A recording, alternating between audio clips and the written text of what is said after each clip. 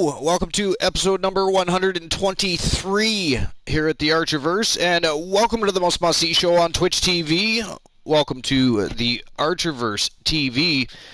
And tonight, of course, is the Archerverse NXT. We have a tremendous card with a lot of high-octane matches. It's going to be a great time. We're going to have great conversations with great people. But tonight, we have, once again, a special guest on the show, and we're going to introduce him in just a moment. This gentleman has been a lifelong wrestling fan. He's been an advocate and supporter for the independent wrestling scene, which, again, like I've spoken about for the last couple of shows, is so very important in professional wrestling, and we'll discuss that with our guest in just a few moments. He's also been a councilman in the city he lives in as well. He's a singer and a songwriter, and he's just got a great storied, well, life in general, really, when you think about it. I actually know him personally. He is a friend of mine. His name is Lee Bursey, and he is here to join us tonight. He's dedicated just a little bit of time to entertain you, the fans, here on the Archerverse.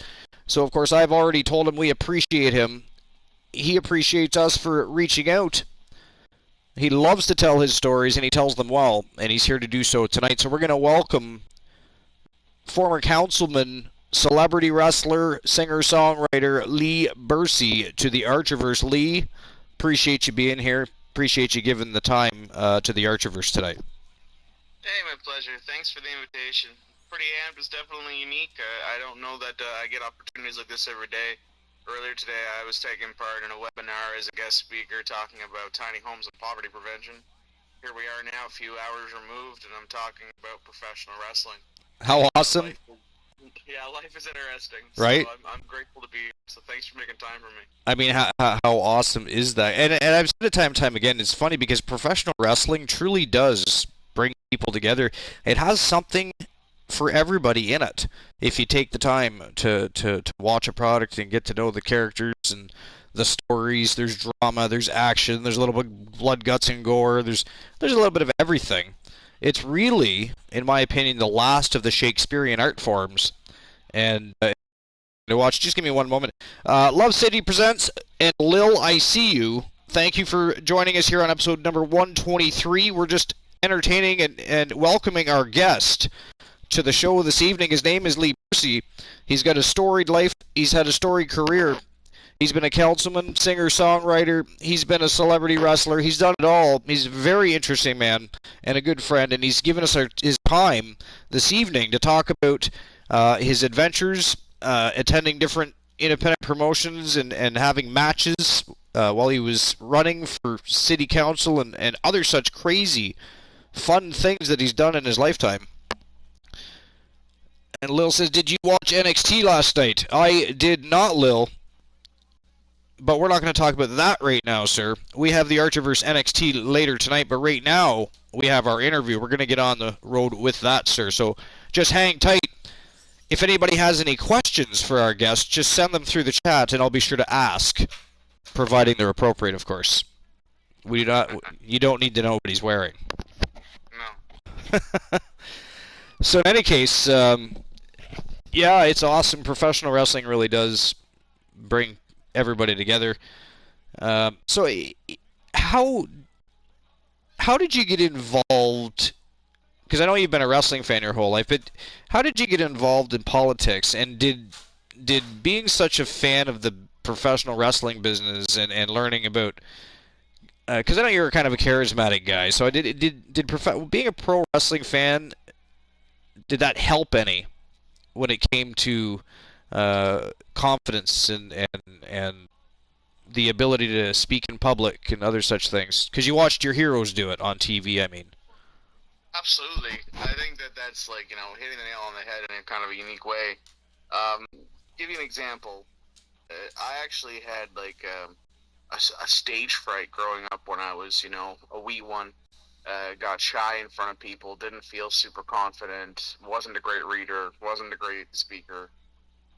No doubt, and to be fair, I mean, my favorites of all time weren't exactly the most outstanding on the microphone themselves. Shawn Michaels has given some pretty poor promos over the years, yeah, but he's a charismatic character. That said, I mean, I remember I'm currently in my third term as a municipal councilor. I remember my second term I remember playing the Ric Flair theme at my announcement party, and the CM Punk's Cult of Personality by I remember that being a track that I definitely played throughout the campaign at different events as well. I think that generally speaking, that larger than life bombastic element I think is very intrinsic with politics. You've got characters who are basically selling you a soundbite, and they're selling you on a promo for an upcoming event and encouraging you to tune in and participate. I think that they definitely go hand in hand, and it works a lot better when you believe what you're saying, and they're not just hollow words. The greatest characters in professional wrestling are people who are themselves amped up.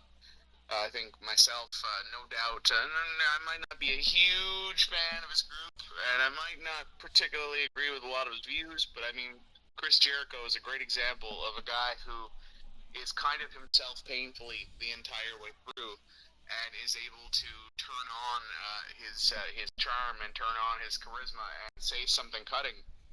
And I think that there's also a part of him that's very much just exactly who he is. And in the process of doing so, he sells you on the pay window, as I think Dusty Rhodes used to call it. Paul Heyman's a great example of the same. People who are almost exactly who they are on screen, except just accentuating certain aspects of their character, good and bad, to really hit home certain key details. And I think politics is very much the same because, as if you turn into power in politics, even here in Canada, where politics might not be quite as colorful as it is across the border. Yeah. When you look at Question Period is fundamentally a promo machine for fundraising. A lot of the questions are almost divisive and distracting. They're not. They're focusing on the gotcha moments way more than they're actually focusing on many of the core issues when it comes to passing a bill or a piece of legislation. And I think that you can make an argument that that's a lot of what professional wrestling is as well, is selling people sometimes the sizzle, not the steak. So it's a good and a bad thing, but I would argue that they're all sort of, there's definitely a showbiz relationship between both art forms. And unlike a Martin Scorsese film, which can be 4 hours long, it's all about trying to sell it to the audience as quickly in a most digestible format as possible, and hit somebody with the zinger. It's funny you say that. Funny you say that. So a lot of the Archiverse shows sometimes run 3.5, 4 hours long. Yeah. Ouch! That one hurt a little bit. Yeah. But so I agree with absolutely everything you said. I do think that they go hand in hand. So you got involved into politics. Why? To be honest, for none of those hollow, self-righteous reasons. For me, I think I got involved because I was a homeless kid. My mother and I had some challenges. She was in a not so positive domestic circumstance. Mental health issues have been rampant in my family, as of addiction issues. But good people just compromised and challenged and sometimes perplexed by some of the barriers that people face. Right. I've definitely had my own behavioral issues in the process. Never was a huge fan of authority. No doubt, sometimes I think we're all guilty of thinking that we're smarter than we are. And that's one of those learning traits that I guess we all sort of have to cross certain bridges to get through. At some point, I found myself unemployed and realized that a lot of the people that I'd respected and loved, adored, lusted after, thought highly of, whatever the case, whatever affinity I had for them, many of them were no longer a part of my community. They'd gone somewhere else. Right. And I think that is a challenge that you see in small town Ontario, especially in southeastern, rural spaces, is people are chasing opportunity somewhere else, and even if it's an hour away, it feels like a million years away. Yeah, I agree. So, I'm standing at a bus stop recently, let go from a job that I was passionate about, but, obviously wasn't entirely qualified for or ready for at that time. The snow is up to past my calves, and I'm frustrated because I feel like, man, they don't give a damn about poor people. Right. And I thought, as opposed to complaining about it, one thing I prided myself on, which, you could go through my bio and see, is, the best way to do this is maybe I should step up and do something about it. So, I borrowed $100 from my mother, walked across town. We didn't have a car. put my name on a ballot. And you know, her and I that year, with a couple of core volunteers, knocked on what we thought was every door in town, and we were confident of, until we did it again and found a few more in the next cycle, and so goes and so forth. But you know, I always looked at it like going on 10,500 job interviews, and the first one was an interesting one because it was, you know, it was squeaky clean. Very few people knew me, other than, you know, through being a concert promoter. Right. You know, a punk rock background, maybe a little bit of a bombastic flamboyance with certain circles, which I think opened those doors and building that confidence and giving those promos and telling those stories. But in all intents and purposes, it was so much, you know, very much at the forefront of you know, it was very much you know, it was the infancy of my public life. So I was a new broom in many cases, and a new broom does sweep clean every time. Absolutely. Most people are pretty prone to give a young person an opportunity, at least that first time. The second election was probably a more meaningful win in some respects, because even though being 23 and getting elected and, you know, whatever the case, was really cool, and you know, I don't discredit it. It was powerful. It was exciting.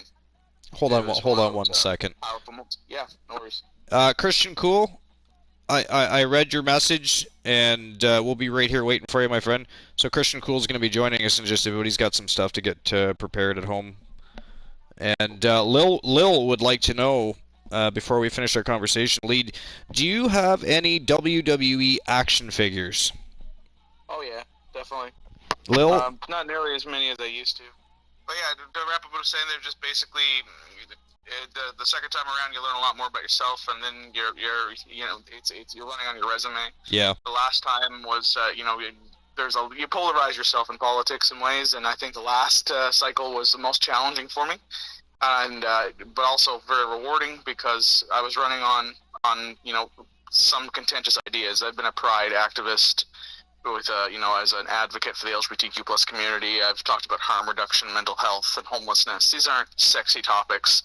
They're not about, you know, let's create jobs. Politicians don't create jobs. Don't listen to politicians who tell you they do. They create atmospheres where jobs can be birthed. The Archiverse actually created a character for a streamer that was celebrating Pride Month.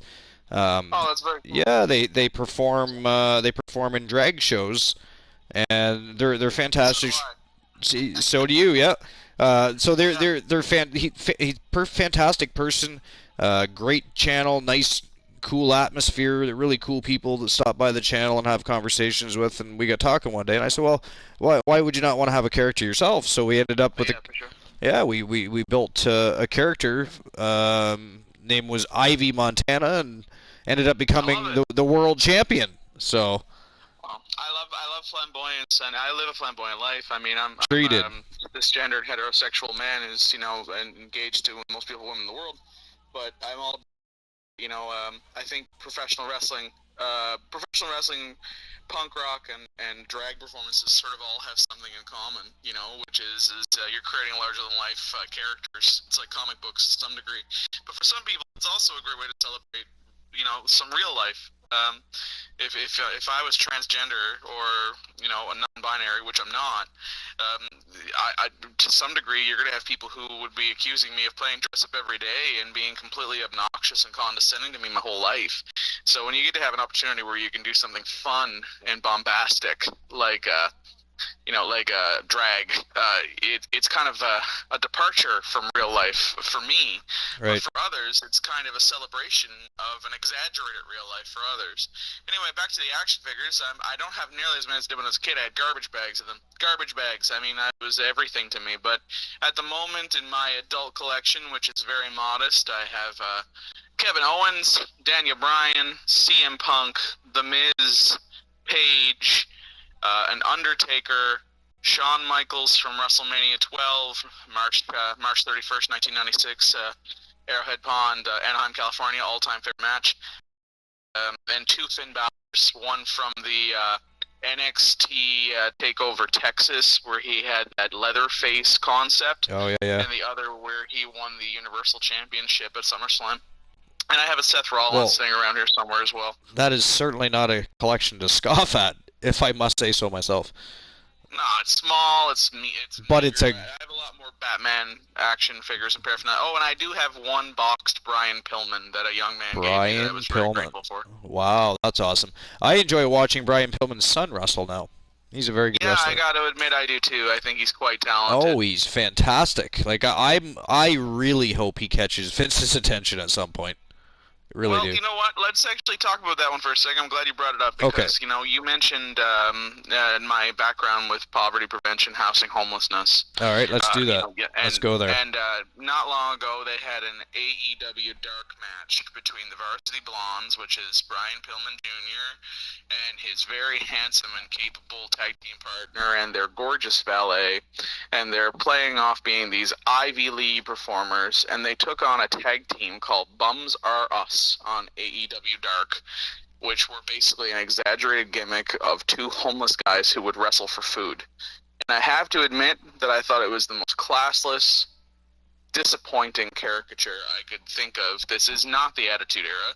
This is not 1999. This is 2021, and I would expect better for an alternative brand that's taking over the world in many respects and blowing up, who I'm a fan of for all intents and purposes, than to be putting caricatured, vulnerable people on their program in that nature. I spend my life dedicated to supporting people who are struggling with all different levels of vulnerable circumstance, including addictions, including mental health, substance use disorders, significant traumas, and poverty. And to see these type of lazy characters on, I could expect that to some degree in the Jim Cornette words and the Outlaw Mud Show bullshit. Yeah. It's a very different scenario when it's on syndicated, programming that goes out to an international audience, funded by a billionaire, only to watch the same team not have any redemptive moments, but actually get massacred by the more fit, Hollywood blonde-esque, Ivy League characters. I thought was tasteless television. But more importantly, after watching that Dark Side of the Ring there a few weeks back, not only was it tasteless television, but it wasn't even a fair caricature because, truthfully, I mean, Brian Jr. has definitely faced his share of hardships. And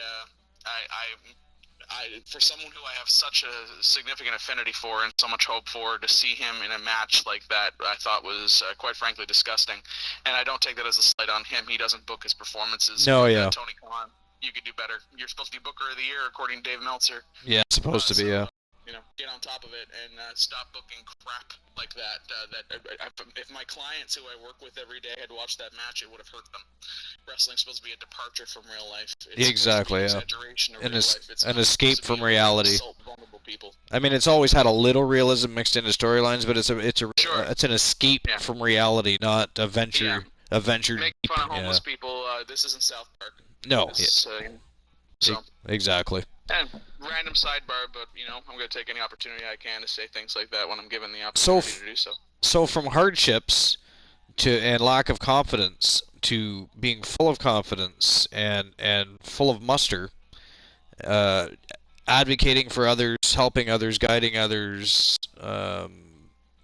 raising awareness about everything from mental health to affordable housing for everybody, not just for any single. I think when people think affordable housing, they think, oh, that's got to be for poor people. I think anybody that's working and earning a paycheck every single week or every 2 weeks or whatever you get paid doesn't really matter. That's neither here nor there. Everybody wants more affordable housing. Nobody wants to work just to pay their bills. So when we speak about affordable housing, it's not just the people that don't have jobs or what have you. It's for everybody across the board. No, I think there's a lot of misnomers about that, and I deal with that every day in my professional life. Yeah. I believe a healthy nonprofit housing sector is a good thing, but nonprofit housing is not the only definition of affordable. Exactly. We're talking about people being priced out of markets and having to rely on government services simply because they can't buy into the current market because the value is just too extreme. Right. Yep. Absolutely.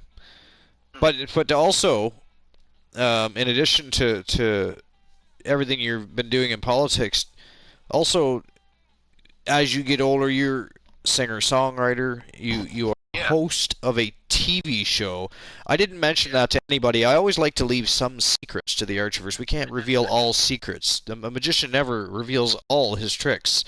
But you have your own TV show on a cable network that thousands of people watch, and tell us a little bit about that, and also about your band and your love for music and the fact that you have your own album.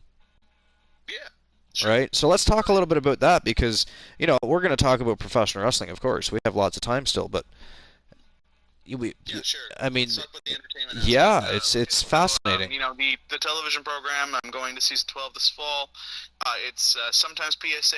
It's sometimes current events, but it's a mixture. It's definitely variety. We've had everything from pole dancing tutorials on the program to self-defense tutorials to professional wrestlers. Self-defense tutorials. That sounds interesting.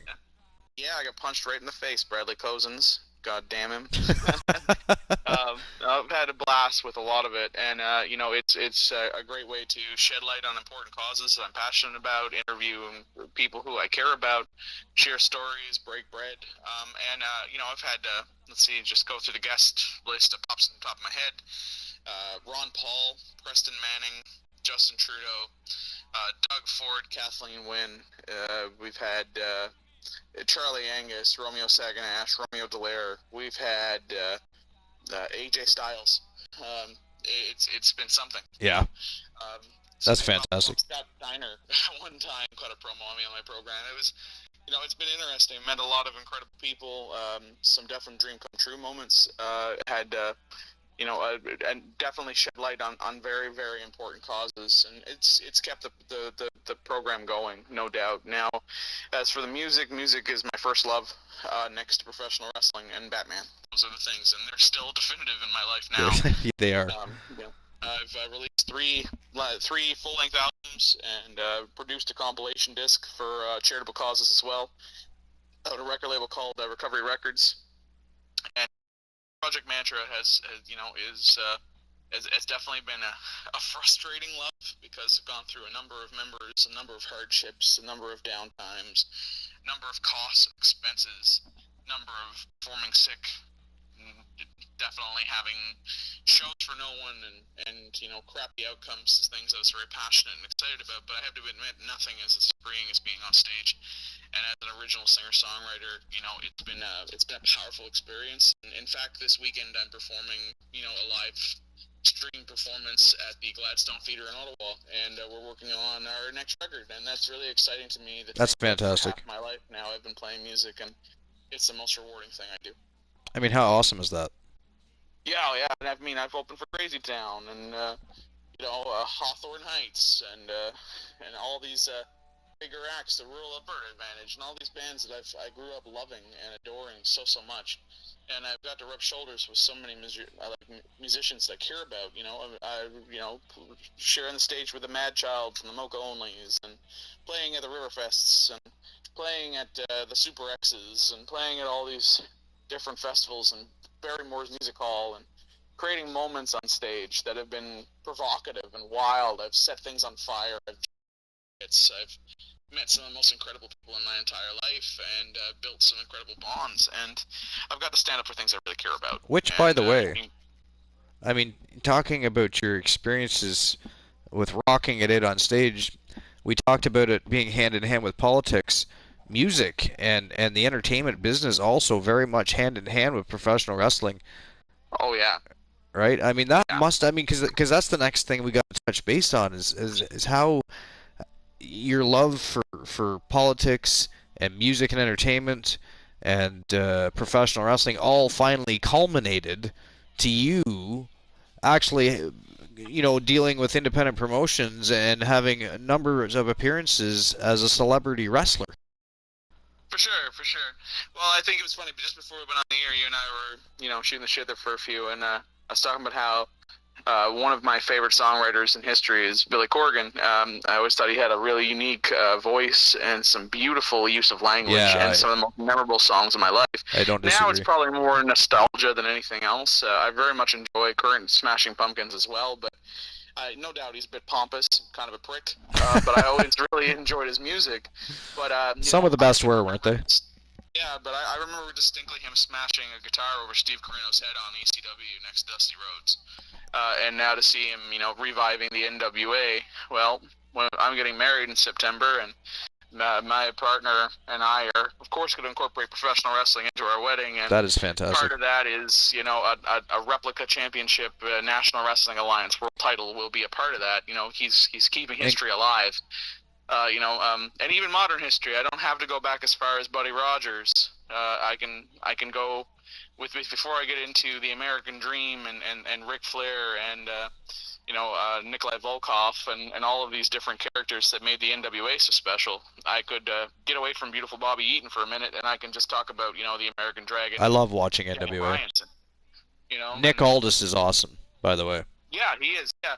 And I think he's done well with it. I think it's peaked. I don't know that there's much more you can do with him. At some point, he's got to lose the title soon. Yeah. Yeah, you got to keep it. He's going on 2 years. I think he's going on 2 years as champion, or something like. I guess he's rivaling Hulk Hogan, for God's sakes. They kind of shut down for a while, so I'll give him a pass. They did. Definitely, I think he's been a positive standard bearer. He's been a hell of a. He's been a great representative for that company. For sure. He's a good dude. No doubt. By the way, everybody, there's people saying congratulations because you said you were in September. Thank you. Yeah, she's beautiful, guys. If you're into visual art, Delirium Productions, Delirium Productions on Facebook. You can check out some of her incredible visual art. Her name's Jada, and she actually did the artwork for most of my music as well. And she's stunning. She's an alternative model. She's a total smoke show, and I'm very proud of her and excited about what her future has in store. It only seems fitting because I was making her mix CDs in high school. It seems like a long time coming for all this to work out. That's a great story just in itself. Yeah. Well, we never entirely. I guess I always sort of saw it as inevitable, but that doesn't mean the rest of the world did. And it took a long time for it to happen, but I'm happy that it is. Been the centerpiece of a lot of my inspiration for a long time. But regardless, back to what you're saying, yeah, I think that music, politics, all these things, they opened a door for me to become this, local television celebrity who plays in a band and has some reach, and somehow managed to convince a couple of promoters, 3 now, to put me into live events. I had an arm wrestling match with Ken Shamrock one time, which was covered by local media. That was fun. Proud to say I won the first round. I'm sure he let me, but I'll still take it. He obliterated me in round 2 and 3. I was in a battle royal at one of Devin Hannibal Nicholson's events in Smiths Falls for Great North Wrestling, and I got to play up being this smarmy character who was totally outgunned and afraid. And had very little to no training at that moment, even how to fall out of the ring. It was more just, celebritant. Frankly, it was trying to decide between how do I land on my elbows or my knees. I hardly could walk the next day. A lot of people have some different opinions on Hannibal and Great North Wrestling, and I can appreciate that. But I'll say that, in my experiences, he allowed me to, ring announce and commentate and be a backstage personality. He kicked the shit out of me one time, and I got covered by local news on, while he was still in character.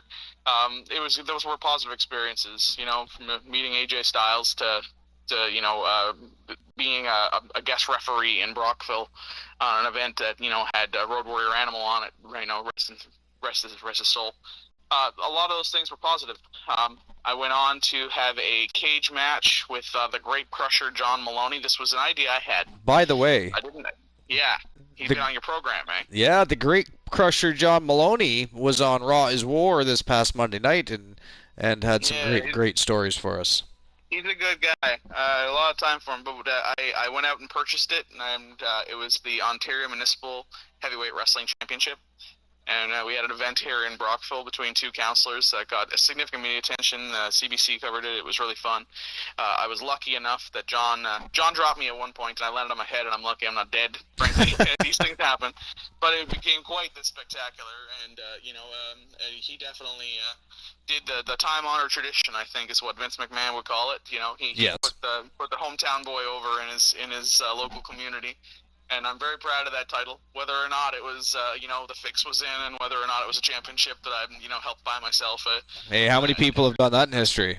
From the $1 Million Yeah, Man, it's been. yeah, You're and not the. I did win it. The Yeah, match happened. you're not in that And alone. I'll rub it in his face forever. But You've put yourself him and I amongst have the elite. Yeah, him and I have some different opinions politically as well, but I got to say, in terms of being a good human, I think the world of John. I have no Yeah. issues with him, and it was great spending time with him. Well, it takes We a ended up great having human being to separate your political differences from, everyday real world scenarios, yeah, right? and to be And they honest, should be it's not different. that friggin' simple, man. It's not. Honestly, It's a lot not. of people, their political views, they kill me. He's not quite that way. He's reasonable. Um, we ended up having a rematch for the Ontario Municipal Tag Team Championship at an event that Harley Davidson put on here in Brockville during the Do It for Aaron DIFA Festival. Right. That following, I don't know, a few months later during that campaign cycle, and it was it was a 6-man tag team match, and uh, proud to say we went over there and I won that match and didn't even get tagged in. It was fantastic, so I was happy with that one. Didn't even get tagged in. Yeah, we ended up having the match didn't go quite as planned. We ended up having to improvise something where I got to push him at the end because I'd hardly gotten my sweat on by that point. Right. But the crowning achievement, and I'm sure that anyone listening would probably agree if they were there. When it comes to it, would have been the Chinlock Wrestling 5 event that they had at the K Rock Center in Kingston, which had well over 4,000 people attending, and it was a beautiful arena, but it was also for charity. And organizations like Community Living and Youth Diversion are important organizations because one's very much about housing, the other's very much about dealing with youth and street crime and creating opportunities for young people to change their lifestyle in a positive way. And, in homelessness, combat addictions, the things that I spent a lot of my time doing. So it was easy to sell tickets to. And Slam Canoe there, Slam Wrestling, they let me write an article about the importance that this role that wrestling has played in my family with my grandmother who passed away last year, and she was able to attend this match. And it was a battle royal, and I got to come up to my own music, my own Project Mantra theme in front of a huge audience. And which song did you choose? I chose "Scream for Me." It's it's a single that we had on. It got played internationally on a few different radio stations, and it was just a cool moment. And I was a boyish character who was just really happy to be there, and I got pulverized. But I loved the performer I was working with was like, "Point out your grandmother," and I did, and he's like, "What do you think of him now?" And he gave me the hard stiff ones, and then basically threw me over. And it was so much fun because aside from sharing any type of a ballad of any kind, any type of bill with some of your favorite wrestlers, it was just really cool to make her laugh and cheer in her, some of her last outings with me. And that was special. Yeah. And I would love to do it again, and I'd love to be better trained at it and make more of a go of it. But just seeing my name in Pro Wrestling Torch was something I never thought I'd see. Let alone the media experience and coverage and being able to have that memory forever. Hardly call myself a wrestler, but I know that I would do it again in a heartbeat if I could. Right. Yeah. Such a great story, though. Yeah, totally fun, and I really got to say thank you, Justin Cosinello, and thank you, Jan Murray. Thank you to everyone who was involved in that event, and to the performers I worked with who protected me, because, again, I'm a junior in this process. Yeah, a lot of respect for Jonathan Largy, and a lot of respect for Alan and the boys from the Prescott, Brockville, Spencerville area. They were great to me through this process because they've done this and they've busted themselves open, and they've hurt themselves in the process, and I got to come along and get all the media attention because I wear many hats, and I definitely recognize that this is not for the faint of heart, and it's not as fake as it is many times you can market it as. Oh, yes. I remember Hannibal put his paws on me one time, and I remember being pretty goddamn bruised up and sore that next day, and he's a stiff worker, but that's not even the point. The point is I was just, I was a fish out of water, but it was fun. And I got to work with a lot of people, meet a lot of people in the process, and that's kind of cool. I remember one time being out, to an event, at Boston Pizza here locally, and the Honky Tonk Man was there. And this is a guy who, people have some different opinions on, and I can't say I've ever really lost sleep over his opinion of me one way or another. But I remember he saw me on this date, and he went out of his way to talk me up and try to get me laid.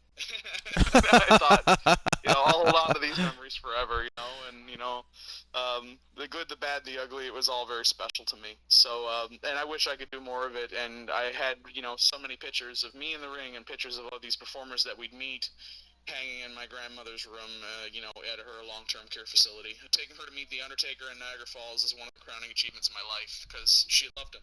And it was something we shared that was so special to me. Having that picture of her in the wheelchair with Bret Hart was something that, I'll hold on to forever. My favorite wrestler of all time. Well, we can't all be right sometimes. Some of us had to be wrong, and in this case, that would be you. Shawn Michaels. I knew you were going to say. Well, so Shawn Michaels is the greatest performer of all time. Oh, yeah. Bret the Hitman Hart, in my opinion, just because of how he executed each and every move so on point and safely and sold it. I will give him that. Yeah, he was an excellent technician. Yeah, no, I'm not arguing that, but he was also watching paint dry sometimes too. Sometimes, yeah. There's that. Being honest, and I go through the litany of the top performers of all time. Shawn Michaels was the guy you wanted to work with, even though he might have been a prick backstage and deal with. When he sold for you good. His matches were good. He never had a bad match in his career. He is definitely the top. I don't think anybody will ever top him as he was just. And I think him and Rey Mysterio. I know Dave Meltzer said Rey Mysterio, but I think that Shawn Michaels and Rey Mysterio have had the two most significant, notable impacts in the way that performers move and work today. Especially for smaller guys. Well, Shawn and Marty were babies almost in comparison to teams like the Barbarians and the Natural Disasters. Yeah. You put it all in perspective and you think to yourself, 5'10", 5'11", 5'12". They were cruiserweights before there was a cruiserweight division. Yeah, exactly, yeah. 200, he was probably, I would say he was barely 200 pounds at WrestleMania 11 when he was taking on Diesel, and at his peak, he was about 218. And by that point, that included, all of the bad habits that got him to that weight. Yeah.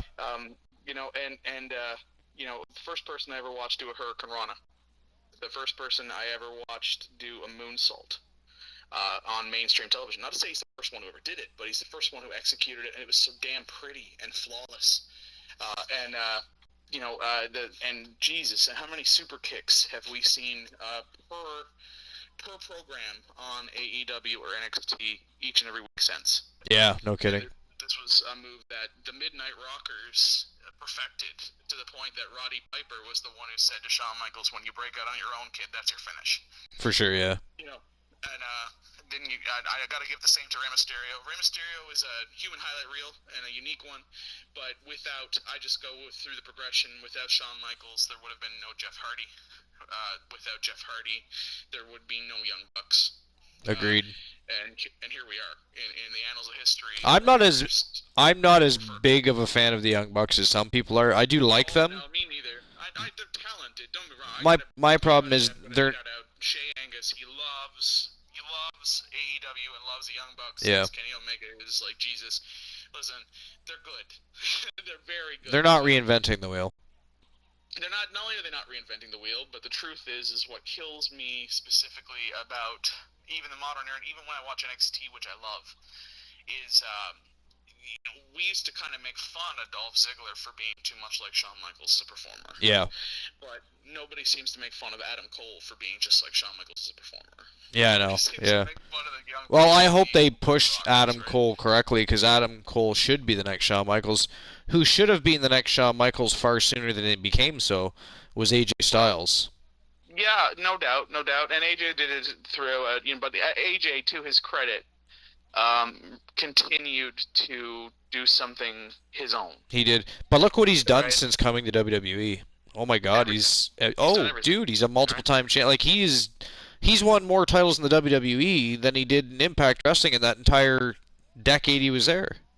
he is one of 3 performers in the history of professional wrestling that won both the NWA and the WWE Championship. Yep. Buddy Rogers, Ric Flair, AJ Styles. Yep.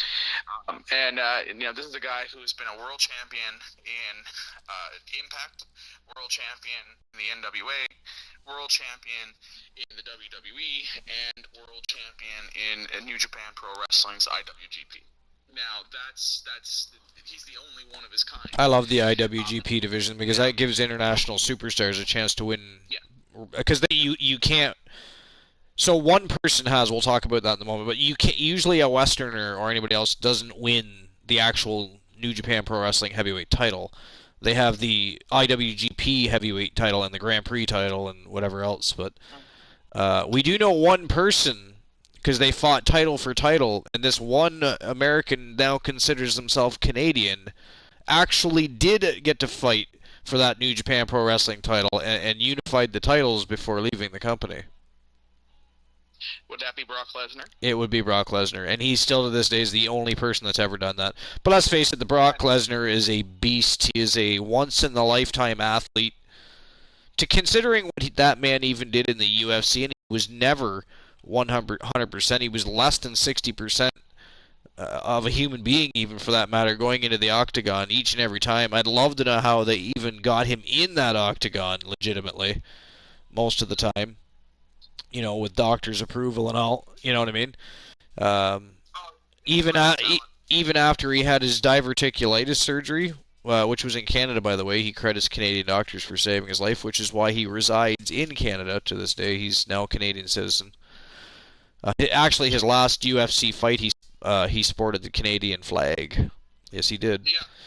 And by the way, that was his first fight ever as a 100% healthy human being, and he steamrolled Mark Hunt, made him look like an amateur. So imagine what he could have done. I don't know what you're talking about. I'm pretty sure that match didn't happen. Oh, it happened. It happened, and he destroyed Mark Hunt. I'm looking at the record books right now. I don't know what you're talking about. and then of course he popped for dick pills. Mm-hmm. So. Well, you look what he's got at home, I suppose. I Yeah. guess I can appreciate it. Yeah. Well, he didn't talk about it much, so he just took his punishment and went home. John Jones came right out about it. He had no qualms letting everybody know that it wasn't steroids, it was dick pills. But you know what? Here's the problem, though.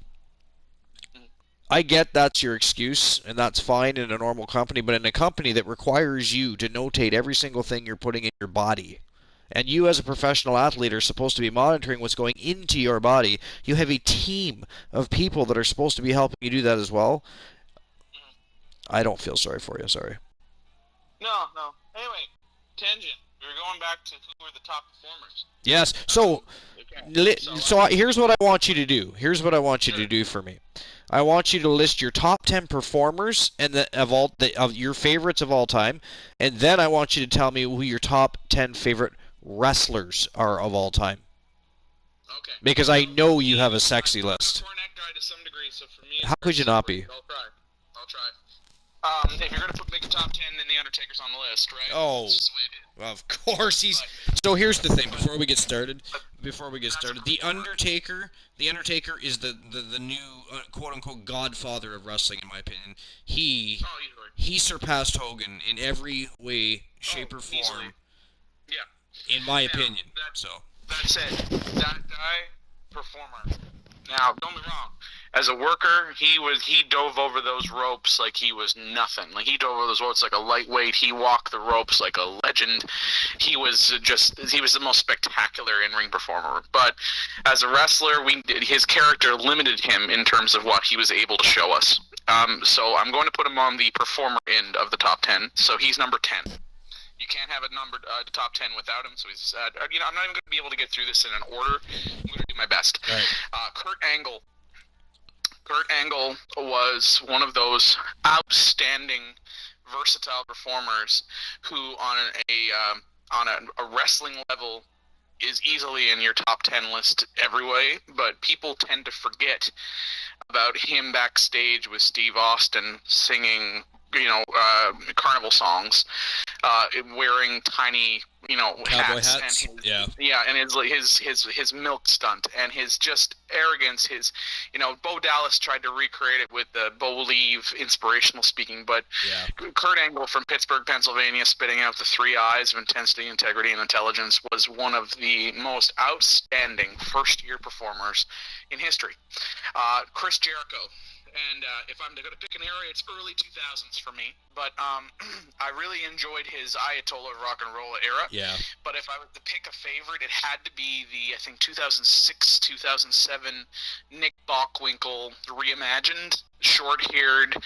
I'm going to come out and call everybody an infestation of gelatinous tapeworms. My gosh, what a heel. He was outstanding. Yeah. And here's a guy who people don't realize did everything before there was an everything to do. Yeah. He only constitutes in modern context as a Grand Slam winner, but because of the United States Championship. But he was a Grand Slam winner before the United States Championship, because that's 4 main division titles, and he actually was a former European champion. That's how long he's been doing it. That's right. He held the hardcore title for 10 minutes. Like, the guy has done everything. Yep. And when he was making fun of Kirk Angel and Chris Benoit, and he was talking about Kane's crispy critter, and he was urinating in William Regal's tea and calling Stephanie McMahon all sorts of unspeakable names, that guy was the funniest, most magnetic over-performer of his era, to the point that when they had that false finish match on Raw where he became champion for 5 minutes, the audience erupted in ways that I still remember getting goosebumps about. His match, him and Benoit versus a 2-man power trip, to this day remains one of my favorite matches in history. And I think that he was a lot of that. He wasn't the only part of that. You had 3 other top caliber performers, but watching him put Triple H in the walls of Jericho, which is just a Boston crab, on the announce table, while we found out later that Hunter would be out for months, with this terrible quad injury. It was a great moment in TV, and I remember it distinctly standing out to me. I think that if I was to pick other performers, I can't do the 2 lists, because to me they are intrinsic. William Regal is another person who deserves way more credit than he gets as a performer and as a wrestler. As a wrestler, amazing. He could dance circles around anyone. He embarrassed Bill Goldberg for all of his, useless, lackluster wrestling skills very quickly, and exposed him. But William Regal can do just about anything, and people forget, when they think of him as this incredible performer, they sometimes glaze over his incredible comedy with Ty Jerry and his incredible comedy with Chris Jericho. Yeah. I think he was outstanding, and here's a guy who had reinvented himself multiple ways, and I really even still love the real man's man. It was stupid, but I think he's got one of those great faces that stands out to me. I think that I mentioned 3 other people in that tag team match, and all 3 of them would be in my top list. I think Steve Austin is the most marketable, outstanding, top-tier talent that I can remember, because I don't think that there was one wrestler, and this includes The Rock and Hulk Hogan, there was not one wrestler for a tiny window of time in history who was that pop culture plugged in as Steve Austin. You could not go to any bar, any restaurant, or any public gathering in any space in the world and not see someone mimicking his look and identifying with his talent. And to this day, Steve Austin was that hard-working man's man. And when he was giving that promo after his unfortunate neck injury in '97, saying, "This is what I do, and I can't do anything else. So I'll sign your document on live television. I won't hold you responsible, but understand that you don't give me this opportunity, and I don't know how to be anybody else other than who I am." That rings true to so many people. Yeah. He got what over with an audience to the point of ad nauseum. He was an excellent heel. He was an excellent babyface. He did it all. He was so entertaining.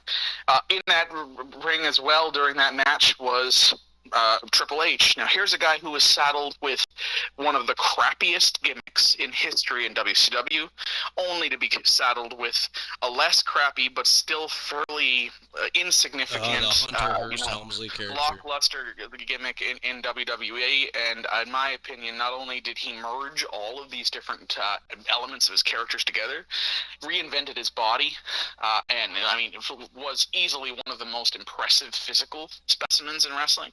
Yeah. People don't appreciate what a ring general he was. Now, this is where Cornette and I disagree, and this is where Bret Hart and I disagree, because Bret and Cornette have a lot in common in terms of their opinion of Hunter. But the truth is not only is Hunter responsible, in my opinion, for the renaissance of independent professional wrestling that we're seeing at this moment, and not only is he generally a guy who has proved himself as a performer and as a gimmick and as a merchandiser, and people can shit down his throat all the time about your reign of terror, which was nothing next to Jeff Jarrett's in TNA.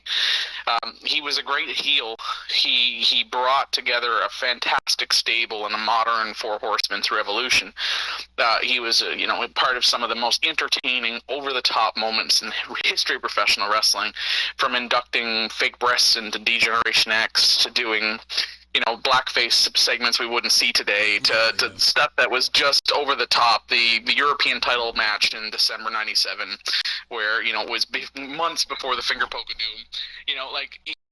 I think he really earned his stripes in a lot of ways. But you watch that boot camp match from December '97, and he was awesome.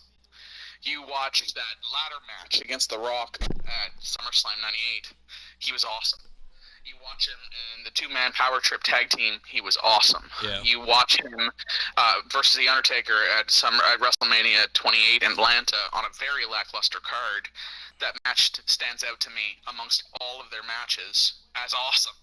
The guy doesn't get enough credit as in terms of being a ring general. You want to talk about excellence of execution.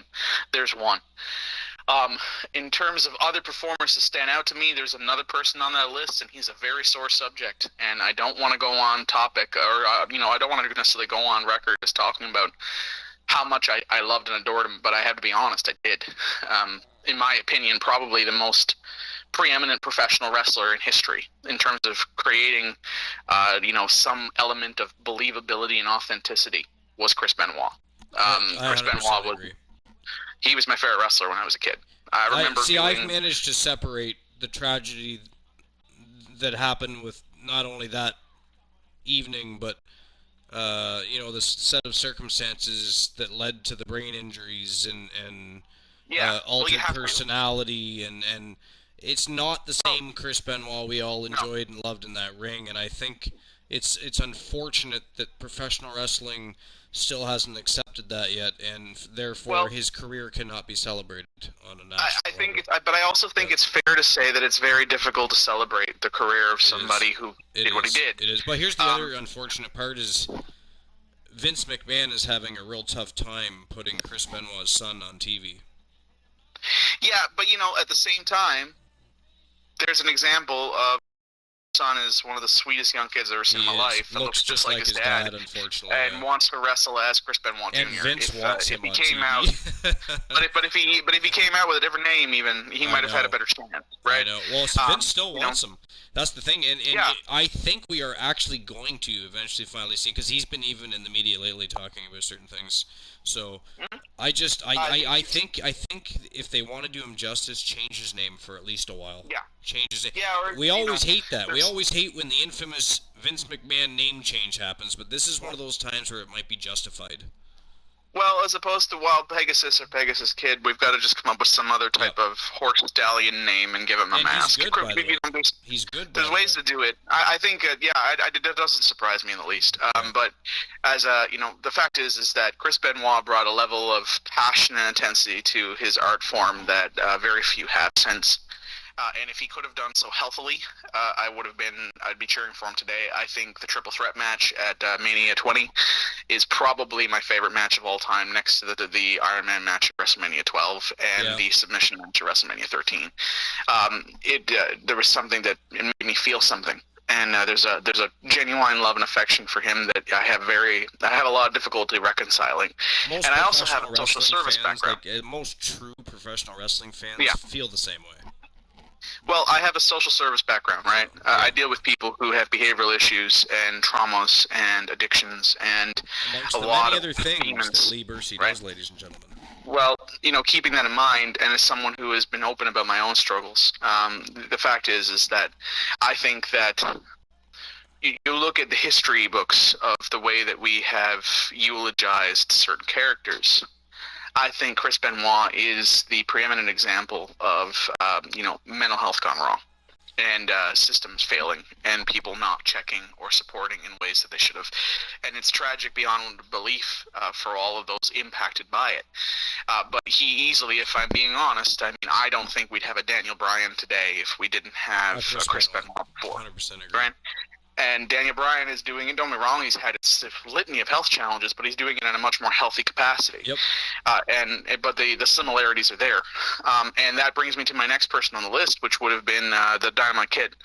Now that guy might have been a prick at a lot of different points in his life, but I would challenge anyone to find someone better in the ring as a performer Dynamite than Kid is amazing. any day of the week. Amazing. Any day of the week. And I would say that he was the Daniel better Bryan, of the two Bulldogs at one point. Oh, easily. Yeah. And I would say that Daniel Bryan is the greatest wrestler in the world today. Plain and simple. Here's the thing. I somewhat agree with that. For me, it comes down to two people. Mm-hmm. Daniel Bryan and AJ Styles. AJ Styles is one of the most fantastic wrestlers and became a performer too. He wasn't always. That's why he didn't. Yeah. That's why he didn't stay in the WWE the first time. But he has become the epitome of what you would consider the complete package for a professional wrestler. And I think that... See, the only thing that where Daniel Bryan edges him a little bit is Daniel Bryan was there a long time before AJ Styles was, and for a longer period of time, and is still there. So Daniel Bryan is, I think, the best professional wrestler on the planet today. AJ Styles is right neck and neck with him, though. It's so close. Like, AJ is so phenomenally, pun intended, good. I have trouble reconciling AJ as a human with AJ as a performer because he was so polite to me and he's a nice man. Yeah. But he sees the world in a way I just don't. Yeah. That doesn't surprise me. AJ is a staunch, hardcore Republican. Yeah. With some heavily religious beliefs and has said some very homophobic things in the past, which just makes it challenging for me. Yeah. But that said, we all grow and change. Sometimes it's cheap heat. I'm not a religious guy, so a lot of his beliefs don't line up with mine. Right. But that doesn't change the fact that whether he's a Trumpkin or a QAnon or a flat earther or whatever anyone might accuse him of, he's a gentleman to me when I spoke to him. So I'm not going to crucify him by any means, and I do think he's incredibly talented. But at the same time, for whatever reason, as incredible as he was, there was always something missing to me when I watched him that I find in Daniel. And Daniel, I feel, there's a sincerity and there's a humanity and there's a relatability to Daniel that I just really adore. I think that there's something about Daniel Bryan that can be fierce, unhinged, psychotic, intense, and adorable and charming and sweet.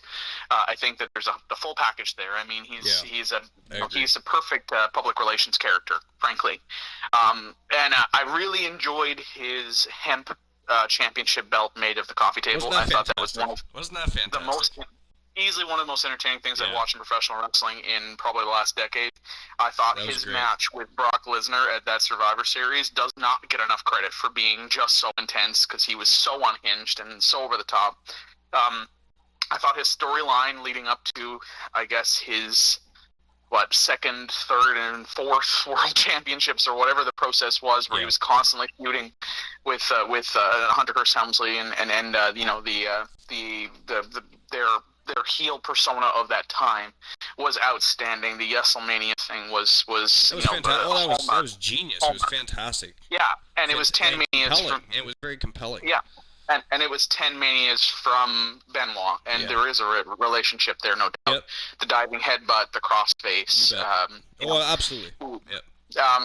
The difference was that Daniel Bryan obviously didn't have Benoit's neck, right? And that's a good and bad, depending who you talk to, I guess. Anyways, I thought it was outstanding, and I loved watching him as a performer, and I still do. I love Seth Rollins too, by the way. Sorry? I like Seth Rollins too a lot. I've been watching Yeah, him since Seth he was Rollins. performing as Tyler Oh yeah, Black. and I watched Seth Rollins give an interview where he said that there was no one in the wrestling world that he had more time for as a performer than Daniel Bryan because it just brought out the best in everyone. Yeah, he loves Daniel Bryan. Yeah. Oh, ready? Yeah, he's the GOAT. So yeah. listen, we're approaching the 1 hour mark, and we have speaking of intense, we have an entire show, the Archiverse NXTs tonight. We have 7 matches, 4 championship matches, and we're on the road to SummerSlam. But I have, before we wrap up our sensational interview, and I know you have more stories, so I'm going to have to try and have you on the show when you have free time once again. Maybe we can talk about more things, because I know you have a plethora of things from politics to professional wrestling to music. What I want from you right now is, I'm not going to ask any more questions. What I want you right now is, before we finish, do you have a website or a YouTube channel or anything where people can go check you out, check out some of your music? Sure. Yeah, you can find Project Mantra on SoundCloud. You can find us on Spotify, as far as I know. You can, there's a website that's probably not updated as much as it should be, but you can find us on social media, Facebook page, etc. And you can YouTube, and you'll find clips. But you'll also find clips from my program, Critical Thinking, which is on YouTube, and it's on, or clips of it are rather, in Your TV locally in my catchment area. Your TV's website, you'll be able to find at least some clips of me as well. But you can find me on Twitter, and you can find me on Instagram, you can find me on LinkedIn, you can find me on Facebook, and I'm always happy to make new friends. As long as your opinions are not misogynistic, diminutive of people who are vulnerable, and people who come from some challenging backgrounds or openly racist. Generally speaking, I'm always happy to have you. I love to meet people and interact with people, especially people who challenge me with different opinions and different ideas. And one thing that ties us all together in this is comic books, professional wrestling. The one thing that the two have in common is we might secretly like the bad guy, but in the end, we're always happy the good guy won.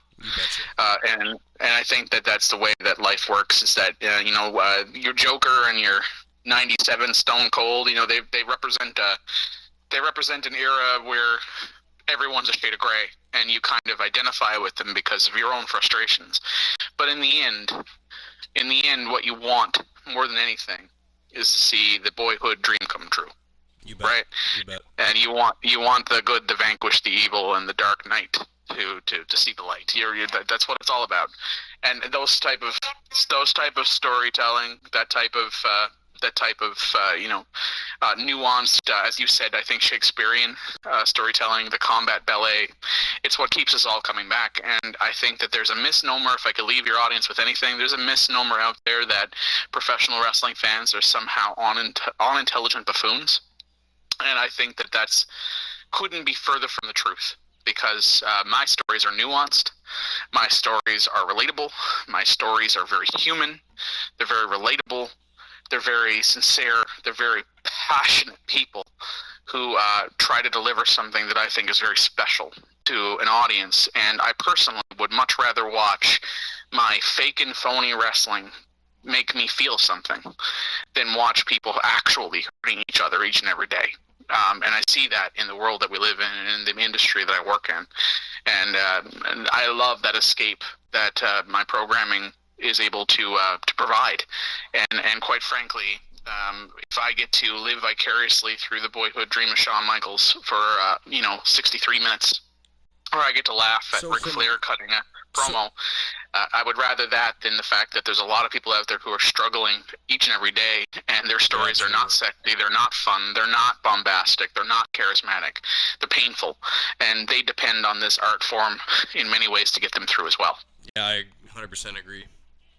So, I mean, from mild-mannered and meek, lack of confidence, to politics, to singer-songwriter, performing in a band, to celebrity wrestling matches, and advocating from everybody from the homeless to children's mental health.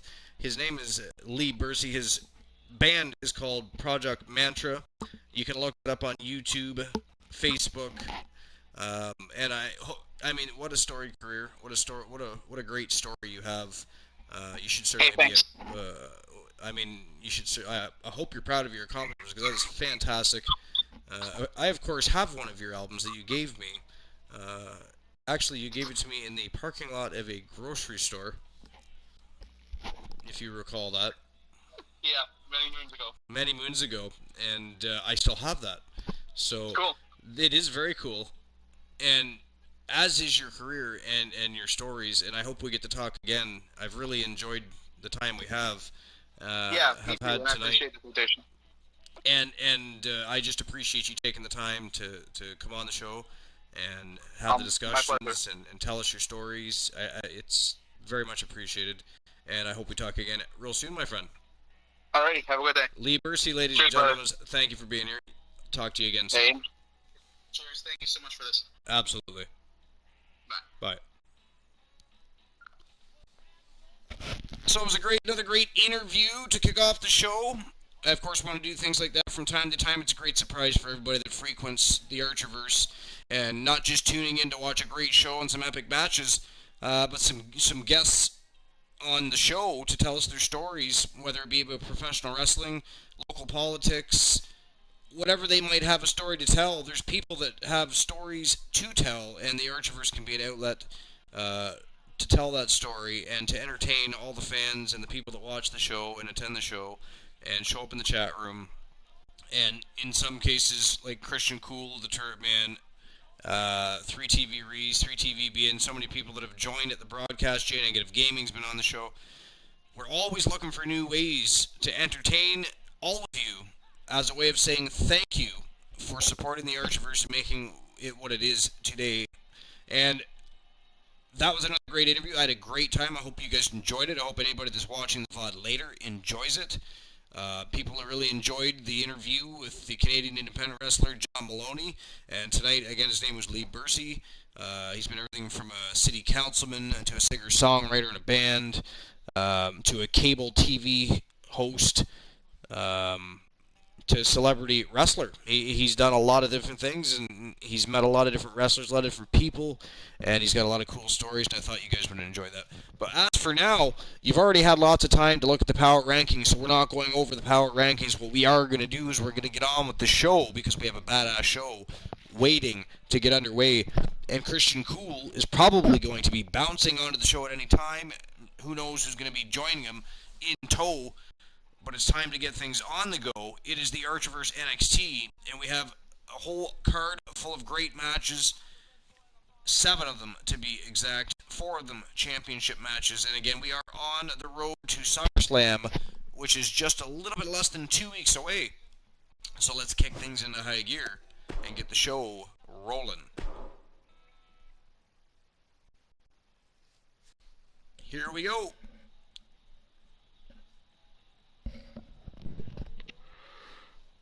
And being joined already, right on time, the co-host with the most, everybody's good friend, the coolest kid, the coolest cat in town.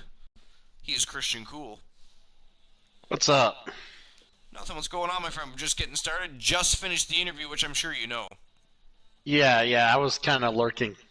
Yeah, I figured you were lurking and doing some things.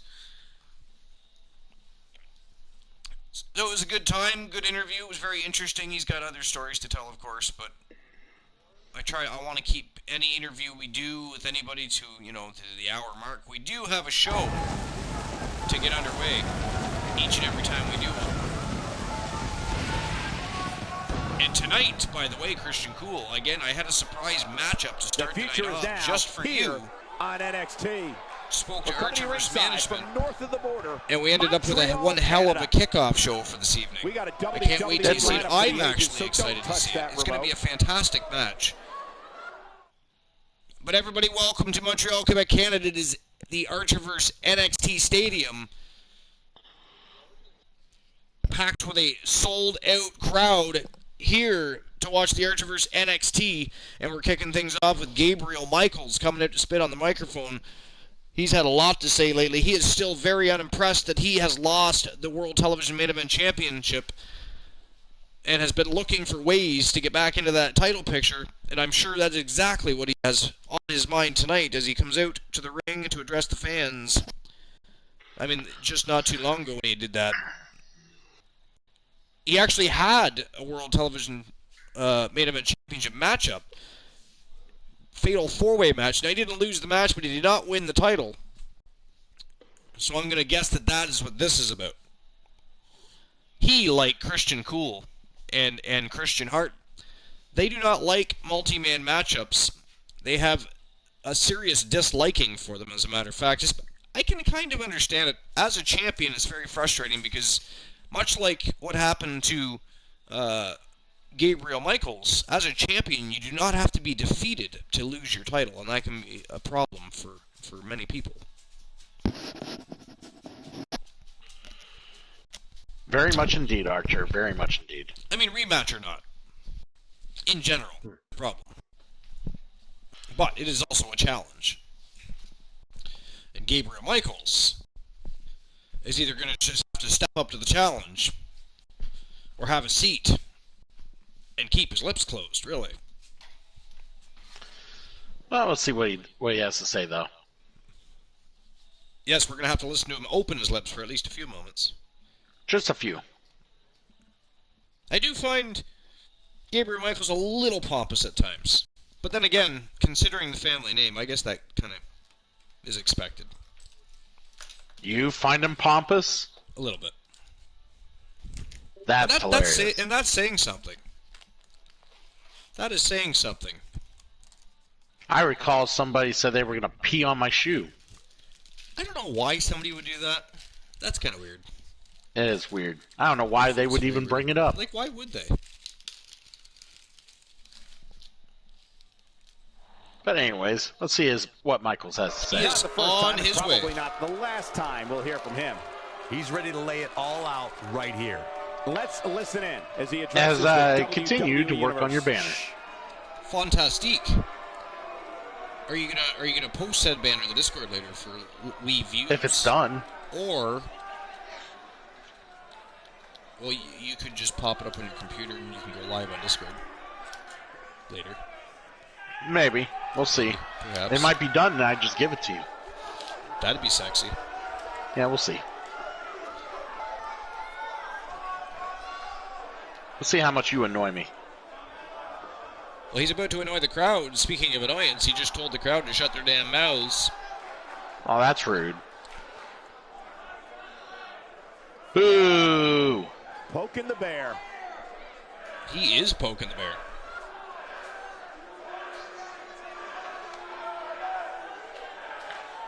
He literally does not like where he's at. He is unhappy as hell. He's apparently going to take the Universe cheerleader and take him out right in front of our eyes, whoever the cheerleader is. Andrew Orton. Man's calling out the World Television Main Event Champion.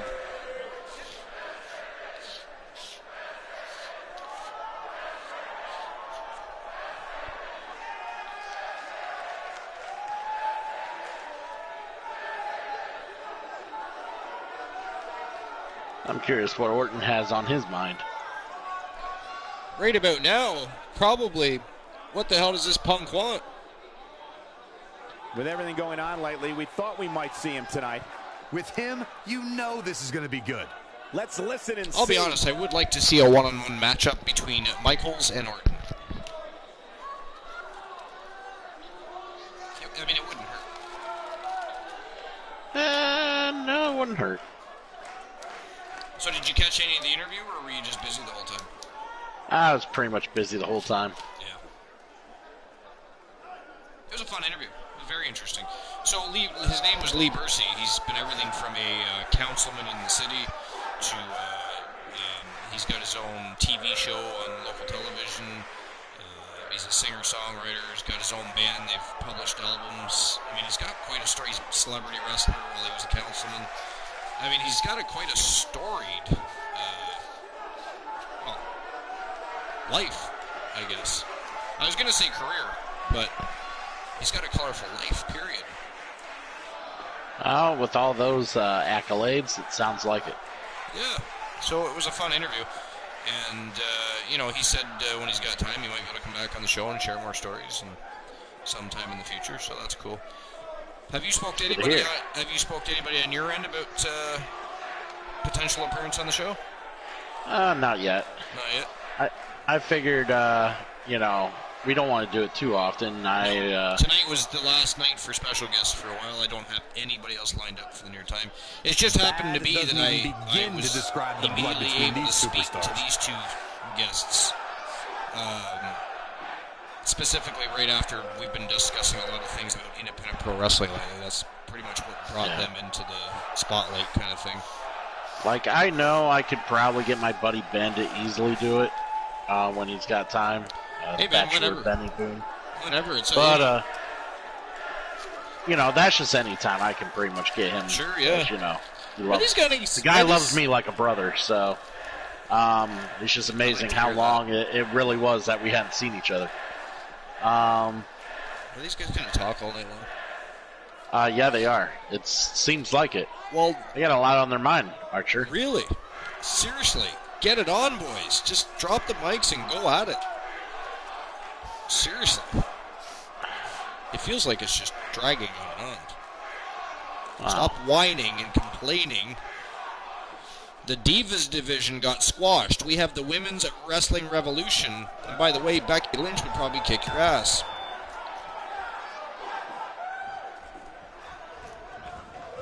Have you seen how ripped she is lately? I think that's a definite yes, she will kick their ass. Oh, yes.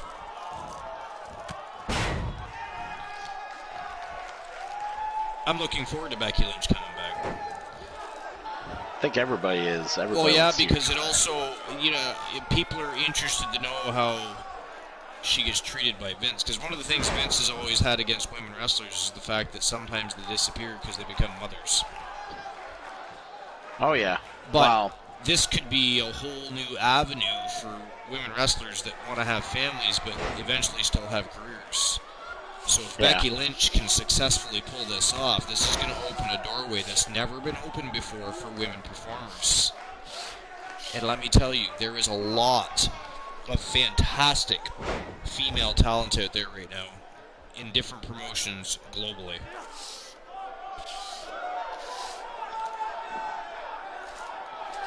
Oh, you're not wrong about that.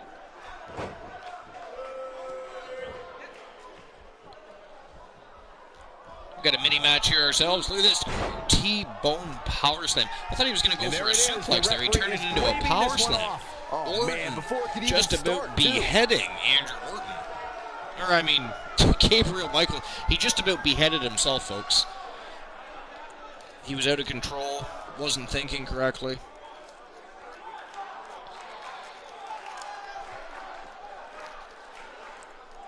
But I would like to see a one-on-one match, especially now that we've seen them beat the shit out of each other in a promo segment. The match we have to next which, by is the going way, to be awesome. They did not finish the Battle of the Verbiage, so there was no winner.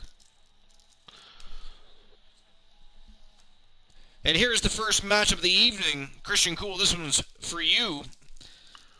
I thought you would really enjoy watching this matchup. It's a cool-ass match full of a star-studded cast. We have a battle royal kicking things off tonight, and of course we're starting things off with Ravishing Rick Rude, the Big Boss Man, Andre the Giant, the American Badass, Vader, Psycho Sid, Randy, Macho Man Savage, and Papa Shango. They're just going to get it on for the sake of getting it on. There is no contendership. This is just one hell of a kickoff match to get the Archverse NXT rocking and rolling. I'm stoked. I want to see this. Let's do this. We're getting it on right now. Yeah.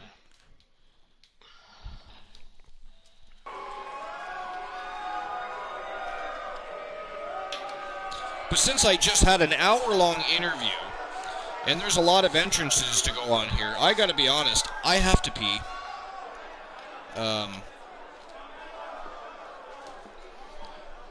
Undertaker coming out first.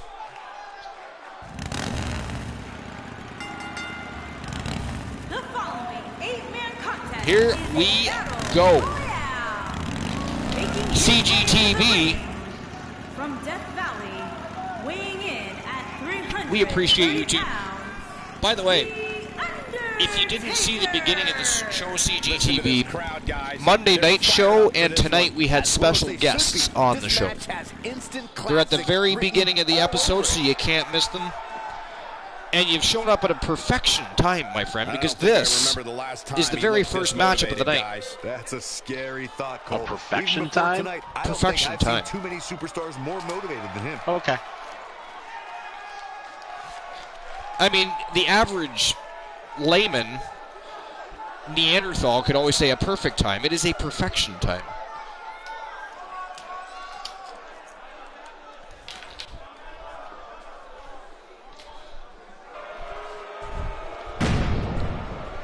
I mean, don't make me change your name to Cool Caveman.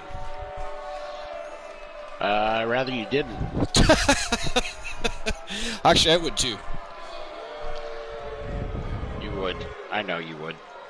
And here comes the $1 million champion. For anybody that has forgotten, Vader stormed in to the Archerverse, climbed a ladder, which I didn't think would actually I mean, I understand, tough man, great wrestler, but big guys and ladders don't always play very well together. Vader proves me wrong, climbs the ladder and becomes the $1 million champion. He, of course, can challenge any champion on the roster of his choosing. I'm not really in the mood to be sitting next to you two, but hey, we don't Deep worry, down inside, Christian would like the name change. I agree, CGTV. I'm glad you're here to acknowledge these things and bring them to light because, you know, sometimes I'm busy and get drawn into the match and invested in the match, so I need somebody to ride his balls. I think you're all. He likes to fondle the balls. You can ride his balls. I think you all can get You ride, he fondles. Anyways, it was an hour-long interview. I had a coffee. Here we are, 1 minutes past the hour. We're getting into the Archerverse NXT first matchup of the night. We still have several entrances to go. My bladder is screaming right now, so I'm going to leave you two to go at it in the chat room, and well, Christian's on air. He is the co-host of the most. He has all the high ground, unfortunately, but I'll be right back. He does. So be careful. Be careful. I mean, you don't want to have Adam Colossus versus Christian Hart. I mean, that could be devastating. I'll be right back. I stirred the pot there, didn't I? Yes, I did. From Grenoble, France, weighing in at 520 pounds. But we're happy to have you, CGTV. Glad to see you. Glad you're here. I'm super excited to see this Battle Royale. Ready for this one. So am I, Michael. I've been looking forward Not to this match for too excited to have my time. client Christian Hart to have to take on Big Bad Vader at some point. Guys, you in can the bet there near are future. plenty of superstars in the back crowded around the monitor for this one. Yeah, this really is an intriguing matchup. I honestly Cole. feel Christian The end Hart result would can win very that well match. trigger a domino effect on the rest of the CGTV, roster. me too. Yeah, it's been a weird week. Like, the last week's been weird. Elijah Archer gets put into a match against Christian Hart. Elijah Archer wins said match and gets the title. A rematch ends up happening, and Christian Hart gets the title back. It's been a very weird week. It's almost like a blip of the radar. And from West Memphis, Arkansas, weighing in at 317 pounds, Psycho Sid. Good old Psycho walking to the Sid. ring with purpose. Yeah, and that's the hurt people. Plain and simple. And he clearly comes into TTV, this match Blint in Mindful, tremendous physical thank you for the condition. follow. Where is he mentally, Cole? Now, That's the real Archerverse question. always I don't appreciates care his about how followers good and you will look. always If you welcome don't you have to it the most upstairs, must-see you're show on simply TV, not on gonna Twitch succeed. television. Just so you know, thank you for the follow. Christian Hart was just trying to keep things interesting. No, CGTV, what was interesting was that Jay Simmons was gallivanting around wearing my tag team title for no fucking reason at all other than he could prove he could do it. Even though it was my championship, he stole it out of the locker room and he had been wearing it.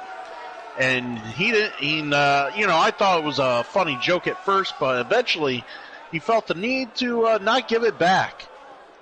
And Christian Hart had enough of it and decided to beat him up in a backstage brawl at the end of one night.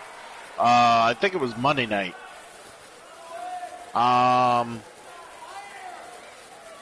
Gallivanting is a great word to use. Yes, it is. So yeah, I think it was either Monday night or Sunday night. It was one of the nights. Christian Hart made sure to find him backstage while he was gloating over the fact he still had the title, and he whooped his ass. Cobb County, Georgia, weighing in at 300. And let that be the last of Jay Simmons for at least a little while. Whoa, look at the shape the big boss man's in. Definitely looking impressive, Cole. See, once upon a time, Jay Simmons was over, and then he ran into a wall that was just too high to climb. Would you agree, Corey, that this match and there he stay, and there he will This be. is the WWE, Cole. There's no Monkey such thing Prime as with the easy matches resub. here. You know Archer that. appreciates you, my dude. Archer also misses you, my dude. He thinks the video production's been lacking, all because you haven't been around. He wonders why the hell. Feel free to inform him and calm him down. And from Sarasota, Florida, I imagine he's weighing pissing in on at someone's shoes right now. 39 pounds, Macho Man, Randy Savage. A big-time battle royal here, guys. Who do you like? Oh, we got in the this Macho one, Man Byron? here. Who doesn't love the Macho Man Randy Savage? Oh, yeah. I'm not First sure. name I can see Macho, any one of second these name competitors Man. walking away with a win. I'd like to point out just how Most excellent. I have made it back before the matchup started. And Monkey Prime, I see you. Welcome back to the Most Must See Show on Twitch TV. We have missed you. You are appreciated. We're glad you're back. And thank you for the sub. And for resubbing and continuing to support Christian Cool and the Archerverse in all our madness. We're about to have one hell of a battle royal with a star-studded cast. So I'm glad you are here on episode 123 here at the Archerverse, my friend. We also got a follow, and I decided to give them the roll call as you would normally do. Hold on, I got to pull up my dashboard. I don't have it up yet. And from I mean, during the Robbinsdale, interview, it really wasn't Minnesota, necessary, so I hadn't weighing pulled it in up yet. at I'm just kidding. My God, 250 pounds, it's all right. Ravishing. I'm sure you noticed when you were watching my stream earlier. I literally did a collaborative stream just a little bit ago before Archer's stream started, and I had 4 or 5 people in the chat with me talking, playing the same game.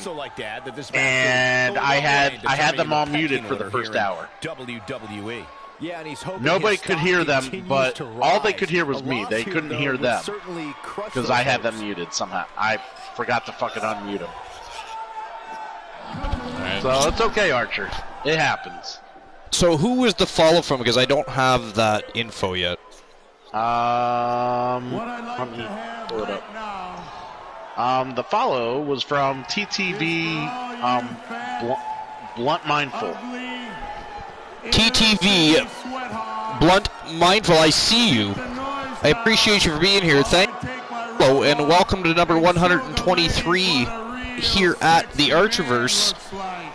I don't know if you've watched the show before, but we have a great time putting on some great shows, great matches. We have a bunch of great people that usually join in. We have great conversations,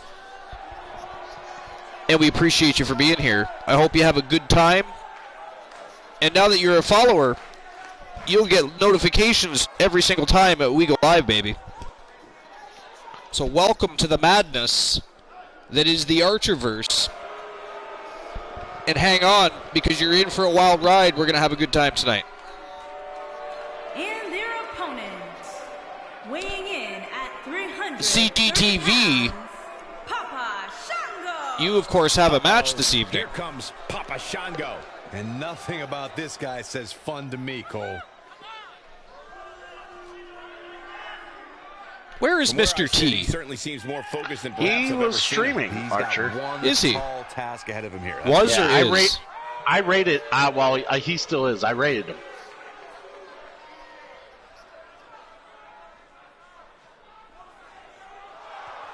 Papa Shango. That dude used to scare the crap out of me when I was a kid. I kind of want to punch him in the head. I thought his wrestling action figure was stupid, and I never played it. Yeah. Like I even as a character, like so I had the old school Royal Rumble video games for the Sega and the Super Nintendo. Right. Yeah, I would never play as Papa Shango in that game because I thought he was just. I did not care for his gimmick. I thought it was stupid. And he comes crashing down. I mean, it could have been something. Maybe, but it had potential. I was enamored by The Undertaker, and that was one scary gimmick. Yeah. And you know, creepy, weird, scary, you know. So, like, even as a kid, I understand maybe one's enough. So when Papa Shango came in, it was like, okay, that's too much. CGTV says best wrestling game or games. One of my favorite wrestling games of all time. Hold on. New sub. Wait.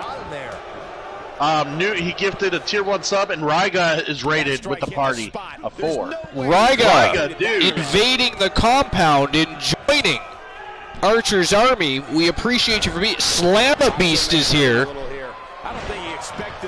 Slamma Beast, how you doing? Welcome Raiders. Mal is here. Monkey is here. The army is strong tonight. Appreciate the subs, Ryga, and TTTV. Was it Blunt Mindfulness? I'm still getting used to his name. I'm going to call you Blunt, I think. Another new sub by Slamma Cowser. Slamma Beast, thank you. I appreciate you. And can we get a shout out for basically everybody that is here right now? I mean, Slamma Causa is a fantastic streamer. Exciting streamer. Attentive. Everybody.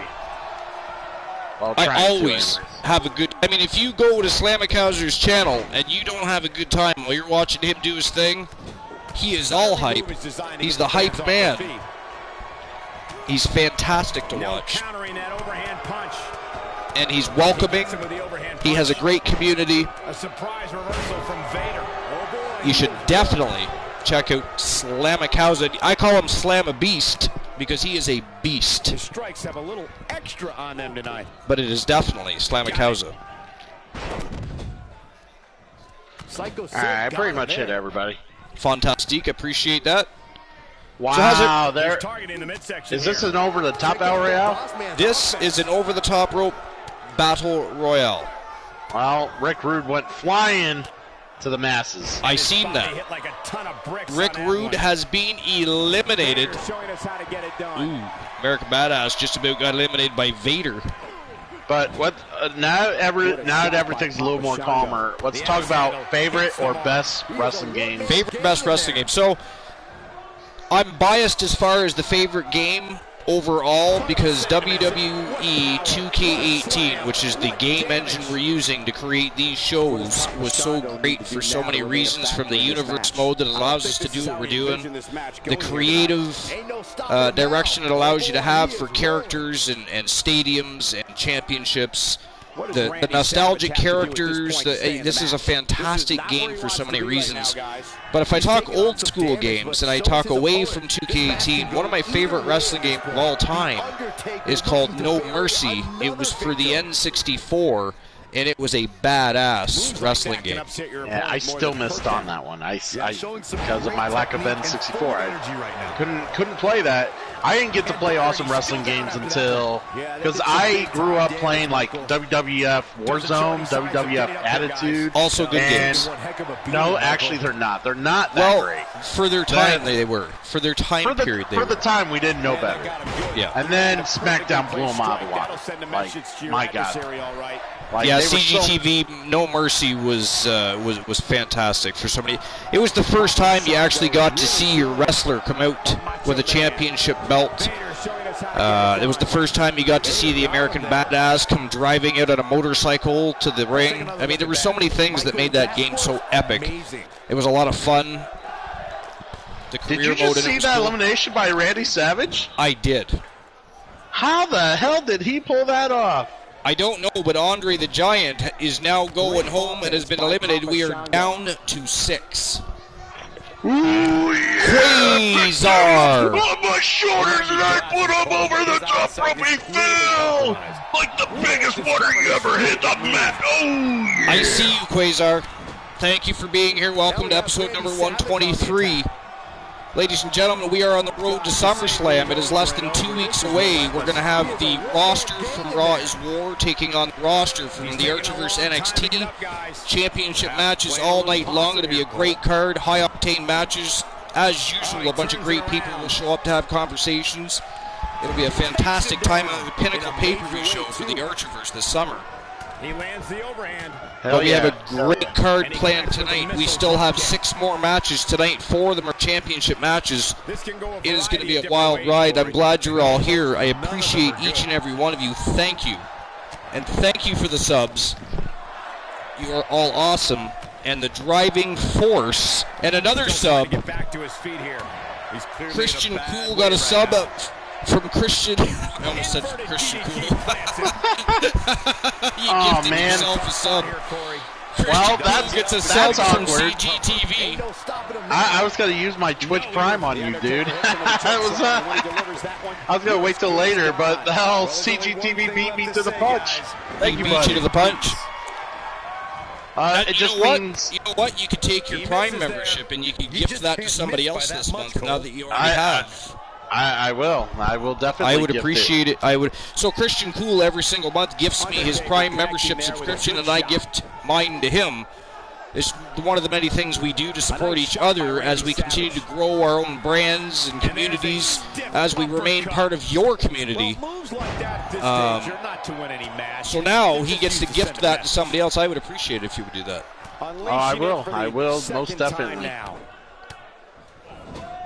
I made some rounds today, made sure I got some of my subscriptions caught up. I got to check Slamma Beast, actually. Now Slamma has resubbed to the Most Must See Show. I got to make sure that I'm still subbed to his channel. Did you miss anyone on subs? I don't think so, CGTV. Well, no. I don't know how much more damage one person could take. I don't care how tough you are. Let's see. Oh, Ryga's got a gift sub, or he's got a sub. I think everybody's subbed already. Boy, this is Mal subbed? pandemonium. Mal's got yeah, a, I think Mal. Yeah, Mal's subbed. I think I already knew that.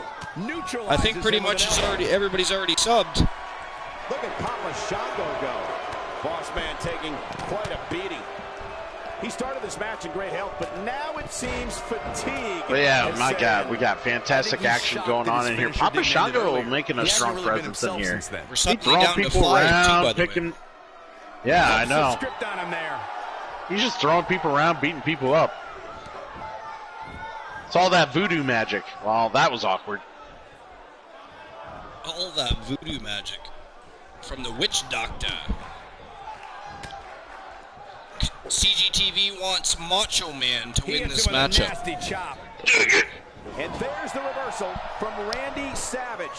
I think pretty much every wrestling fan on the planet has admiration for the Macho Man, Randy Savage. One of my favorite eras for Macho Man, though, was the Macho King. I like Macho King. That was fantastic. I'm sorry, but Big Boss Man has Hogan, been eliminated. But looking back and rewatching it and learning the history first, and then going back and rewatching it, one of my favorite feuds of all time is Savage and Hogan.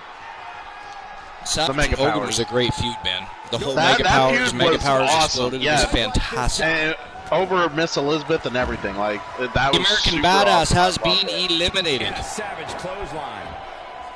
By the way, ladies and gentlemen, everybody that just showed up, and I appreciate everybody for doing that, by the way. Reverses that. It's a better time when you're all here. Without you guys, the Archerverse isn't much of anything, and it is a lot of something because of all of you. In any case, if anybody didn't watch Raw's War on Monday night, we had a interview with a Canadian independent professional wrestling. It's at the very beginning of the program, and then tonight, at the very beginning of this program, I interviewed a gentleman that has been everything from a city councilman He's a singer-songwriter, performs in a band. He's got his own TV show on a local TV network.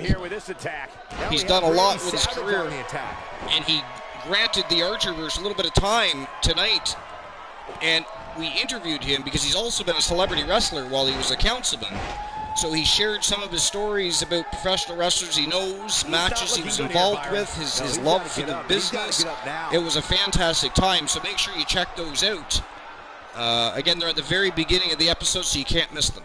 As soon as you start the VOD on Raw is War, or later today, you watch the beginning of the Archerverse NXT. They were fantastic interviews. I appreciate them. And it was really kind of them to gift us the time out of their busy days to entertain the Archerverse fans and entertain myself. I had a great time. Especially given how intense the match has been. I will do more things like that. I do have connections to certain things. There's people we can talk to from everything from martial arts to professional wrestling to politics. Christian Cool's in the same boat. He's got connections of his own for many different reasons, which we don't always discuss, but I'm sure we will in the future. But so we will have guests on the show in the future. He doesn't appear to be time to time. here. I just don't think he has it in him anymore. But most of the time, it'll probably be a surprise. I like to surprise you guys with different things, whether it be matchups, new characters, new championships, guests. Christian Cool wearing Depends. I mean, I like to provide surprises. We are down to 2: Randy Macho Man Savage and Psycho Sid. Who would have imagined Sid time now before this superstar make it goes this for long? the finisher. And when that happens, you can bet this one's over. Ooh, big knee to the face by the big man, Psycho Sid. Executed clothesline. Nice clothesline by Macho Man. Takes the big lad right off his feet. Yeah, you're not going to win many matches when you're down. The master of the elbow He might drop. be out, Cole. Nobody He lands a jarring sold forearm. elbow drops of any kind Going all like the way Macho up. Man Randy He Savage. might have it. And there's the flying elbow. Wow. Now can he get Psycho Sid out of there? Can he get that big man over the top ropes is the question here. There he goes. And there you have it, CGTV CGTV is your winner. and Monkey Prime. I know you were both hoping that Macho Man would win this battle royal. And he did it. He is the winner, Awesome. defeating actually he eliminated quite a few people tonight, but eliminating Psycho Sid, who had a great showing in this battle royal to open up the show Here is your winner, Macho Man, Randy and set the tone for the evening. There's your winner, folks. The last competitor standing. Very nicely done. And you could I tell did it play took every WWE ounce of All-Stars. energy Yes, in I that did. Body to pick up that last elimination. Very nicely done. I actually did Wow. not. Just wow. I'm speechless. What an amazing match.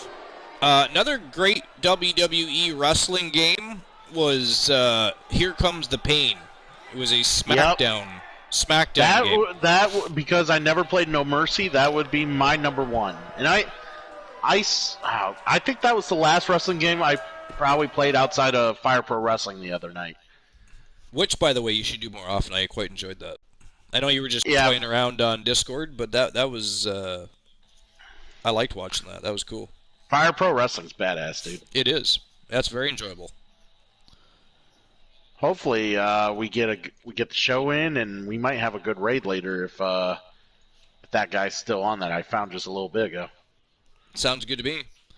Looks like we got Cowboy Mason Blaze from the Bluewood Boys coming out to talk on the microphone, address the audience. Cowboy Mason Blaze has been venturing out into singles competition, but has been recently noted as saying that he wants another shot at Tag Team Gold, and he doesn't care which championship it is, but he wants the Bluewood Boys to be sitting on top of the Tag Team division holding the gold like yesterday if he had his way. So I can only imagine what he's got to say. We're going to find out because he's on his way in just a few moments.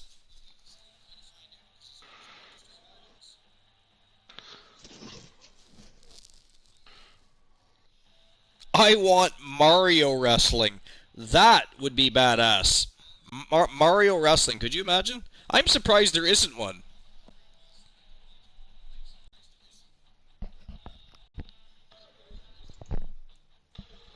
Imagine having Princess Toadstool versus Bowser.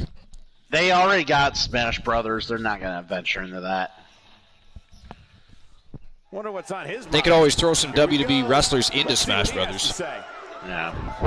but yeah, like going back on like WWE All Stars, that game just didn't interest me. Like, I don't know. Like, I don't like the wrestling games feeling way too simulated, kind of like how this one is. Like, it just feels like everything's so slow and clunky. Like, I just like the engine they use. Like, I just don't appreciate how much they try to make it so close to what you would see on television. I kind of like it being a little arcade-ish, but I don't like it when it's way over the top, kind of like the old school WrestleMania game from that Midway released. Oh, yeah. Yep, that was a good game, actually.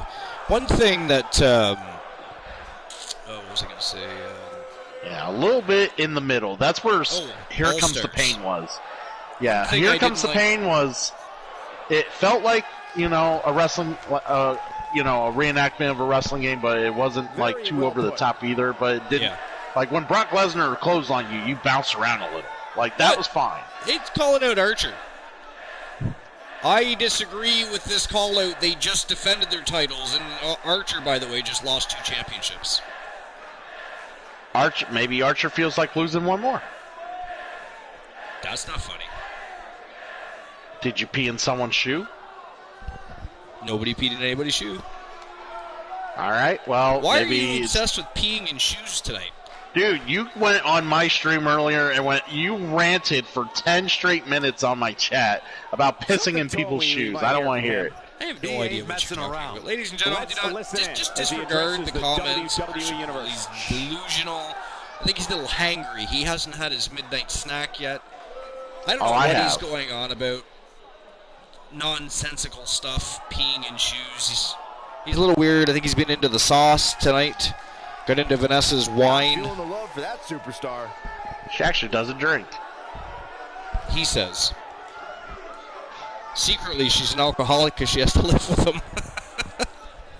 I mean, I wouldn't put it past her. That's just a joke. Oh, I'm aware. In case nobody else is. You never know. Some people take things literally. I want Mario wrestling game is what Monkey Prime said. But I got to tell you, Monkey, I think that's a genius idea.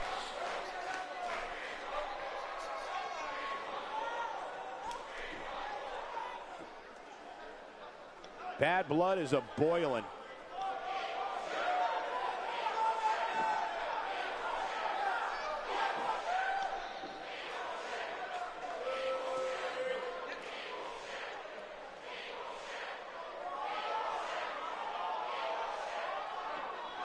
Archer and Blaze just going back and forth. There's no clear indication on what's going on here.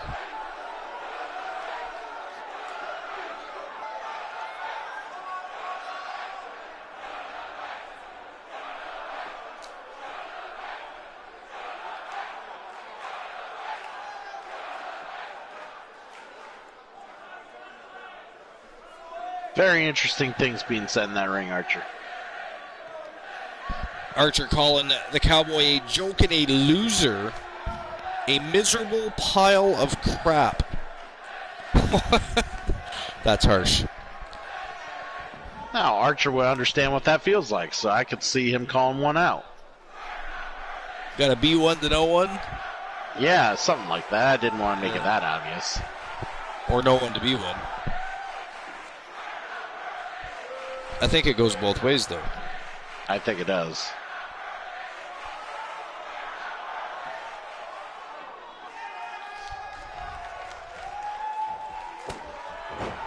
Yeah, Archer's done talking.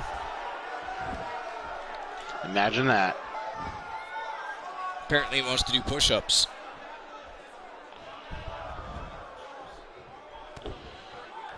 Maybe he feels like he's out of shape.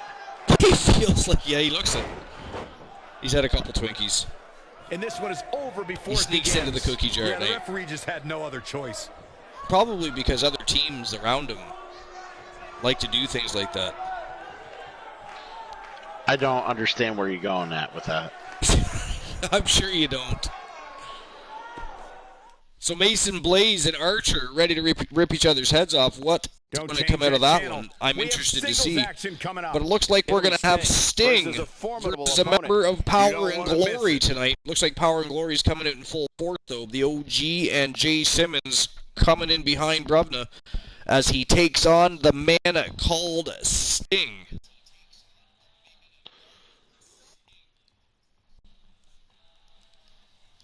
Sting versus Bruvna. This could be interesting. I mean, Sting needs a bit of a big victory after coming up short in his last 2 matches since signing with the Archerverse. Yeah, I mean, everyone was excited to see Sting. It's all I heard. And then, like, he kind of come onto the Archerverse, and, well, some of the main players here in the Archerverse have been using him as a step stool. To say the least. They've turned Sting in, a gatekeeper, if you will.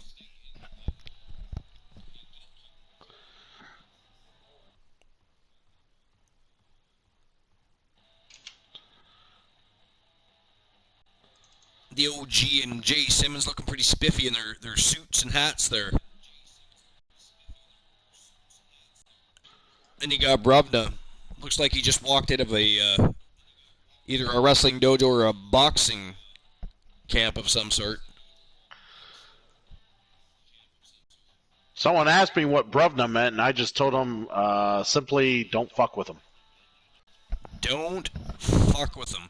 He certainly has had a storied career. It's odd that we don't see more from Bruvna. He tends to stick to the tag team matches, but I mean, he has been a world champion. But he's been pretty quiet. Maybe there's something we don't know going on, something affecting him. Monkey Prime, a lot of wrestling schools are referred to as dojos.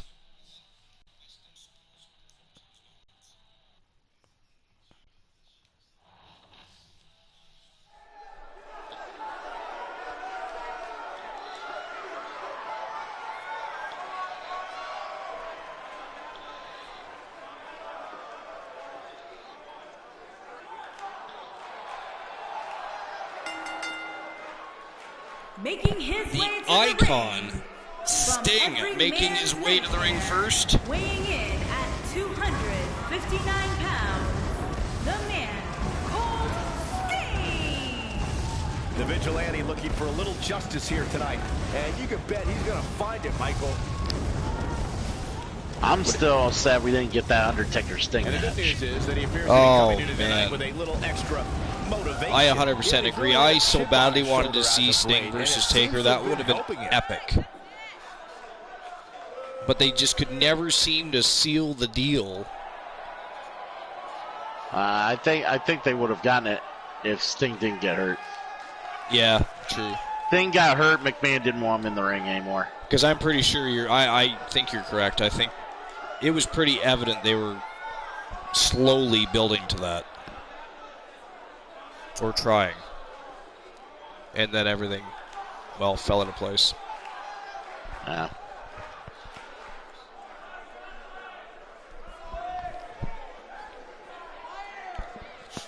Here comes the former WWE World Heavyweight Champion, and of course one half at one time of the WWE World Tag Team Champions.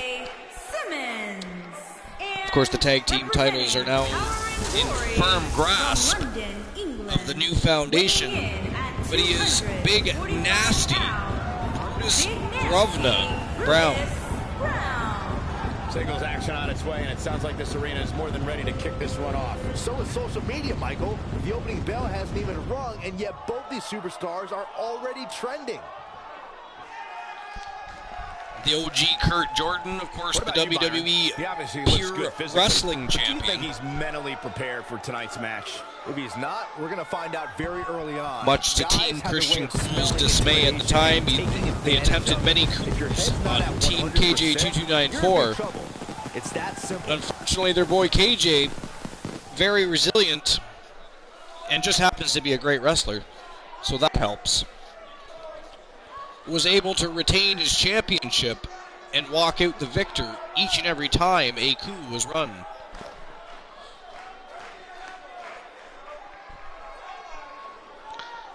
Same old shiz, I say.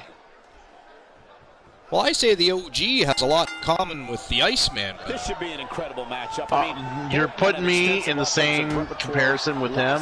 Don't you? And an Don't you insatiable dare. appetite to be number one. Man, this card is just packed with so many great matches, and this one is definitely among the most anticipated. Well, you already fucking you opened the door. You let the draft in. Fucking go on what you were gonna say. Well, what's on your mind? You know you want to say it. I was just going to point out that both gentlemen Let's touch on Brown a bit. came What do you in expect his approach to be here? to the Archerverse like a whirlwind, like a tornado, a vicious storm, any given night, and I don't see why winning tonight is any championships different. and laying Well, only way waste to rise pretty the much top of everybody the that steps in WWE front of universe is to them. win consistently, Neither and that's what he's looking to do here. have lost very many matches. And, you know, it's just... The Iceman finds ways to win. The OG finds ways to win.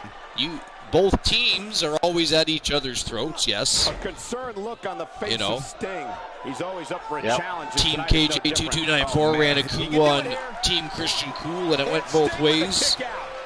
And both champions managed to come out on top, to come out in if you will, Ain't no looking stopping him now.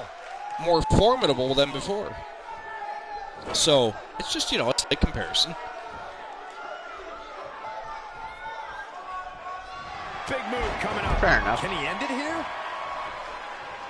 That was an interesting, like, spiraling forearm right in Sting's face. No, he kicks out at 2.5. He's not giving up that easy. Brubna trying to get work done early here. He's attempting, and so Trying to get far, back to his feet here. Sting has not done too much in this matchup as far as offense goes. Brubna needs to be paying attention. He just might have made himself a mistake here. Sting with a great offensive show.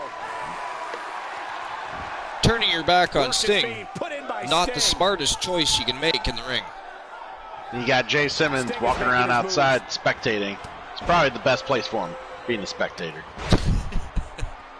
I gotta say, Sting Oh, is the really feud with looking Team good J right now. Negative Gaming, Stinger splash. No one always does it better. in the midst. He might have just ended I let the chat know before the raid came in. I let them know how much Christian Hart enjoyed the beating he dished out to Jay Simmons. He's got to capitalize. Looking for the quick pin. 3, no, a Ooh, kick out count just in of time. 2 That's only. all right, Cole. Sting just Only about 2. picked up a victory over Brubna. That would be an impressive victory for Sting. If he's able to defeat Big Nasty, I mean, Sting with a great offensive show. technically he's only lost one match because the one matchup that he was in, I mean, he didn't win, but he didn't lose because it was a triple threat match.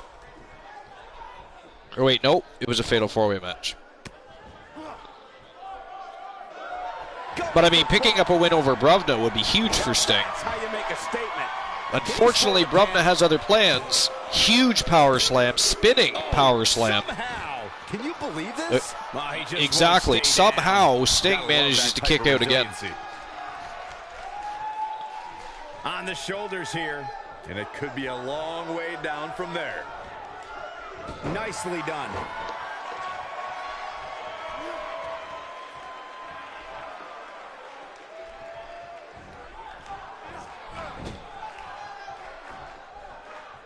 Uh-oh. I'm afraid to think what's going to happen next. Brubna going upstairs. He's got some bad intent. Whoa! Launches Sting with an arm drag off the top rope. He thinks he has it. How does he keep doing this? Big Nasty being a little I am nasty. impressed. Just a little bit. Oh, boy, he is rolling. Brubna has a great drop kick for a big guy. This is it, guys. And there's that It's over, guys. spinning, If it doesn't end the match spiraling, this time, flying it might be time for forearm a new thing that he finisher. does. I don't even know what you would call that. A corkscrew forearm? Whatever he wants to call it, that is impressive.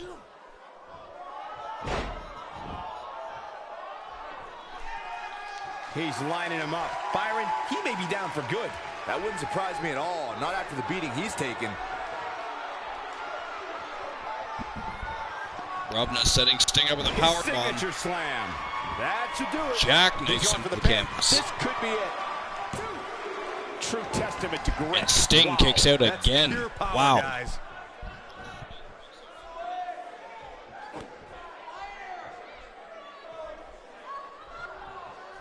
Very impressive drop kick. He might just be out, guys. I agree. He hasn't moved one Nice bit. jumping leg drop by Big Nasty.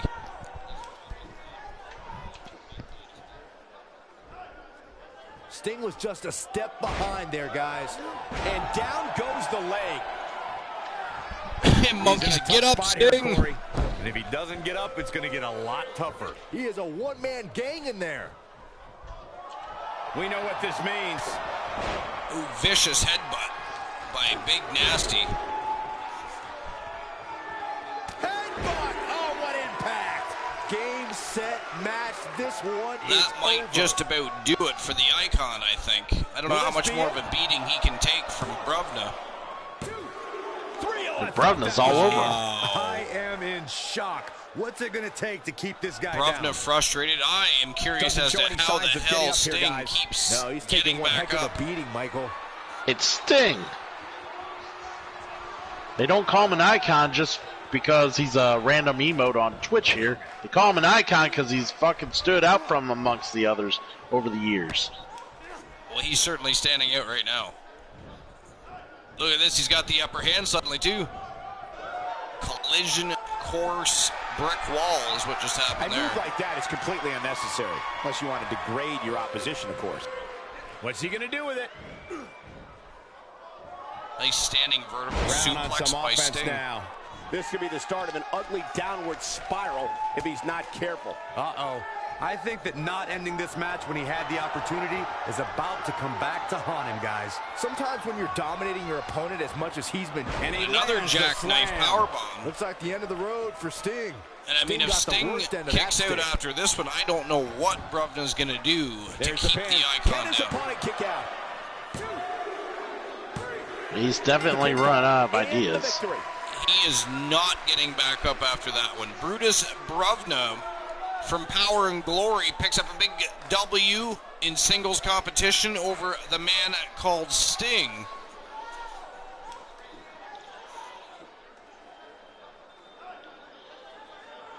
And although Sting had the upper hand on a couple of occasions, for the most part, the member of Power and Glory laid a beating on the Icon all night long. Hopefully Sting will, go home, recover a little bit after that. That just, it's hard to watch. Big victory for him. Power and here in Glory this one. celebrating the big win victory. right there. Anytime you can pin another WWE competitor's shoulders to the mat for the 3 count, you should be proud. It'll be interesting to see the fallout following this big singles win here tonight.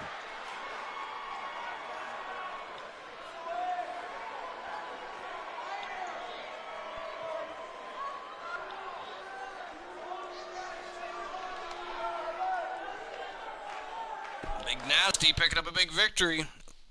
Power and Glory with another win under their stable umbrella.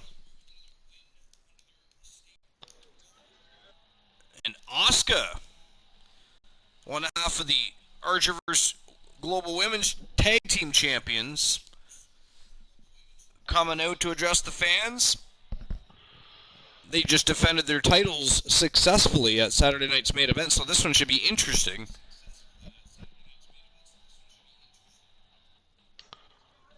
Let's see what they have to say.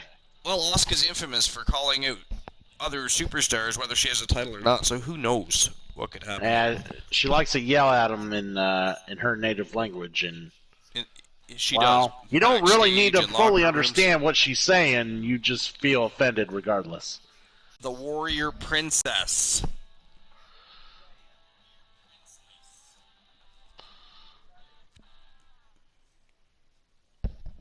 So, Monkey Prime, what is new, my friend? What is exciting? What's good? What is Gucci? Did Did you have a new haircut? Did you shave?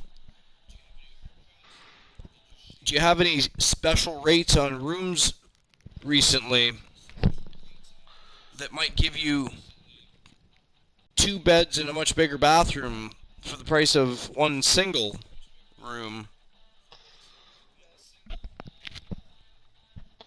Is there a continental breakfast? And does that include coffee or tea?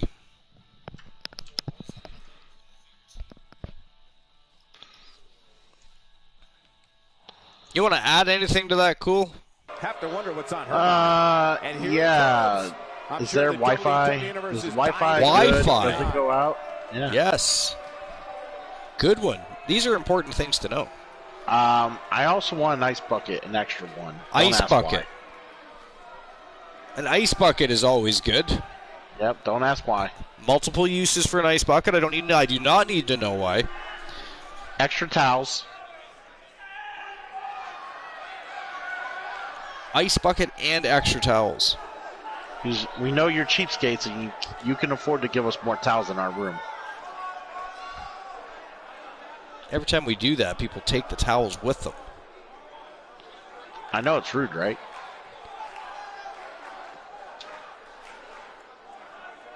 One of the most popular superstars in the WWE, no question. And is there a tavern in the hotel, by the way, Monkey? I mean, these are all important questions that I'm sure you can get back to us with at some point, but... Yeah, let us know. Inquiring minds must know, Monkey Prime. I'm all about great rates. Lacking for Great rates. That's for sure. Great rates and benefits, you know? There we I go. like benefits. I do have a new haircut, actually. That is fantastic. You must look like a sexy beast, my friend. Oh, boy. Also, full hot continental breakfast. The Wi-Fi is strong, and you don't need a password. Ice machine is on. Is there a tavern? Is there live entertainment? Is there a piano? Are there slippers in a robe or just towels? And do you have body wash, or are we stuck using those little tiny bars of soap? Well, let's listen in and see. Do the rooms have legit cable in them, or does it say there's cable and we only got 5 channels that actually work? Right? Yes. Yeah, you don't know how many times I've been hosed on that one. And that's a dirty hosing. I don't appreciate that hosing. I don't appreciate that. And is there room service? Is there room service? Or, like, at some point, do I have to call some shoddy pizzeria that happens to still be open in the neighborhood and get delivery that when it shows up, it's a lot like eating cardboard with toppings?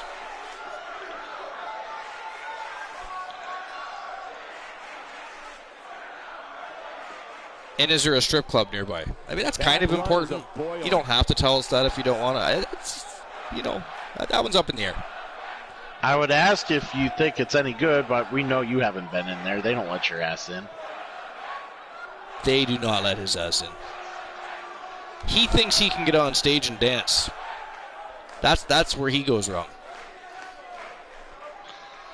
Yeah. And then there's no touching, Monkey. There is no touching. No touching. No touching. Bad Monkey. Someone told him to make it rain, and he went ahead and pulled the fire alarm, made the sprinklers go out. Sprinklers. There was water everywhere. Yep. Can't take that guy anywhere. You can't take him anywhere. You cannot dress him up. Cannot.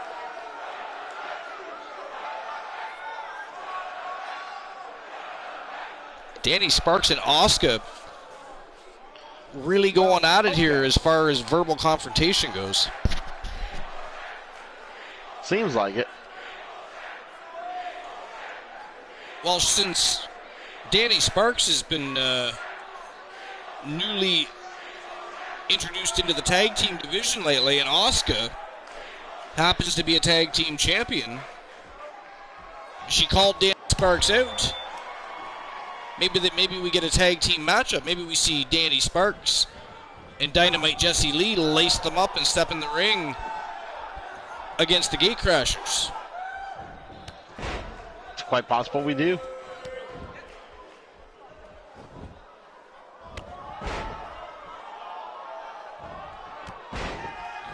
All right.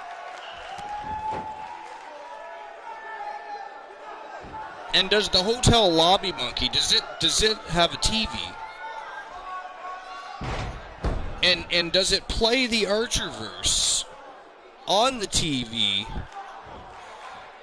late at night for people entering the lobby to actually have some entertainment? Or do you have it stuck on a news channel on an endless mind-numbing loop to let you know that, and it's probably not even updated, so to let you know it rained 2 days ago? The referee has seen enough. Monkey says, dude, I bet I could actually do that. Come on, ref.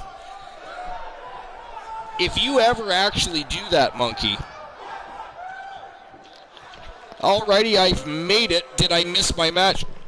You did not miss your match, but Gabriel Michaels did get called out.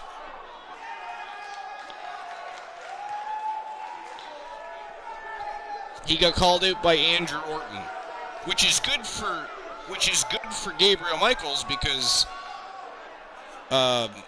he's the champion.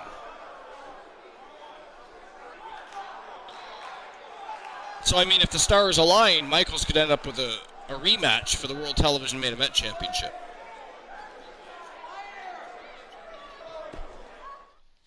And speaking of championship matchups, it'd be great if we saw the Gatecrashers. Buckle up because we have a contest that's going to blow and Dynamite the Jesse roof off Lee this place. It's the and Usos Danny Sparks against Demolition. Big hooking time up for the matchup. Archerverse Women's Global Tag Team Championships. That would be fun. But it looks like we have a tag team matchup coming up next. It's going to be the Usos taking on the Archerverse Global Tag Team Champions, Demolition, who have taken the tag team division and the Archerverse by storm since signing their contracts and coming in a wrecking ball. Go ahead, Cool, sing it. I'm not singing Wrecking Ball. Oh, you got to do it. I am not singing Wrecking Ball. Just a few bars. I actually don't know how the song goes. I've never sat down and listened to it. What'll it take? Spice wants to know, what'll it take to get you to sing that song? And Monkey says you have to do it with effort. What will it take? A tier 3 sub for some insane amount of money. Tier 3 sub. I don't expect you to pay that fucking shit. Fuck that. I ain't fucking doing that shit, man. So the Archerverse Global Tag Team Champions, Demolition, taking on the Usos in a non-title contest just 2 weeks out from SummerSlam. Spice, if you did it, I would refund it right back to you, asshole. Tempting. Spice says tempting. Well, here you go, Spice.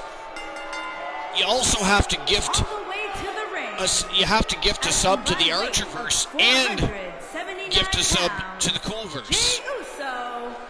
There you go, Cool. I'll help you out a little bit. Nope. Yo, free tier 3 sub. Well, Let's go. He's definitely going to have hands full in this one. I will not fulfill any reward or award hyped or solicited by the Archerverse. Just saying.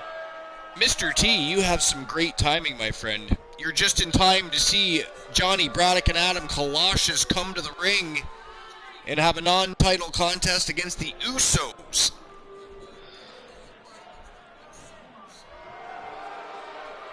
And here they come.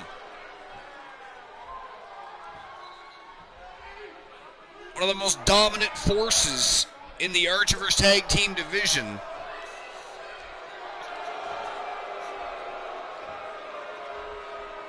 Johnny Braddock, Adam Koloshes, they are Demolition. And their opponents, accompanied by Well, I'm just thankful that both Usos were able to make it. I mean, I'm surprised Jey Uso didn't get pulled over again. Ouch. Well, there's a reason one of them is on TV all the time and one is sparsely. Yeah. Well, which is Jey sad. was also injured. Jey was injured for a good amount of that. This one promises So. to be The thing that sucks about that is he's actually the better of the two. Promises are made to be broken, Michael. Though in this case, I think we're safe. I don't know. Jimmy's really stepped up his game. He has, but Jay's still better. I just find Jay. I find his movements and I find them smoother. both legal men I are in the find ring that he and makes set to less start things off mistakes. here. We're ready to go. These He's a little more charismatic, and I find that he puts more competition, guys. That's how good they are. oomph into each and every thing he does in the ring than Jimmy does. Jimmy's really good though, but I just think that Jay is the standout between the two as far as singles competition goes. Together as a tag team, my God, they're fantastic. They're one of my favorite tag teams now. Nice job by Jey Uso. But tonight they are taking on my other favorite tag team, Demolition. Strike. That'll send a message to your adversary, all right. And it's going to be a great match. I am excited to see the outcome of this fantastic tag team action.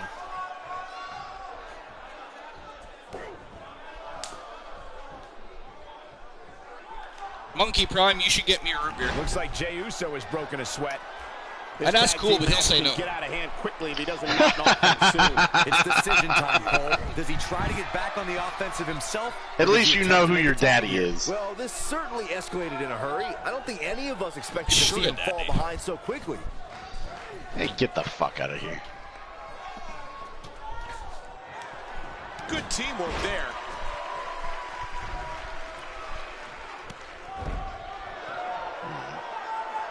Jey Uso beginning to stumble. This tag team match Johnny is Braddock dangerously going to close. town. Getting out of control for him. On But he Jimmy can still Uso. turn the tide here. As the old saying goes, it ain't over till it's over. The Usos get off to a quick start, but Demolition seems to be taking over at the moment, at least.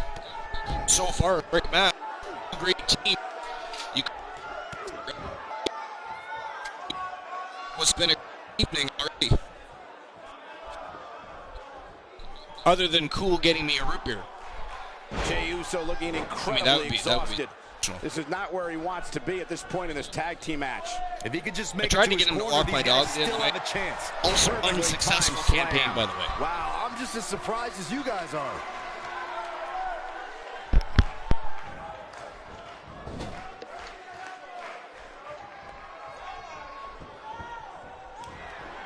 Teamwork at its best. Fireman's carry. This doesn't look good, Corey. Couldn't agree more, Cole. This has got trouble written all over it.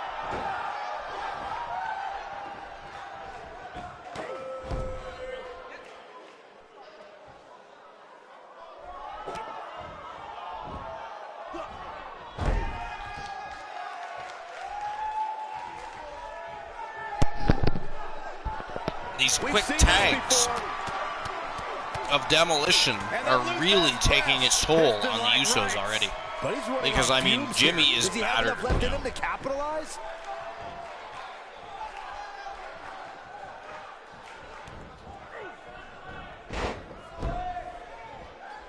Looking to make the tag here. And he tags his partner in. Momentum has certainly shifted here, Michael. The flying forearm Nice finds his flying target. forearm. Spiraling The at flying that. forearm finds his target. He doesn't appear to be in a hurry to get up here. I just don't think he has it in him anymore. He's taking a long time to get up, guys. Perhaps playing a little possum here, Cole. Took his eye off the ball. Adam Colossus making him pay for it. What pile driver. And now begins the work He's in again. trouble here.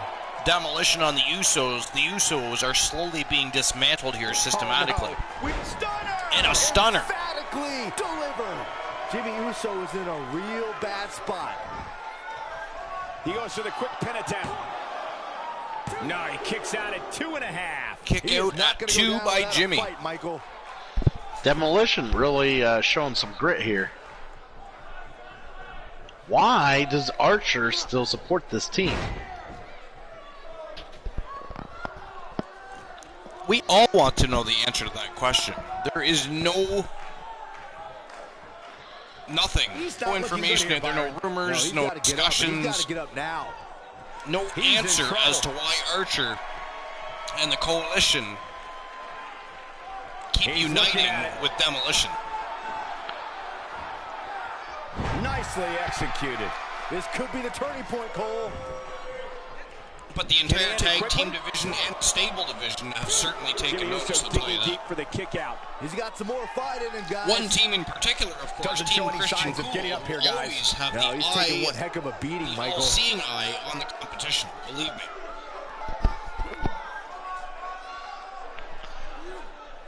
That is very true.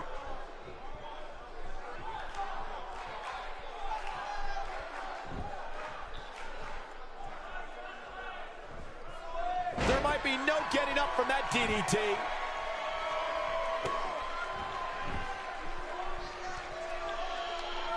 He hits a huge elbow drop. All respect given, it looks like Jimmy Uso could be done for. Unless this thing turns around here, this tag team match is all but over. He's running on fumes right now. It might be smart for him to make a tag. You'd have to think his partner has a little more gas in the tank. I can't really tell what his game plan was heading into This this is some match, crazy-ass but action in the ring, whatever it Archer. was, It definitely hasn't There is a been lot working. going on. The Usos All here. on the receiving end of all Shattering of the lot that's spinebuster. going on. See, It's Jimmy? actually mesmerizing. I was literally caught up watching the action here. Like, this is some seriously for the win. dominant effort by Demolition on one of the best teams in professional wrestling.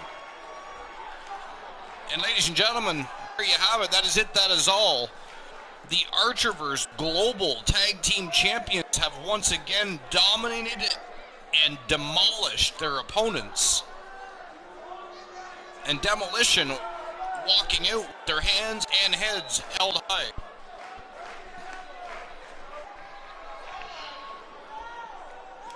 They're becoming quite the mainstay in the tag team division, rising up the ranks. They aren't just formidable opponents, they are also formidable champions. And as we've said time and time again, it is difficult to win a title. It is that much more difficult to retain titles and stay on top. And not only have Demolition retained their titles and defended them already, they continue to show dominance even as champions.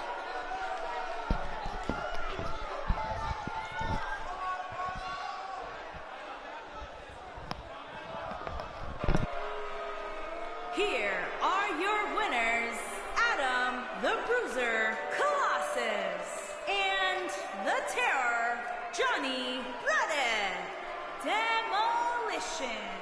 That was a big pinfall victory right there.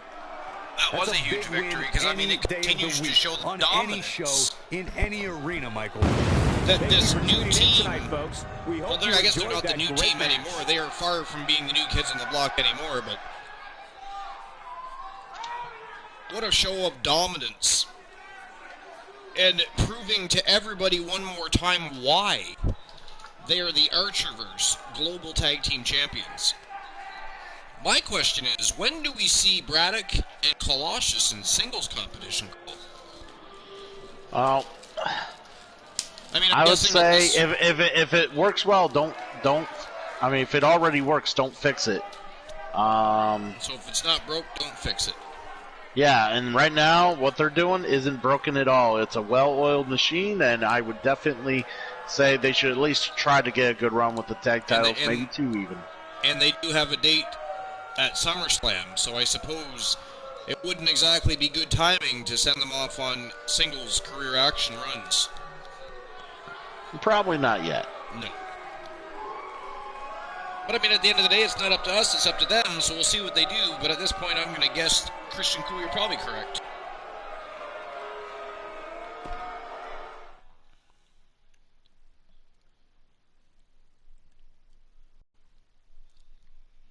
The rebel Roxy R has got something to say. She probably has lots to say. She's already headed to SummerSlam to challenge for the Women's World Championship. She's been in the title picture as far as the tag team championships go, looking for another run, but lately Marvelous Charlotte Knight has actually been tagging with a new tag team partner. A partner by the name of Ashley Marie. So perhaps Roxy R is off on a new venture and calling out another champion. Who knows? It's always exciting to see Roxy R in the ring. And I'm sure that whatever she's got to say, it's going to lead to a great battle with some formidable opponent or champion. I wouldn't put it past her, Archer.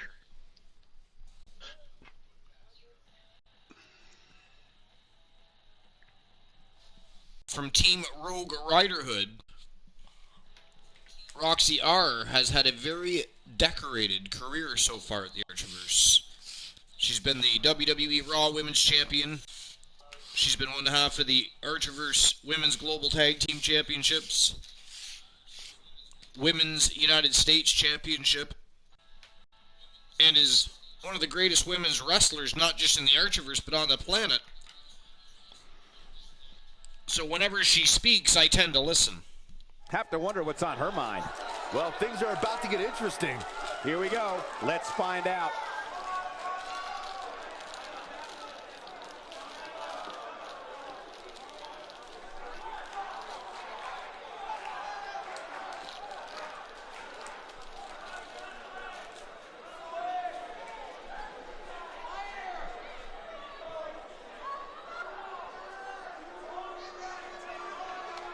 Well, okay. Roxy R. Roxanne Ramirez.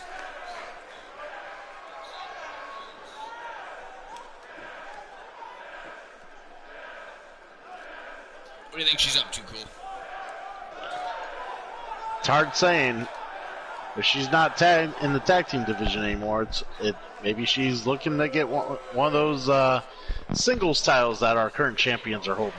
Well, you see, and I don't know for sure if she's not in the tag team division anymore, but I was just bringing that information to you that lately Marvelous Charlotte Knight has been tag teaming with Ashley Marie. Wow.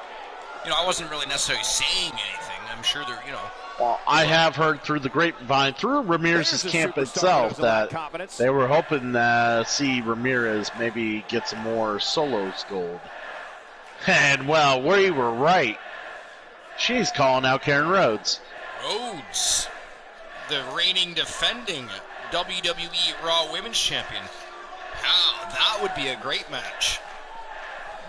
It would. And this is an Archiverse show, so if a singles one-on-one matchup is requested, that tends to happen, unlike on Raw is War or Saturday Night's Main Event, where you call out your opponent and end up in a six-man battle of some sort.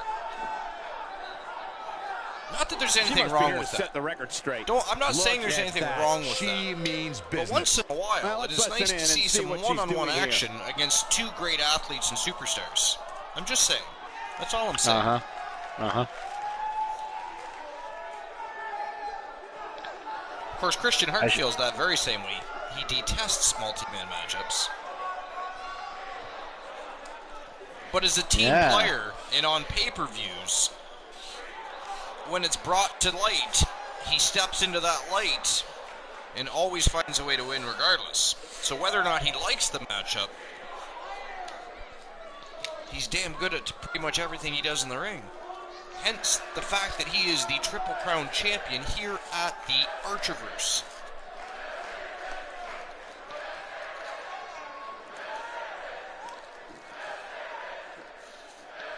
I'm not going to do any boasting about that. Nothing to say. Cat got your tongue. Not right now. Well, you're going to save that for later. I see. Yeah, you just don't worry about it. Perfect 10, Karen Rhodes ripping a strip off Roxy R. Again, ladies and gentlemen, she is the reigning defending WWE Raw Women's Champion, and Roxy R has called her ass out. We shall see.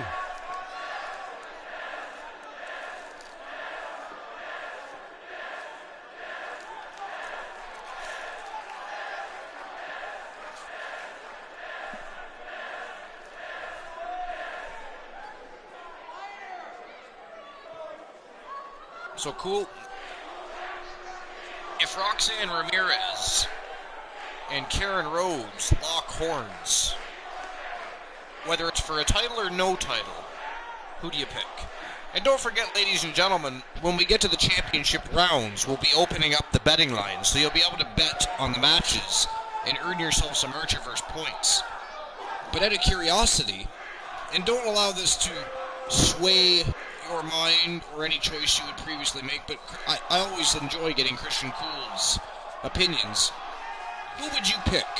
Would it be Roxy R, or would it be the champion?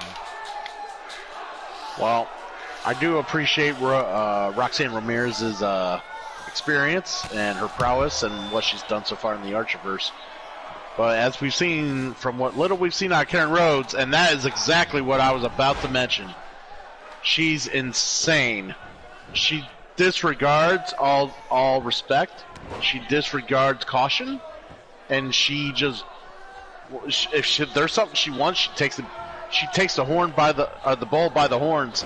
She grabs the man by the balls, so to speak, and just fucking runs. Oh man, before it could even start, too. The bull by the balls. Some people grab it by the horns. Rhodes grabs those nuts, twists, and pulls.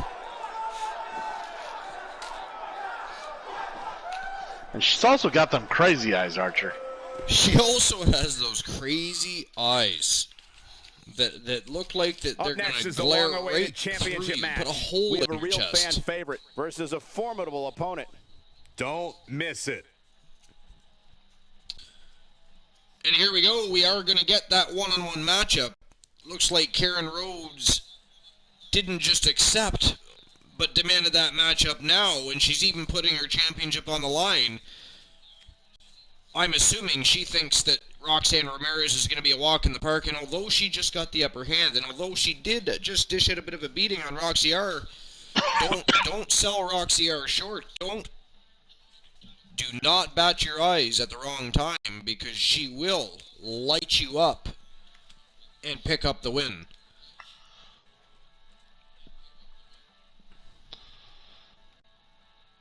This is interesting. Why do you say that, Archer? Team Rogue Rider Hood versus Team Lady Varys for the first time ever. Former champion versus current champion. There's always a great story to tell in a ring. This is definitely one of them.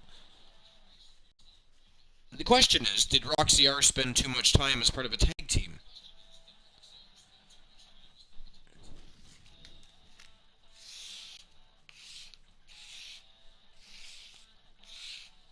I mean, she's not that long removed from being in a tag team.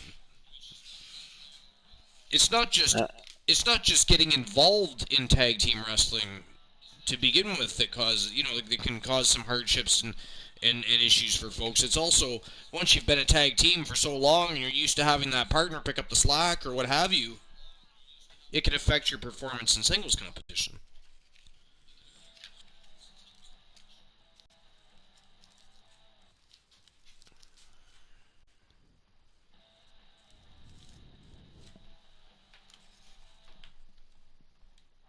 Here we go.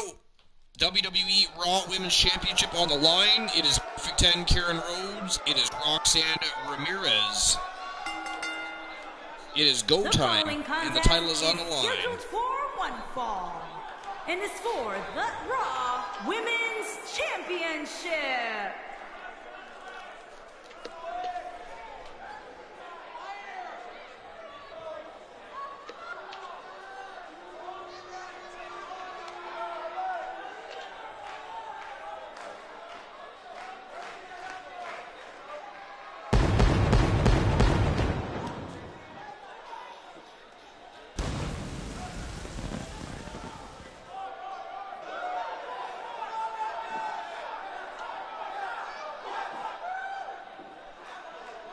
Here we go. Betting lines are open for 2 minutes. Who's going to win the matchup? Is it going to be Rhodes or Ramirez.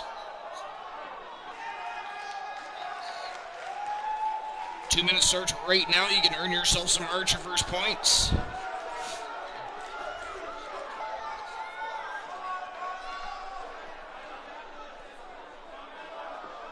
So, me personally, and I know Rhodes has been a formidable champion. She's been defending that champion like a beast. But Roxy R, I think, is as hungry as ever to regain some gold. And I just feel like it could be her time. Maybe I'm wrong. So to be clear, though, Cool, you're picking Rhodes. Corey, what do you think of the champ's chances here? I just got a feeling. You got a feeling? Okay. It seems like everybody's ready to write the champ's demise. And believe me, I'm not saying you're wrong at all. There's enough crazy in that lady to make it happen.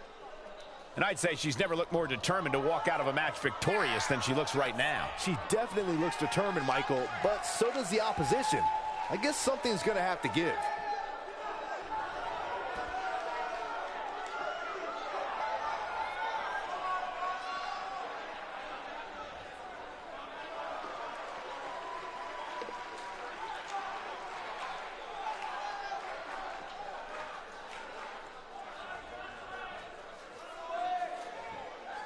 And here we go.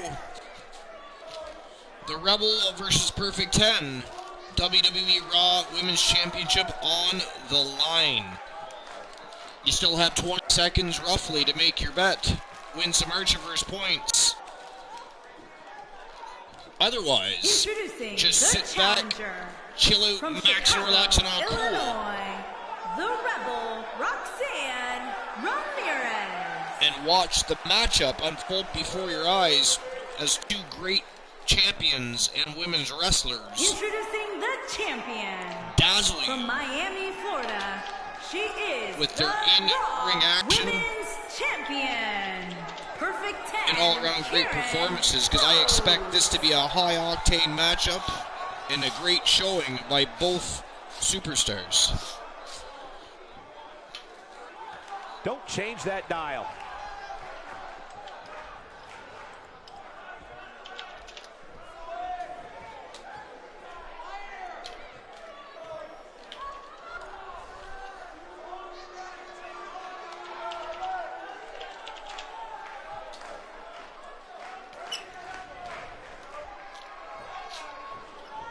Ring that bell. Let's go.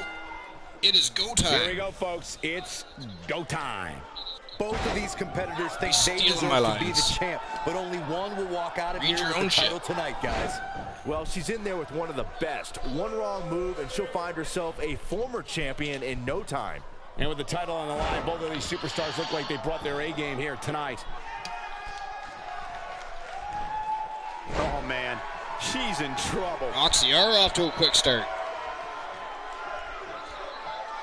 Let's touch on Ramirez a bit.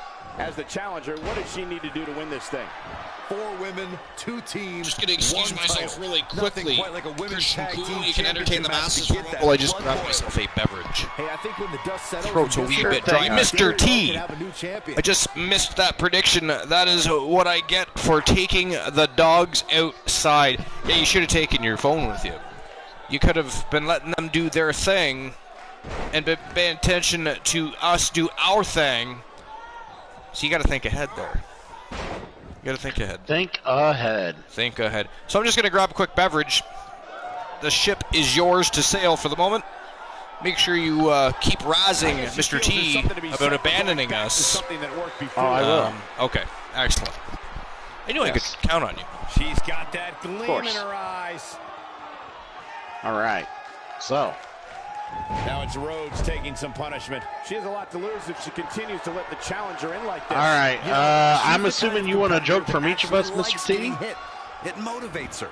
And this might just be what she needs to put her over the top, believe it or not. Unfortunately, her performance here tonight is making it easy for all the naysayers like Corey to say that respect gets you nowhere inside the ring.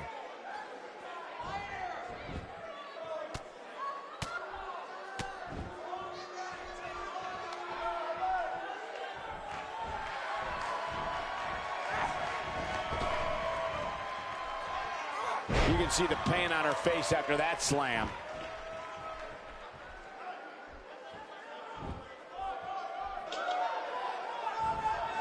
Look at this. She's so dangerous.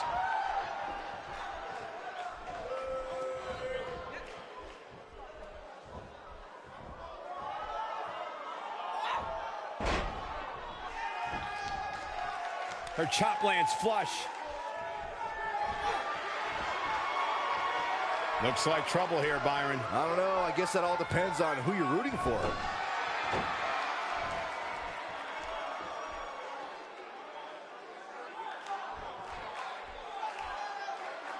Look at this power. She's just so dominant. All right, well, I was looking. But you can bet she won't let this golden opportunity slip away now. Sounds like this crowd is starting to get behind her, which shouldn't come off as much So of a surprise, I have a joke for you, Turret, and it's a thinker.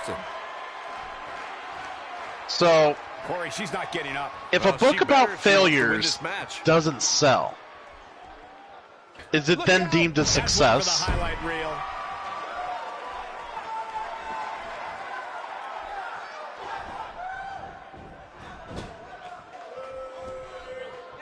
Oh no, we've got a problem here, guys. No kidding. Who knows what'll happen next? These are the things that keep me up at night. She is on fire. Oh, man. Looking for the quick pin. All the meanwhile, the things that keep me up at night are what Karen Rhodes is doing to Roxy R right now. I have returned. Appreciate you holding down the fort. Mr. T says, does Lightning McQueen get life for car insurance? Looks like Ramirez's energy level is starting to fade. I assume life insurance. Good for her. This moonsault. What a maneuver. I didn't think this rivalry could get any hotter, but I guess I was wrong. Mr. T, how was your stream? And more importantly, how was your day? I don't want to know what that feels He also like. redeemed a joke time for you to tell a joke. Finds the mark. For me to tell a joke, eh? Not Yep, even I already close. told mine. Jeez, that was You got a joke too? Yeah, I already told I it. did not hear it. I don't think it happened. Wait a minute. It was a bit of a brain burner, so. All right, fine. Mr. T, you're going to love this one, cool. Day was good. Stream was great. Got my first hype train tonight. Man, That Yeah, just keeps getting I might better have and threw better. some money at him. I don't even know if I've had a hype train. I think I probably did at some point. I don't recall. I still only have had one to this day. Guys, when you have as trained an eye Hype as I trains do, are exciting, you get to though. a I'm point where you can happy see that the you finisher finally had a coming hype before train. it actually comes. And let me tip you And off to be something fair, here. your streams It's are coming, always and great. it's I coming just very thought I'd soon. ask.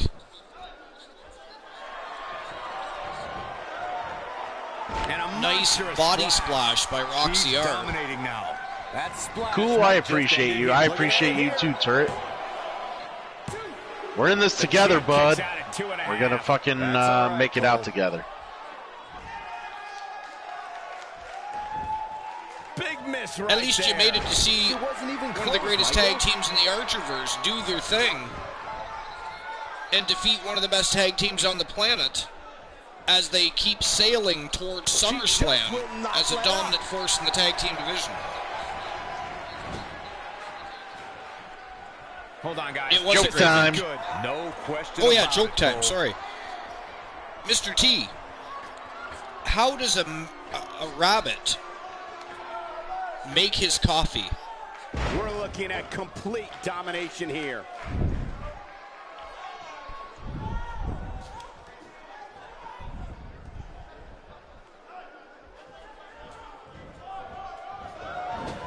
Roxy R slams Karen Rhodes chest first into the turnbuckle. Uh-oh. I'm afraid to think what's going to happen next. No clue. The answer is Hebrews.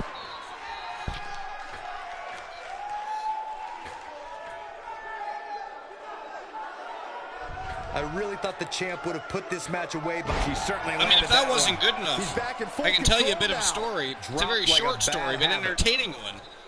And Cool will love this story. So, And this is two artists. New champion. Two artists, they had a contest. Right Okay? now, I just don't know what it's going to take. We don't. Look at Who her loves go. contests? Everybody loves contests. These two Fighting to artists, they get had a back to her feet contest. here. She's just taking too long. And it ended Cole. in She's a gotta draw. move faster. Look at this. Okay.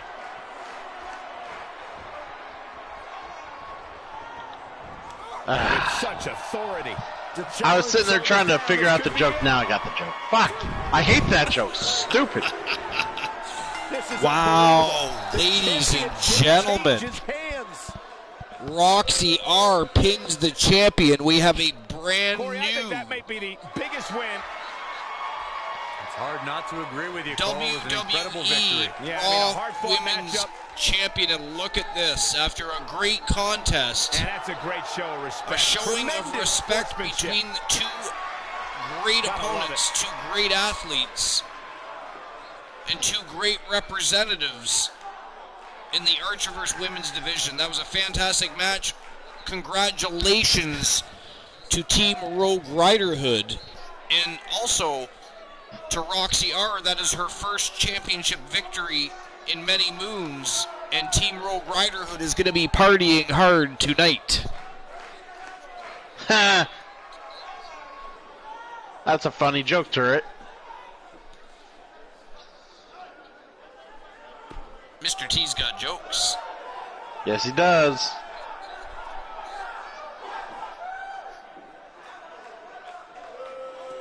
He's got all the jokes. Did you know Mr. T had jokes? I did not. Mr. T, a man of many talents, it appears.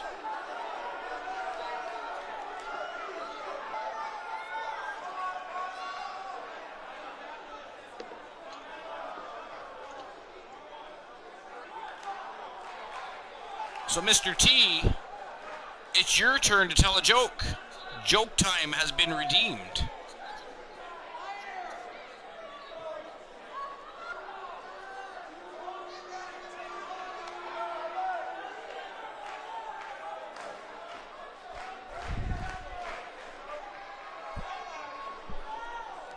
And while we're waiting for Mr. T to grace us with his joke, Christian Cool, somebody, I'm not sure who it was, but there may or may not be a Silly Cool redemption. And ladies and gentlemen, we have the debut tonight of Daniel Bryan, who has been MIA for many, many moons, returning not to the universe, but to the Archerverse. He is on our roster, and he's coming out to address the fans tonight. So welcome to the Archerverse, Daniel Bryan. But Mr. T, you have a joke, and Cool, you got to get a little silly, baby. Oh, I know.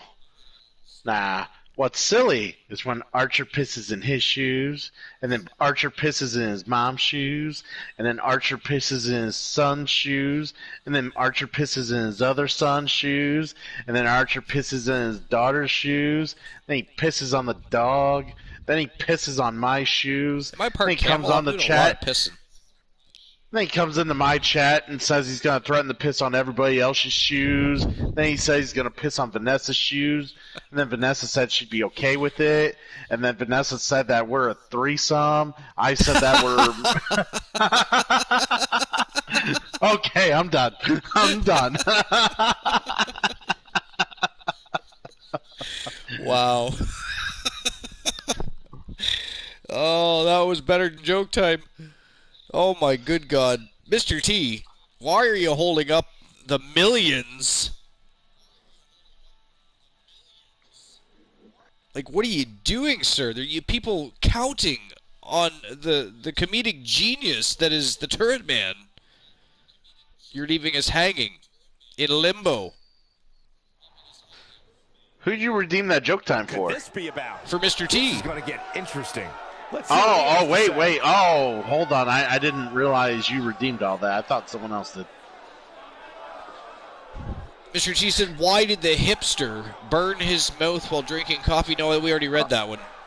If you start pooping at 11:59, don't finish until after midnight. then it's the same shit, different day.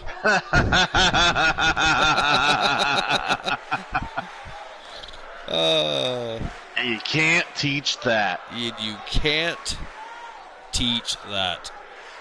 So why is Daniel Bryan out here?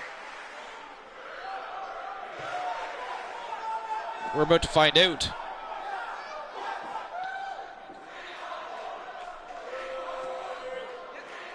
Feels like he's being passed up, and that crap stops tonight. He's done waiting and tired of nobody noticing him. So here he is.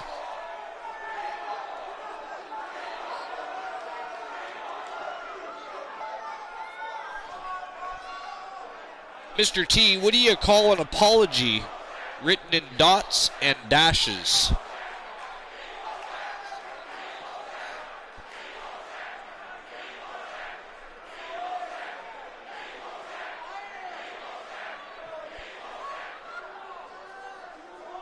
I guess believing you can do something sometimes makes it so, huh? You call it remorse code.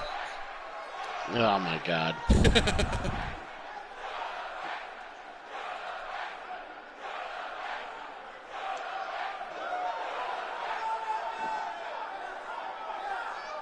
A fan favorite.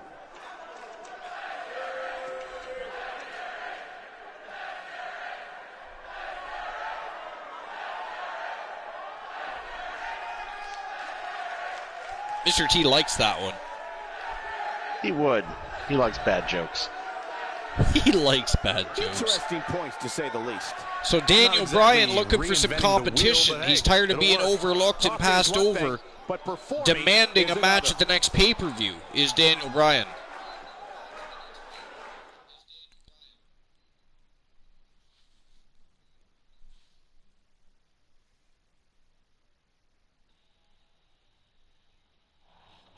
One match is in the books. All right, so I'm going to issue some Archerverse points here. On the way. Ramirez won. So anybody that chose Ramirez will get some Archerverse points. If you chose the champion, your wallet might be a little light at this point. So here we go. We have Asuka, who called out Danny Sparks earlier tonight. Asuka's got her wish. They're going to meet in the ring, but it's going to be tag team action, and it is going to be for the Archerverse Women's Global Tag Team Championships. It's going to be Danny Sparks, Dynamite Jessie Lee, taking on Asuka and Maurice, and it looks like The Voice is coming in tow with the two female champions. Can the two women's champions... We have the NXT Women's United States Champion and the Archerverse Women's World Champion. Can they become double champions tonight? Can they win the Archerverse Women's Global Tag Team Championships? I guess we'll find out here real soon. Stay tuned, because up next is the championship In the meantime, match. a chance to win some more Archerverse points. Versus the Gate Crashers. Big time matchup.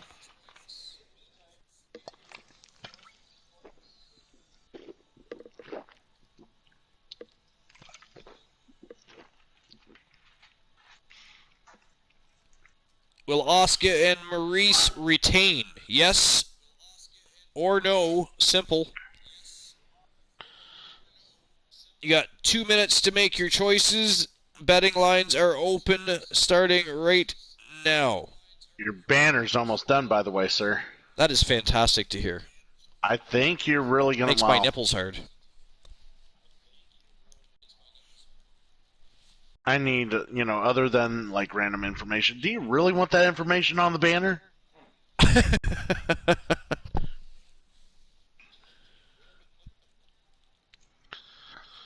Who the hell only bid? Okay, someone bid some points. So, it's no for... Okay, yeah. I'll bid yes. I'll take the Turret Man's points. You're going to take the Turret Man's points. I'll put 1,000 in that... Maurice and Asuka will keep it. Wow. Mr. T, what do you have to say about that? He's choosing the champions to retain over the two women's champions looking to become tag team champions. What are your thoughts on that? It could be someone else. Mr. T might not. Oh, it is Mr. T.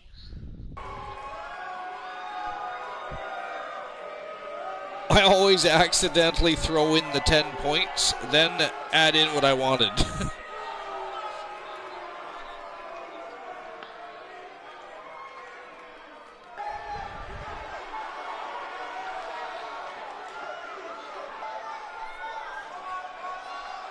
Would not be the first time I was wrong today. So am I, Michael. I've been looking forward to this match for a long, long time. A big opportunity for her here, Corey, as the Gold could be going home with her tonight. I'm going to go out on a limb here and say that tonight is the night we crown a new I'd almost forgot that Dynamite That's Jesse Lee how lost the impressed I've World been by her. Championship. Danny Sparks, the only women's champion at the moment. She is the NXT Women's United States champion. Ah.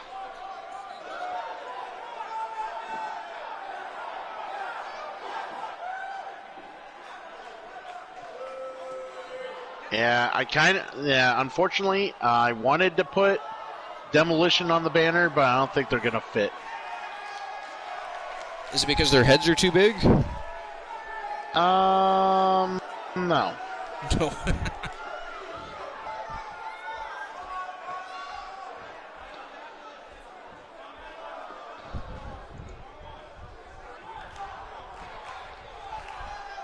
I mean...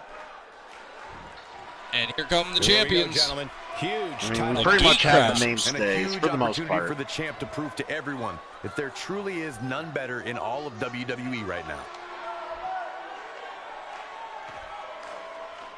And what about her mindset heading into this match of this magnitude, Byron? The thing that's made her so successful up to now, Michael, is that she approaches every match, regardless of the opponent, the same way. And by doing that, she's almost guaranteed not to be knocked off her game. An interesting duo when you think about it. Maurice from Montreal, Quebec, Canada. Asuka from Japan. Yeah, this was not a team I ever thought I would see succeed, but no, here we are. Somehow, the two styles just mix and mesh very, very well. It is definitely a tall order for Jesse Lee and Danny Sparks. But I guess if there's anybody that can beat Asuka and Maurice, it would definitely be them. But can they continue to do what they did in their last venture? Because in the last matchup they had, they were dominant. So I have to ask, Archer, this is you can laugh at me if you want, but would you say that Jesse Lee and Danny Sparks are kind of like the mega powers of the women's division trying to be a tag team right now? You know what? And introducing the champions. You make a very good correlation are the Women's World Tag Team Champions, Asuka and Maurice, the Gate Crashers. We've had there's been multiple times we've had mega-powered tag teams. We've had Hulk Hogan, Randy Savage. We've had Stone Cold and Triple H. Yep. We've had Edge and RKO, Randy Orton. And now we have Danny Sparks, you know what? Jesse Lee. Team. They were a great Yes, team. they were. They were a great team. I mean, there might have been another one or two, but those are the ones that just stand out more than anything. I've had my eye on this championship match for a while, guys. And given how good the Jesse champs Lee looked of off late, to a there'll quick be start. no room for error for the Asuka went challenger to here lunge tonight. in. Jesse Lee grabs a hold of her and double underhook suplex for Asuka. You can see the pain Electric on chair her face drop. after that slam. Jesse Lee not playing any games tonight. No games played tonight. She lands the belly to back. What has to be going through the mind That of was Lee like a right spinning now? belly to For back. those that That haven't was seen her, vicious. tell us what she has to do to win this one. Both of these competitors have a lot to gain tonight. And while both are Team amazing athletes, suplex. only one can come out on top. That's the unfortunate part of this whole thing. Well, she definitely has all the tools to become the champion, but the proof is in the pudding. And another. I mean, We shall she's see. opening a can with suplexes here tonight. She's attempting to become the queen of Suplex City, apparently. Don't let Brock Lesnar know. Do not let Brock Lesnar know. And the splash finds its mark. That just won't Flying do. body splash. Jessie Lee in full control here. The champ looking a little uneasy here. With her championship on the line, she has to be concerned about this offensive attack. I don't know how much longer she can go on absorbing all this punishment. She needs to find a way to make it to her corner and make the tag. She might have it. Looks like Jessie Lee setting up that infamous There's the cartwheel elbow drop. This could be it, guys. Always a I think prelude. that caught everybody in this arena off guard.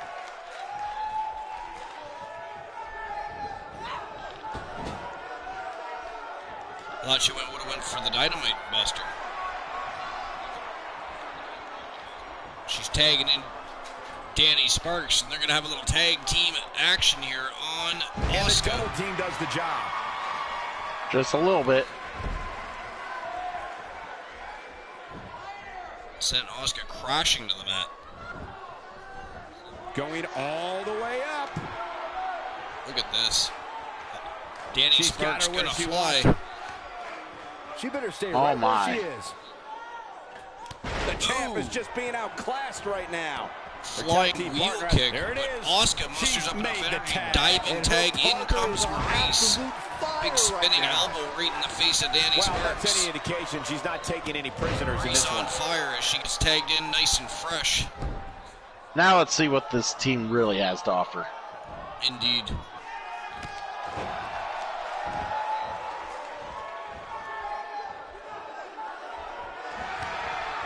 Nice spinning back kick by Danny Sparks. Oh, no. She's in a bad way now.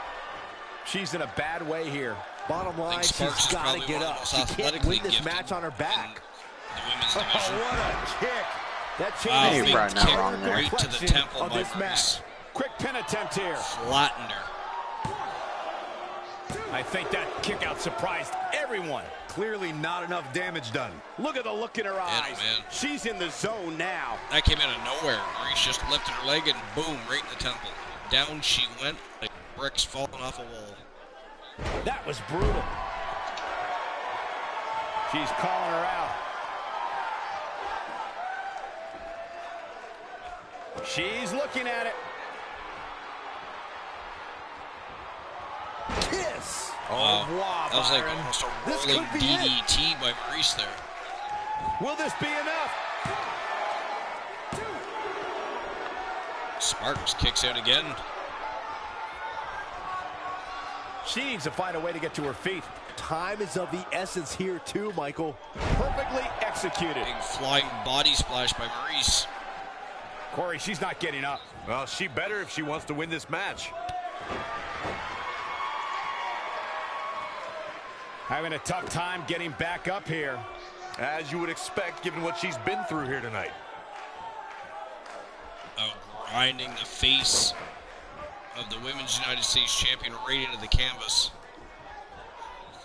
Gotta wonder how this is gonna end, Byron. Whatever happens, it's not going to be good. I can tell you that. Have you ever tasted canvas, Archer? I have never tasted canvas. Not Let me great. make a Have- tag have here. you kissed Look it? out. There's the tag. It's not great. That Nice changes the tag entire by Danny outlook Sparks. for In these women, comes Michael. Dynamite Jessie Lee Now, she's got all and the right launches moves. herself at Asuka. She wants to finish this. The boys outside the ring cheering on Dynamite Jessie Lee. Pile driver. Asuka needs a miracle. The #1 contenders in. Will this be it? The pin's broken Maurice up. quickly I can't breaks up believe the it. pin. Struggling to get upright here. And Jessie Tough Lee spot to makes be her in pay at this for it. point, Michael. Big Watch out. standing Wow, vertical what a suplex slam. by Dynamite Don't let Jessie the Lee, and beauty Maurice fool is you. down and She out. She has rolls power. outside the ring, and Jessie Lee Oh, goes man, right she's back to rolling work on now. Asuka.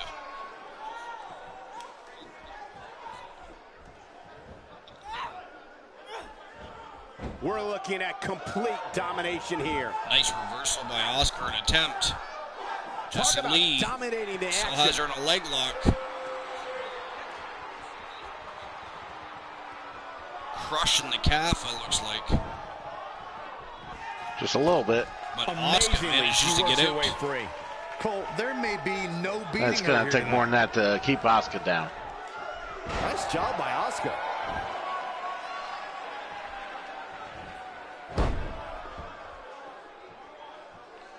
All right.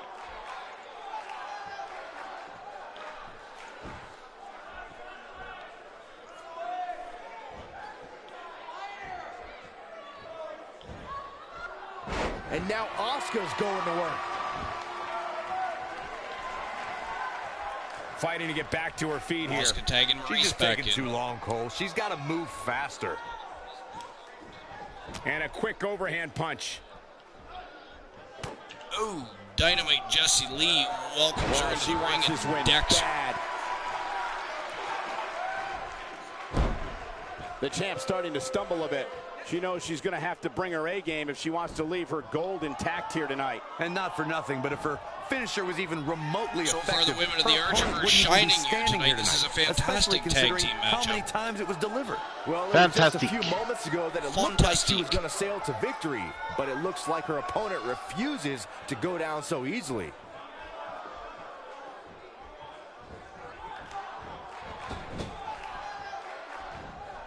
She's wasting no time taking over this contest.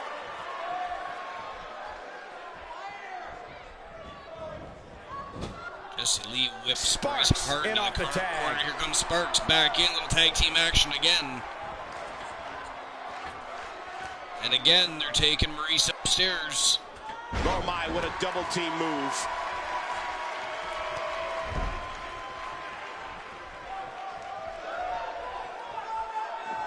Looking at it here. Good night. What a Stunner on Maurice by Danny now. Sparks. You hoping to end it here?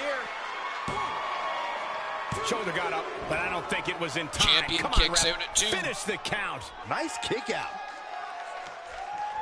And she hits the drop kick. She's got her in her sights. She might have it. Leg drop. Oh, and here comes the big leg drop. Oh, man, what a leg Danny drop. Sparks Don't be drops that surprised big if you leg try to right reach it. across Here's the the pin. throat. Title on the line. Wow, ladies and gentlemen, they did it. Danny Sparks and Dynamite Jessie Lee have defeated the Gatecrashers. They are the new Archerverse Women's Global Tag Team Champions. And that was a fantastic matchup. And both Maurice and Asuka have both been actively in feuds with Jessie Lee and Sparks outside of the tag team division. Now it looks like it's boiling over into the tag team division. I have a funny feeling that this one is far from over. But in the meantime, we have brand new Archerverse Women's Global Tag Team Champions. Here are your winners and the new Women's World Tag Team Archerverse points are being Champions. issued. Girl Dynamite, Jessie Lee. If you said that Asuka and Maurice the would Queen, not retain, Danny you just got a little bit richer. Sparks. Vicious and delicious. You heard the ring announcer. This one's over. And here's your winner. When you bring such a high level of intensity to the match, good things are bound to happen to you. Nothing better than a Whatever we great saw tag here, team truly matchup, a especially when great gold's on match. the line, and that was awesome.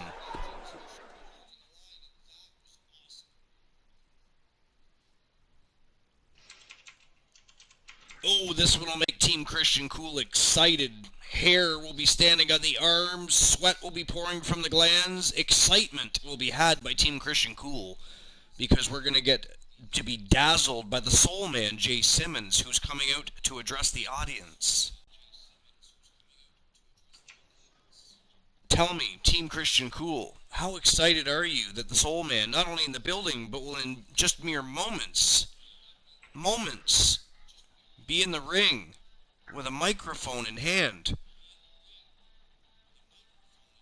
Not that exciting. You're not just a little bit interested? Maybe want an autograph or something? Nah, I'm good. I mean, Mr. T, what about you? Would you want an autograph from the Soul Man?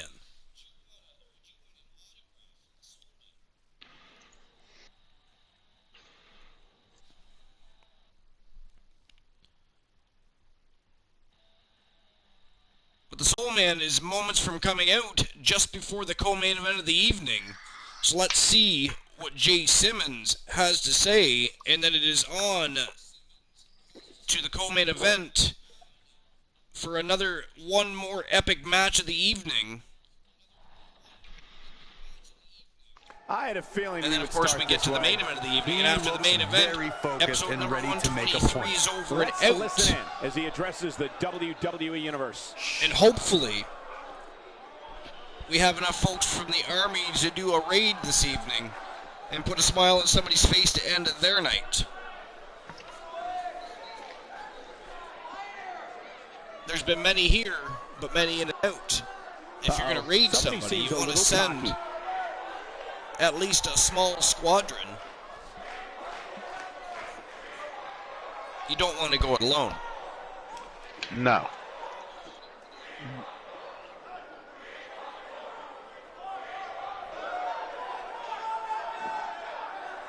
One of the most popular superstars in the WWE, no question.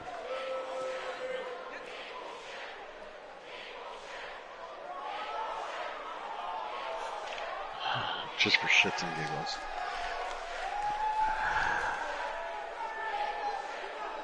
Yeah, seeing what their picture looks like open. Wow. Now Jay Simmons is calling out Andrew Orton. First Gabriel Michaels. Now does anybody else want to call out Andrew Orton? I mean, don't get me wrong. Michaels and Simmons are both former World Television Main Event champions, so I get it. But honestly, anybody else want to step up to the plate? I mean, look at the look on Orton's face. He's got to be frustrated here.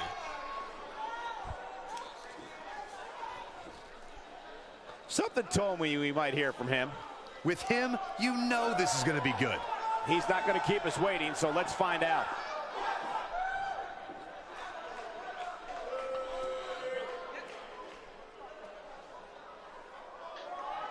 Is this the second time Orton's been called out tonight?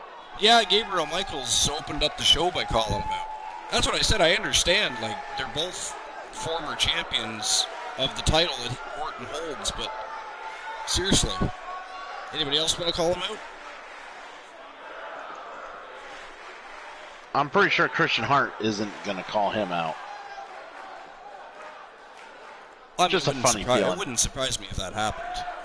No, Christian Hart knows Orton's not even in his league. Well, Christian Hart has yet to be a Grand Slam champion. As a matter of fact, nobody in Archerverse history has been a Grand Slam champion.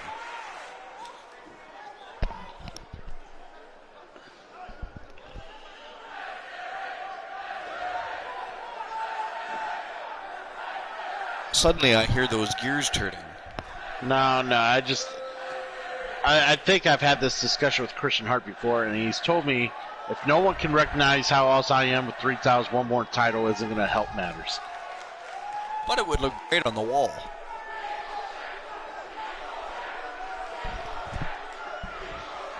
Yeah, and Christian Hart has also said, you know what else looks great on the wall? A pendulum clock. Art. Pendulum clock.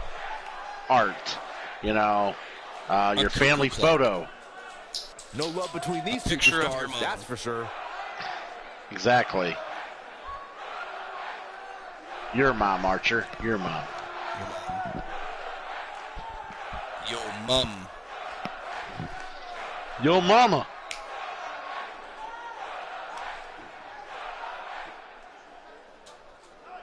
The fans are eating it up. I don't know, but Orton and Simmons apparently long-winded tonight.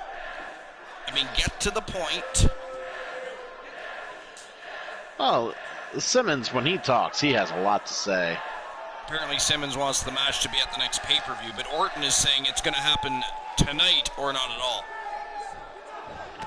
Oh, then he clotheslines Jay Simmons right off of his feet. As he should. As he should, says Christian Cool. The love between Team J Negative Gaming and Team Christian Cool is so evident that it's scary. Yeah. Yeah, the love. I did stop and give him some love the other day, so. Did you give him another? What? Did you give him another? I did. You did. Of course you did. I hit him, and then I told him figure out what to do with that gift. Over before it begins. Yeah, the referee just had no other choice. So Orton and Simmons ready to tear each other apart. It'll be interesting to see what happens with Orton tonight. Because again, he was called out earlier tonight for Gabriel Michaels from Team Spice FE. And now, Team J Negative Gaming and Jay Simmons are on the attack with the World Television Main Event Champion themselves. I mean, who else is going to call out poor Andrew Orton? Is he really that much of a threat in that division? I mean, he is the champion, I understand that. But is the whole roster going to call him out tonight? Crazy. That's what happens. Well, it's what happens when everybody challenges Christian Cool can't win, and they need to find someone else to pick on.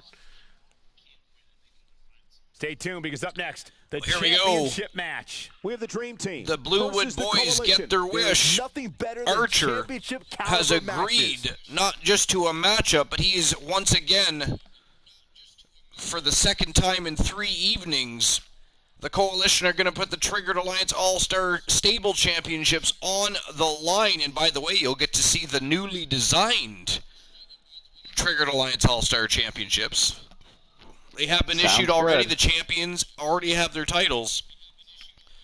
And now they're going to defend them against one of the most formidable tag teams in pro wrestling history, the Bluewood Boys, Cowboy Mason Blaze, the Rocker David Valentine, and of course the great Joshua Dabbs coming to the ring with his boys.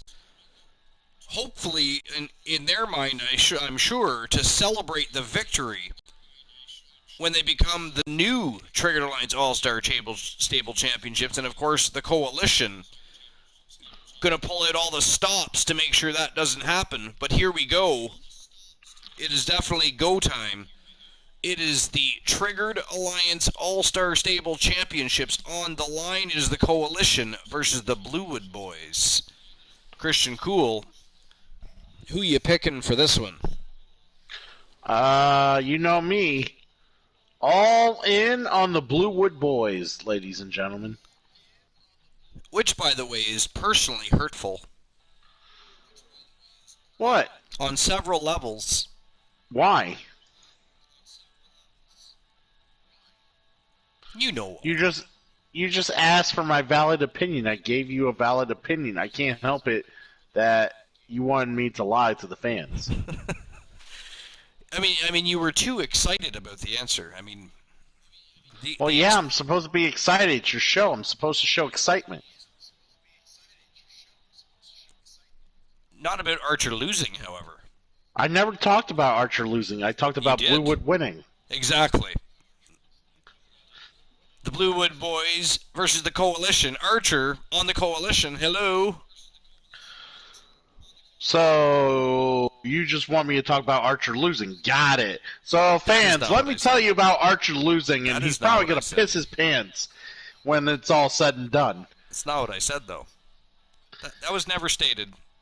Those words did not come out of my mouth. Well, explain what you mean, sir. I'm going to explain. What do you want from me? 2 minutes to make your bets. Betting lines are open. Is it going to be the Coalition defending their championships, or are the Bluewood Boys going to become the brand new Triggered Alliance All-Star Stable Champions? It's go time. The titles are on the line. Coalition, Bluewood Boys, right now. Let's go. Well, obviously, it's Bluewood Boys, so here we go. Your choices are diluted and disgusting. They're ghastly, sir. Ghastly? I don't think there's anyone in chat to let you know they're ghastly right now.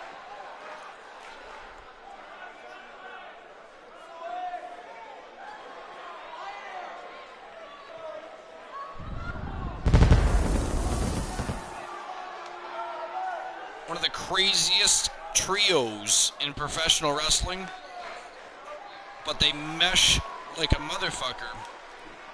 They are a formidable... Like a mother. Like a mother. They are a formidable group.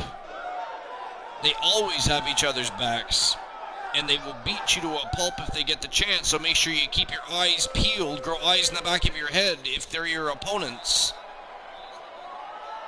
And whatever you do, don't bore them, because then we got to watch them beat you up and themselves up at the same time.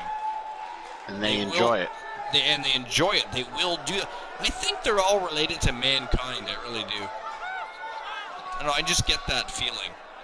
Well, Foley produced a very beautiful daughter in Noelle, so I wouldn't be surprised.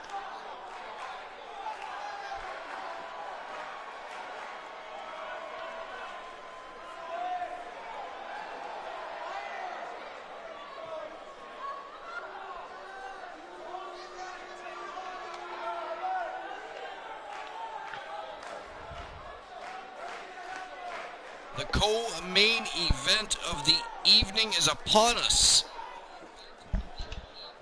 And it is the Triggered Alliance All-Star Stable Championships up for grabs. Again, second time in 3 nights. Most of the time you're lucky to see that championship on the line twice in a month. We've had it 2 times in 3 nights. Somebody has it out for Archer, trying to get him to lose his championships. And speaking of championships, have a look at the brand new The atmosphere inside Triggered this arena Alliance for this one All-Star is Stable absolutely Championships. insane, guys. And if you think this is insane, just wait until this thing kicks into high gear. You ain't seen nothing yet.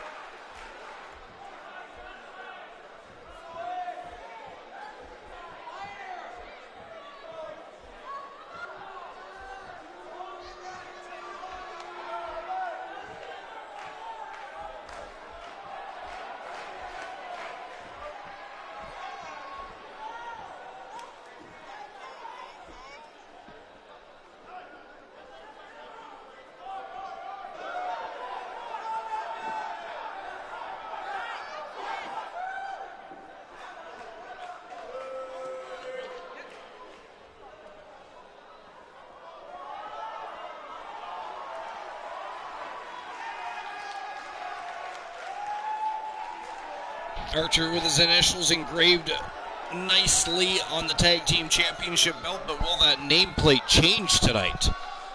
Can they retain for a second time in 3 nights? Or will the Bluewood Boys just be a little too much? Will they take home the gold and dethrone the champions? Well, we'll find out here in a moment.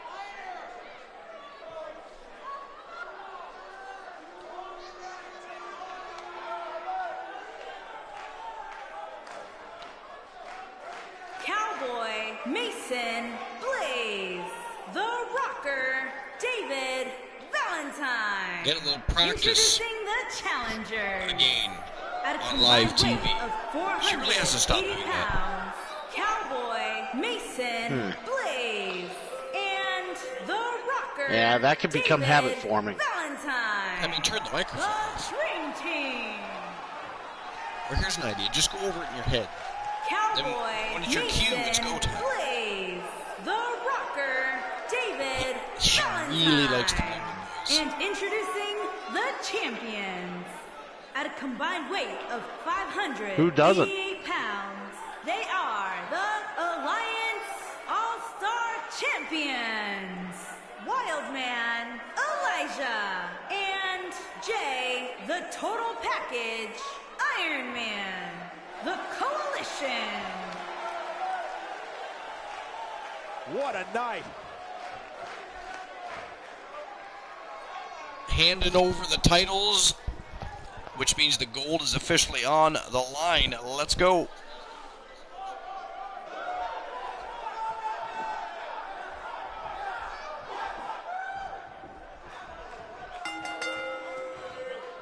Looks like we're ready to kick this thing off. These guys are undoubtedly going to give us a show here tonight. Archer with a military Byron, it press sounds to me like Canada's right Sin off City the hop. is just as adrenaline Ooh. for this one as we are. Nice European uppercut to boot. Plenty of force behind that chop. Mason Blaze, though, retaliating. Big time slam right nice there. suplex on Archer. Yeah, he's showing the coalition and not sleep on his ass. You can feel it in the first few rows. Blaze decks Archer, but Archer quickly retaliates. Now he's on the attack again. Ooh, collision.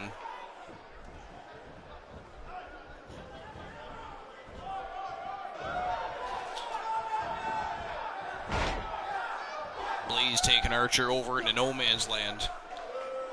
At least no man's land when it concerns the coalition. If you're Mason Blaze, that's exactly where you want Archer to be.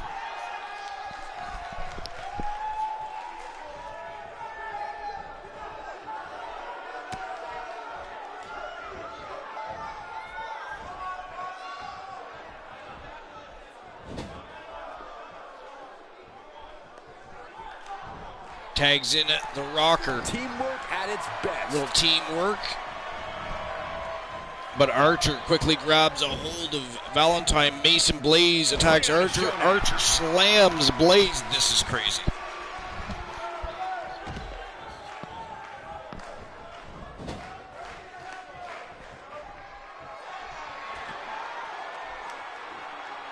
Tree of woe for David Valentine.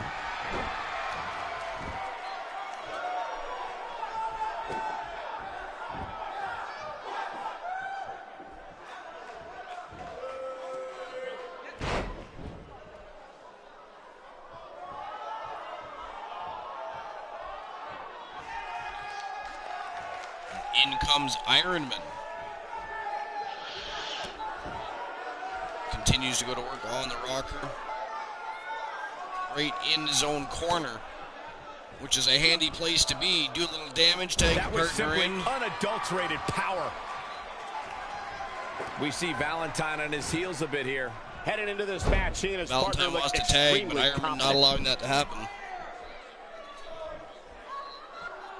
Dabs up on the ring, distracting Ironman, and the rocker back to his feet.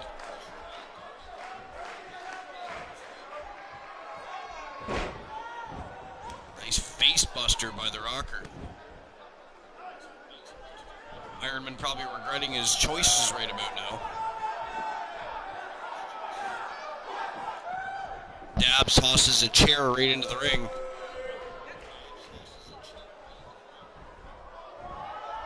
Referee doing nothing about that. Chair is still sitting right in the middle of the ring.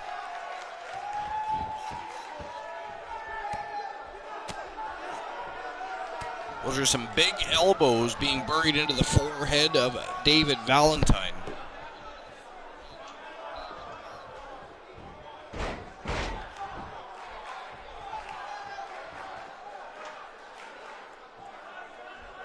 Here he goes. Big spot in the match here. This might be it, guys.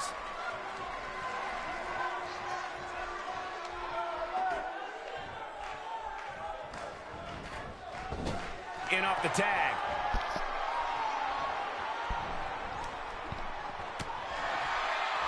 More quick tag team work by the coalition.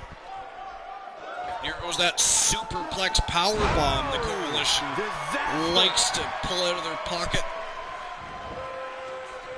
His shoulders are down.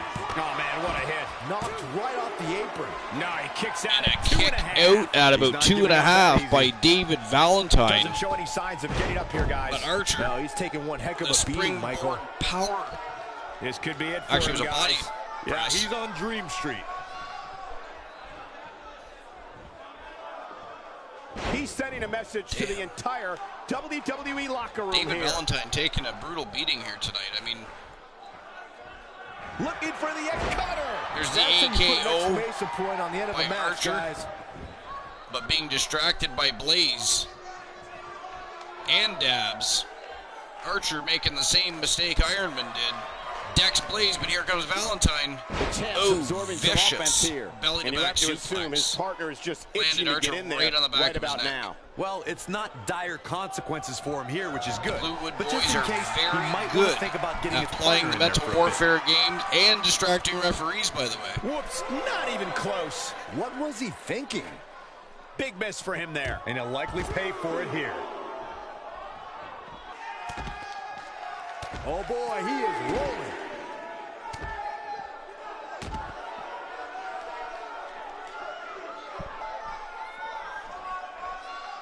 Archer in a little bit of trouble here. He wants no part of the outside. A crushing elbow delivered. That was a big elbow right to the throat. And Byron, he's still down after that one. Yeah, that did some big-time damage, Michael. Looks like he wants back in this match. That certainly looks to be the case, Michael. And if he hits this one's over. Elbow drop. Rocker elbow drop. Slipping away here. He's got moving like Archer a man right possessed. where he wants him in the middle of the ring. Oh, boot right to the face. Archer side up. Valentine kicked him right in the throat. Shin hit him in the face. Foot in the throat. He's not doing so hot. He is not. Archer waiting for Valentine to come to his senses. Looking for the win. Bit of a cocky move there by Archer. That could have went the wrong way. Oh yeah, that could have. From this. Game, set, Big match. This one is power over. bomb. Talk about getting knocked into the But middle of Blaze next week. breaks up the pin. Archer decks Ironman. No, he's got to get up, and he's Oops. got to get up now. Did you see that? How can I not see it? That's not going to sit well later tonight, I almost guarantee it. Accident or not, Ironman is going to be pissed about that one. He'll let them know about it for sure. Tagged in. Back in comes Ironman. Going to be tough for him to fight back from this. Well, the first thing he needs to do is get back to his feet, which is clearly Immediately, easier said Valentine than with a done. big elbow to the belly. But Ironman He has something big with for an him. Gets to the armbar ropes, forcing takedown. the break. And Michael, I have to Drags question the decision Valentine to go for down a to the submission canvas. So close to the ropes. Wow, he just slammed him with ease.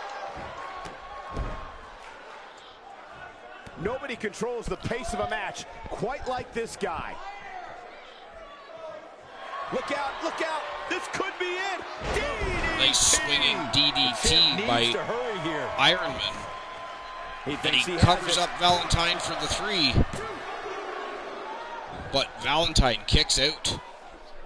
The Bluewood boys are still alive, and this matchup still continues. He's really taking over this match now.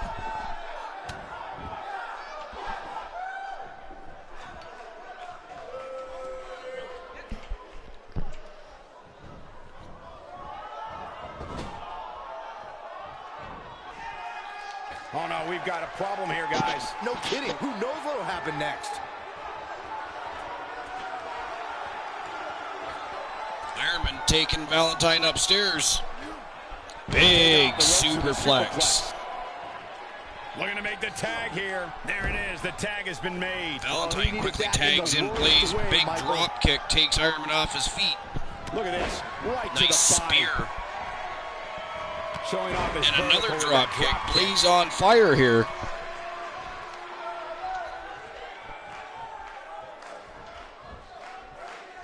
Scoops up the big man on his shoulders. He is a one-man And a game in there. flapjack. He's taking a long Ironman time to ate get up, canvas. guys. Perhaps playing a little possum here, Cole.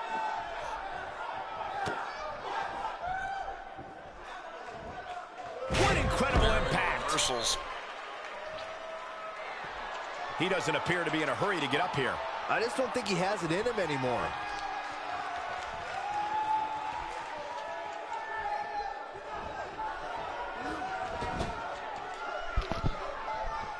Tagged in. Another quick tag. In comes Archer. Got some tag team action happening here. That's a great And a example big of teamwork elbow right right to there. the spine. Archer quickly covers Blaze And he up, goes for the pin. but Blaze kicks out at 2. Oh, and he's still down, Byron. Things definitely aren't looking very good for him right now.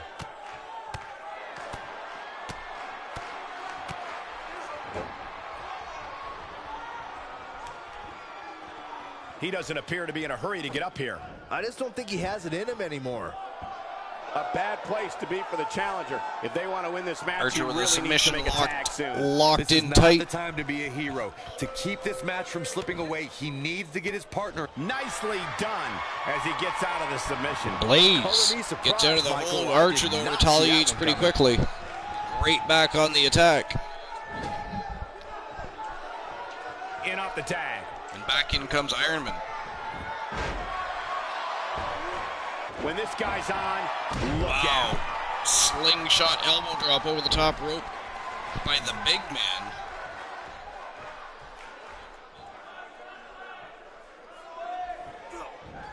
Dave Devious just Tag team standing championship outside up the for ring, grabs. watching his Which partners team go to wants war. it more? Comes in off the In tag. the process of defending their tag titles. That's a great example of teamwork right there. Really Stable needs to get the championships corner are and make highly a sought tag. after by Otherwise, this many match may be teams over and sooner factions than later. in the Archerverse universe. Looks like another Wow, victory for Archer the cuts champ, Michael. open Mason Blaze with an AKO, and now insult to injury. He's burying some elbows right in that open wound. Yeah, that wound's going to have a hard time healing Archer the more he works into it. Well, those elbows did not help it any, that is for sure. Now, how come it feels like every time the Coalition has a match against somebody, they want to take their time? Like, it's like they pick at their food. No kidding. Stop toying with your food and just eat it. We've seen some great tag team action over Love the superplex powerbomb. And Shoulders down. Ironman Championship on the line. pins Blaze to the mat. Wow, he kicked out. He's playing Blaze now. kicked out of that move. Crazy. He's looking at it. That is crazy. But Ironman scoops him right back up. Huge slam right there. Just when you thought we were going to crown a new champion. What a slam, Michael. Ironman pins Blaze again. Archer gets across the ring, interferes. Ironman gets the pin, and the Coalition pick up the big victory and retain their Triggered Alliance All-Star Stable Championship, so they will head to SummerSlam as the champions.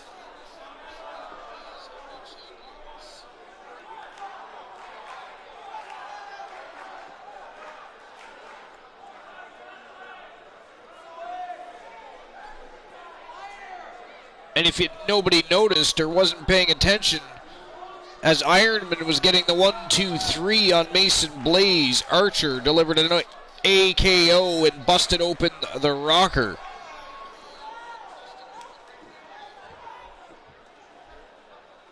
The Bluewood boys always show up to fight, but they had a bit of a bad evening, a rough evening tonight, if you will. Here are your winners, and still the Alliance All-Star Champions. This is just not, Elijah and This is Jay quality not television. my night bet. It really has not. Ironman, the Coalition. And there's your winner via pinfall.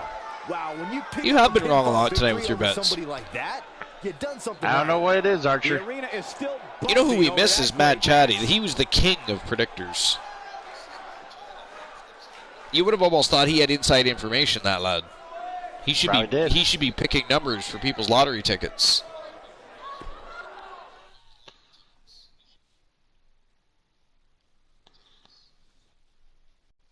Robert Rage.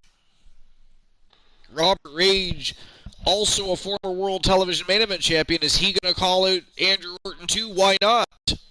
And after him, we should just call out the rest of the main roster. They can have a go at him too. But with Robert Rage, this could be a lot of things. They are chasing tag team gold. They are an undefeated tag team. There's been rumors that they're going to expand and become a faction, so they could be chasing the Triggered Alliance All-Star Championships. But Rage is also a fiend when it comes to singles gold, so this could be about a number of things. But I'll be honest, I would find it slightly amusing if he, too, was trying to interject himself back into the World Television Main Event Championship picture and called it Andrew Orton with Gabriel Michaels. And God, who knows else who is going to call him out tonight. Yeah, anything could happen here, Archer.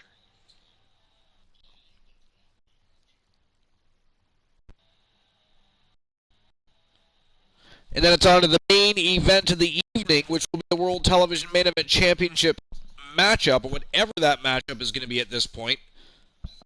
I mean, I feel sorry for Andrew Orton, to be honest, right now. I mean, if any of these guys get their way, Orton is going to have one hell of a rough evening. One hell of a rough evening.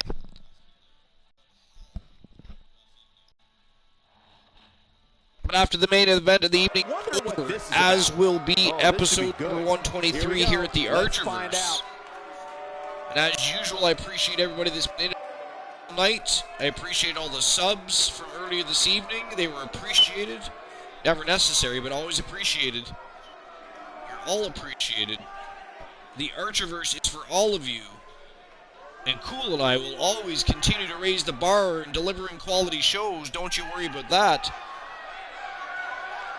And don't forget, after SummerSlam, which is less than 2 weeks away, on the Coolverse channel, Christian Cool's channel, we're going to run ourselves a lottery draft, baby. Yeah. It will probably be, on a Wednesday night or something. It'll be right after my night stream. We'll just carry on right from that and do the draft. We will do the draft.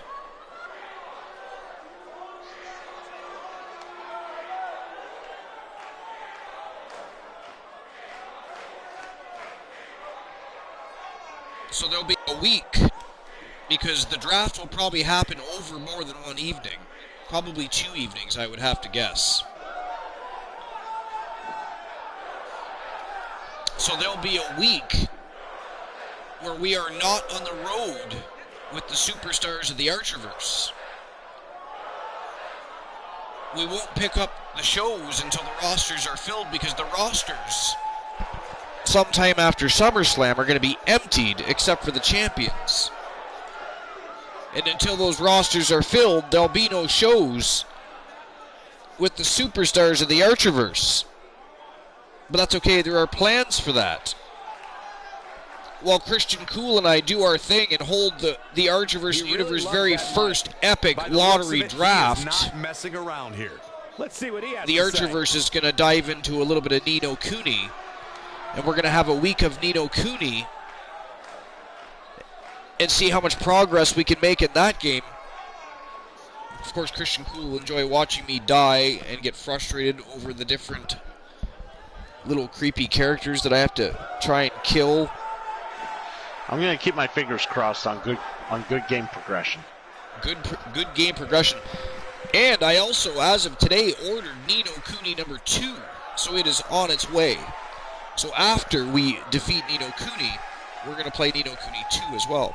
And then Christian Hart and I have decided that after that, here at the Archerverse, we're going to run the grounds with a little Kingdom Hearts. That'll probably be about 2 years away. 2 years away. You eat shit, Cool. Although, to be fair, he might not be wrong. Okay. Thank you. But speaking of Nino Cooney, tomorrow night we're going to be playing a little Nino Cooney. So make sure you tune in to the Archerverse for episode number 124. We're not going to be on the road with the superstars of the Archerverse, but we are going to be diving into the second country and playing some Nino Cooney and having a good time, some great conversations, and probably watching and listening to Cool make fun of my gameplay all night long. But it'll be a good Like time, so make sure you tune in. But we do still have one more match to go, the main event of the evening, the World Television Main Event Championship on the line. Proper respect. And it looks like Robert Rage did call out Andrew Orton. So Andrew Orton has now, this evening, been called out by 3 different people. I mean, seriously. So I, after basically I had a birdie in the back tell me I had her run into Orton after his 3rd call out. She asked him what's it like to be the most popular superstar in the Archerverse, and he said he didn't care. He just knew that he was going to defend that title. He knew he was going to have to defend it against all comers. And unfortunately, he didn't expect to have to do it all in one night.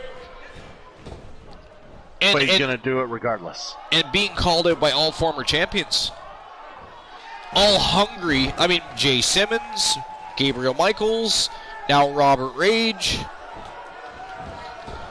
Let's just say if he puts on a good title defense tonight, well, maybe some good things will look up for him in the future. Never know.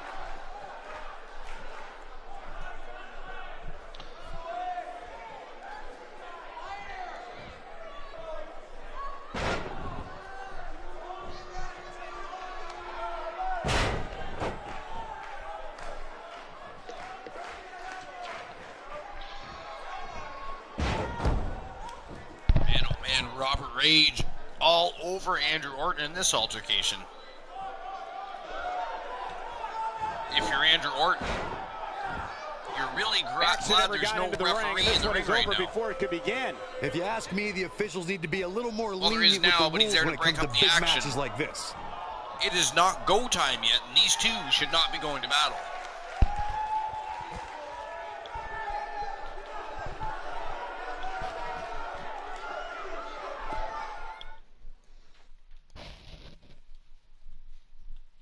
We've been waiting a long time for this. The championship is up for grabs right here. Look at this. Not only does he have to worry about Gabriel Michaels and Simmons, former World Television Main Event champions, the great Joshua Dabbs, and the icon Dave Devious getting in on this bad boy.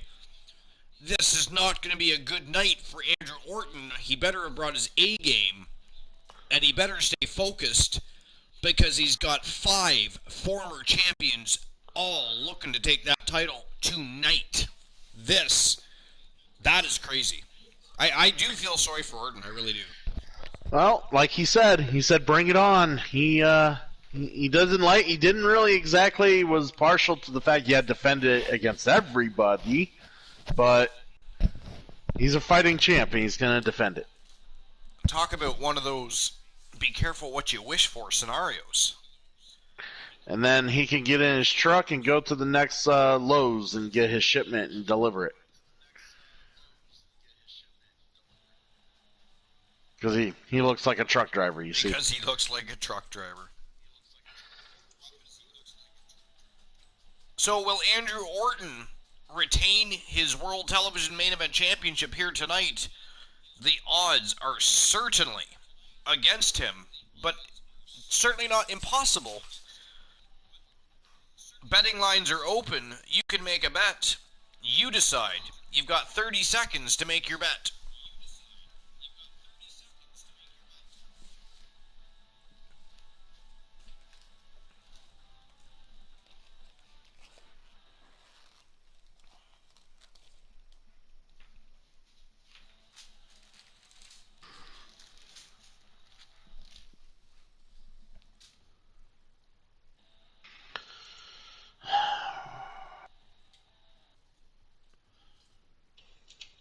Alright, here we go.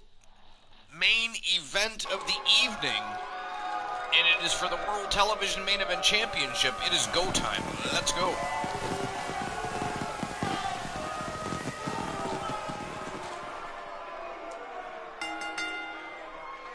Introducing the challenger from Windsor, Ontario, Canada, weighing in at 239 pounds. Robert Rage ready to go. He's coming out first. Rage. It's a big-time opportunity, Byron, as the title will be on the line here. You're right, Michael. And judging from the response on social media heading into this match, we're likely to see a new champ crowned here tonight. Well, it looks like Byron Saxon seems to think This is that without a doubt one of the biggest matches of his Andrew career, Orton's guys. not gonna And fare so everything well here changes tonight for against him if the he's other able to 5 walk out of here members as the in this champion. matchup. That's when you start making the big bucks and all the Considering endorsement the deals odds, and movie offers start wouldn't you think pouring that in. too? It's definitely life-changing.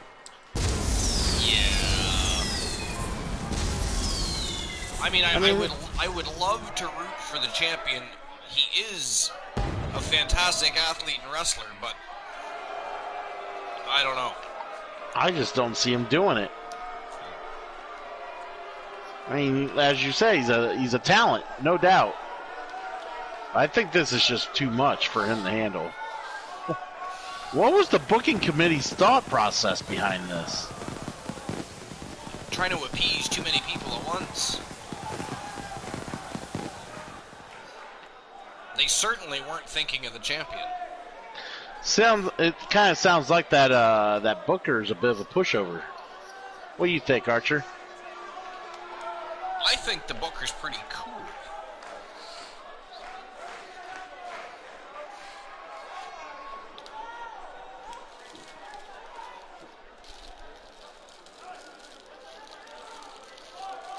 All right. The Soul Man Jay Simmons dazzling as usual with his cinematic entrance to the ring.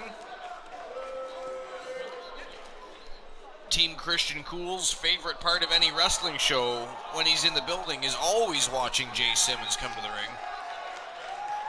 Boring.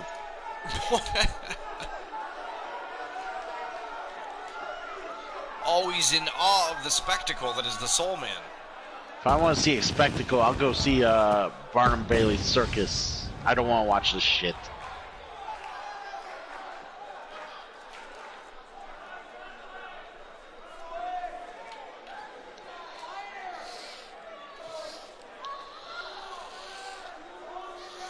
But the kids love his sunglasses. They do. And Much like Bret the introducing Hitman Hart. the challenger from Handing his Boston, glasses to an Massachusetts, unsuspecting weighing youngster. in at 225 pounds, Soul Man. Hey, I wanted to be Jay that youngster one day. Simmons. It's noble. Here we go. This is the match a lot of these people came to see tonight. And with good reason, Michael. This one's been brewing for quite some time. Like, oh, Brett gave me the glasses. Man, the hero noticed Though me. I'd say he definitely has his work cut out for him here tonight. Yeah, this one's not going to be easy, that's for sure. But hey, is anything worth doing ever easy?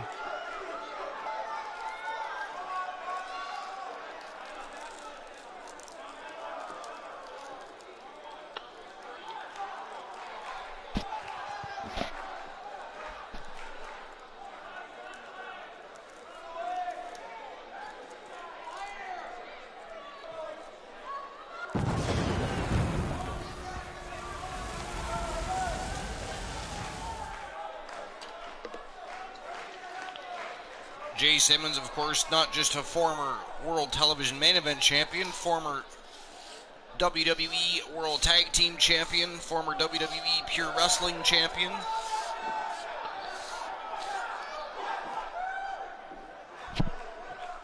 Former midlife crisis survivor, or still suffering? Former midlife crisis survivor. And introducing Or is he still the suffering? I don't know. challenger from St. Louis, Missouri, weighing in at 235 pounds. And here comes one of the greatest athletes in the Archiverse today from Team Spice FE. Guys, this one promises to be He's a great showman, great wrestler, great athlete. But as they say, promises are made to be broken, Michael. Though in this case, He's the I think we're showstopper, safe. Gabriel Michaels. But it's going to take the performance of a lifetime to Oh walk yeah, out he's the here showstopper, as all right. champion. Showstopper. As in- Knows that, Michael. as If in anybody's up everyone to the leaves task, when they have to it's watch him. certainly him. The show's over.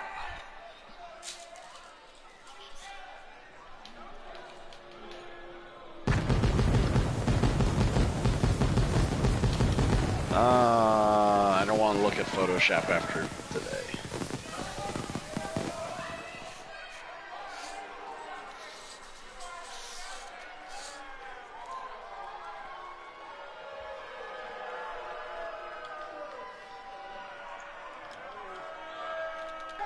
Michael's a former two-time World Television Main Event Champion, looking to become a three-time champ tonight.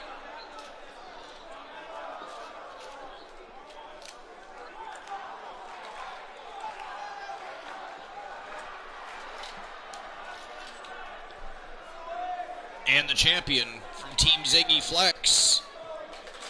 He's been in the world title picture. He's had a successful career thus far, only losing one matchup since his debut in singles competition.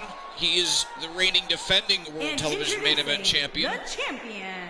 He is the From legend killer, Sarasota, Andrew Orton. Weighing in at 240 pounds, he is the World Television Champion. The legend killer, Andrew Orton. The atmosphere inside this arena for this one is absolutely insane, guys. And if I you shall think return this is promptly. insane, just wait until this thing I kicks assume into you can high hold gear. down the fort. You ain't seen nothing yet. Yeah, I'll hold down the fort for you. I did hear you're a little bit talented. I heard you're And a by little the cool. looks of things, I would say the champ is in no mood for Awesomeness. playing games here tonight. See if Nor that's should true. he be, Michael. The moment the champ All takes right. the pedal Well, off the metal we'll is find the out. moment he'll lose that title.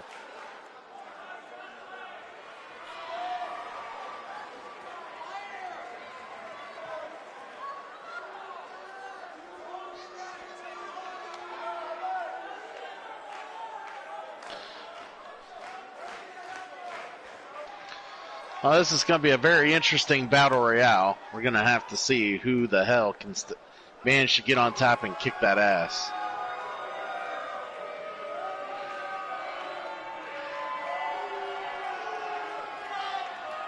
And introducing the challenger. I just don't From New see York, Orton weighing retaining in this at title when it's all said and done. 250 pounds, the great Joshua. There's just no way, Guys, no you how. have to think that this battle royal will be one for the ages. Truer words may never have been spoken, Michael. This battle royal has all the elements of an instant classic. And for him, he's looking at a potentially career-altering opportunity here tonight. You're absolutely right, Michael. A win here tonight not only makes him champion, but can change his whole life as well. Once you get gold around your waist, that's when the big bucks start coming in.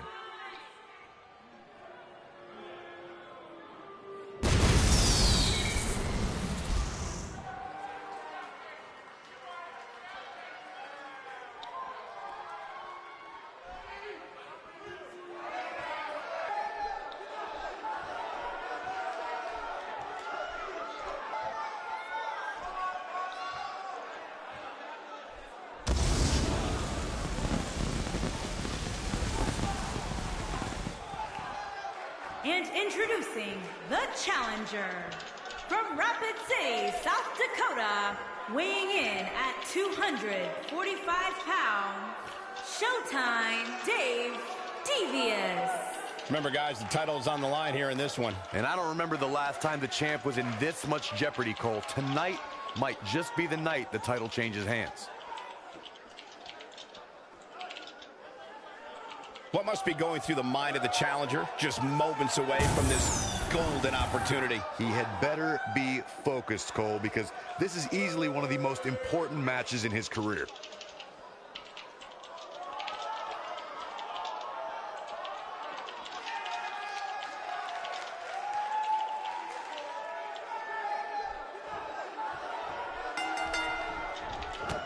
And guys, we're ready to get this match started. And many people are predicting a new champion being crowned here tonight. That seems a bit premature to me, though. And given how good the champs looked of late, there will be no room for error for the challenger here tonight. Definitely going to be sore in the morning now. I don't like the look in his eye here, folks. Look out, head first. Looking to catch him off guard. Very curious move to go for a pinfall at this point. Still seems a little early. Nice. Give me some thoughts on Return Michaels. of the host of the What most. can the WWE Universe expect from this guy? I don't think I've ever Chaos seen a more underway, I see. confident look, Cole. Oh, And in yes, title lots of matches, chaos believing ensuing in yourself this is key. Otherwise, you're dead in the match. water. Yeah, and you know what they say, if you want to be the best, you got to beat the best. That's the task at hand right here. The strikes have a little extra on them tonight. And of course, Simmons and Dabs always find their way to each other when they're in the same. The challenger's starting to slow down a bit here. So much on the line here in the match for him. This is certainly trending in the wrong direction for him, guys. He's going to have to get it together if he wants to win this battle royal. Hey, I love the way he competes with so much respect, but now might actually be the time for him to stop being Mr. Nice Guy. Never gone. Driver. That could be a game changer. No, they have not. He's got him, and he just found out that's not the place you want to be. He might have it. An emphatic finisher. He's back in control here.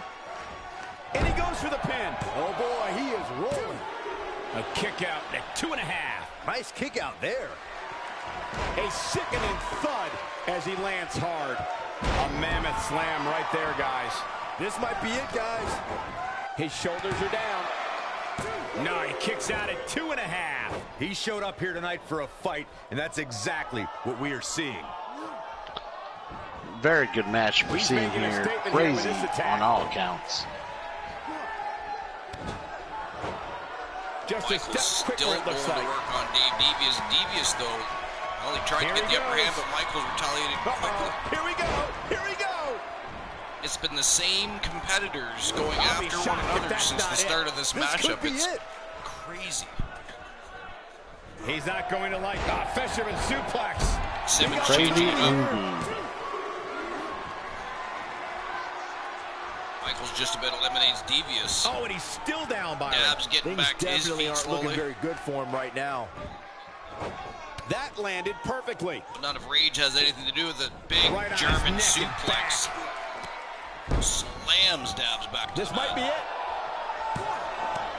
Kick out at the last moment. Just needs to do more damage. By Gabriel he slams Michaels. him down with authority. He's tuning up the band. Perfectly executed.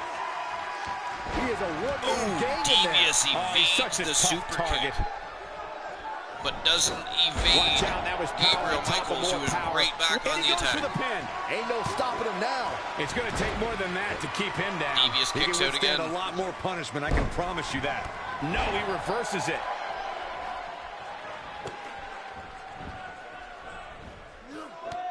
Few superstars are as dominant as this guy. The challenger looking absolutely exhausted in there. The champ seems to have his number here tonight. And you get the feeling that he's not going to look back at this match with great fondness. Rage now going to battle. This could do it. Simmons has picked up pieces attitude out of him. Orton that were left over by Robert Rage. But is it enough to end it? There is no quit in this man tonight. Oh boy, he is rolling. A second time. Simmons showboating. Probably not the place and time for that, but flips the script on him there. And there it is. Here's his moment, Michael. This might be the end of the road for him, Byron. Well, if he can't get back to his feet, you're absolutely right. So painful.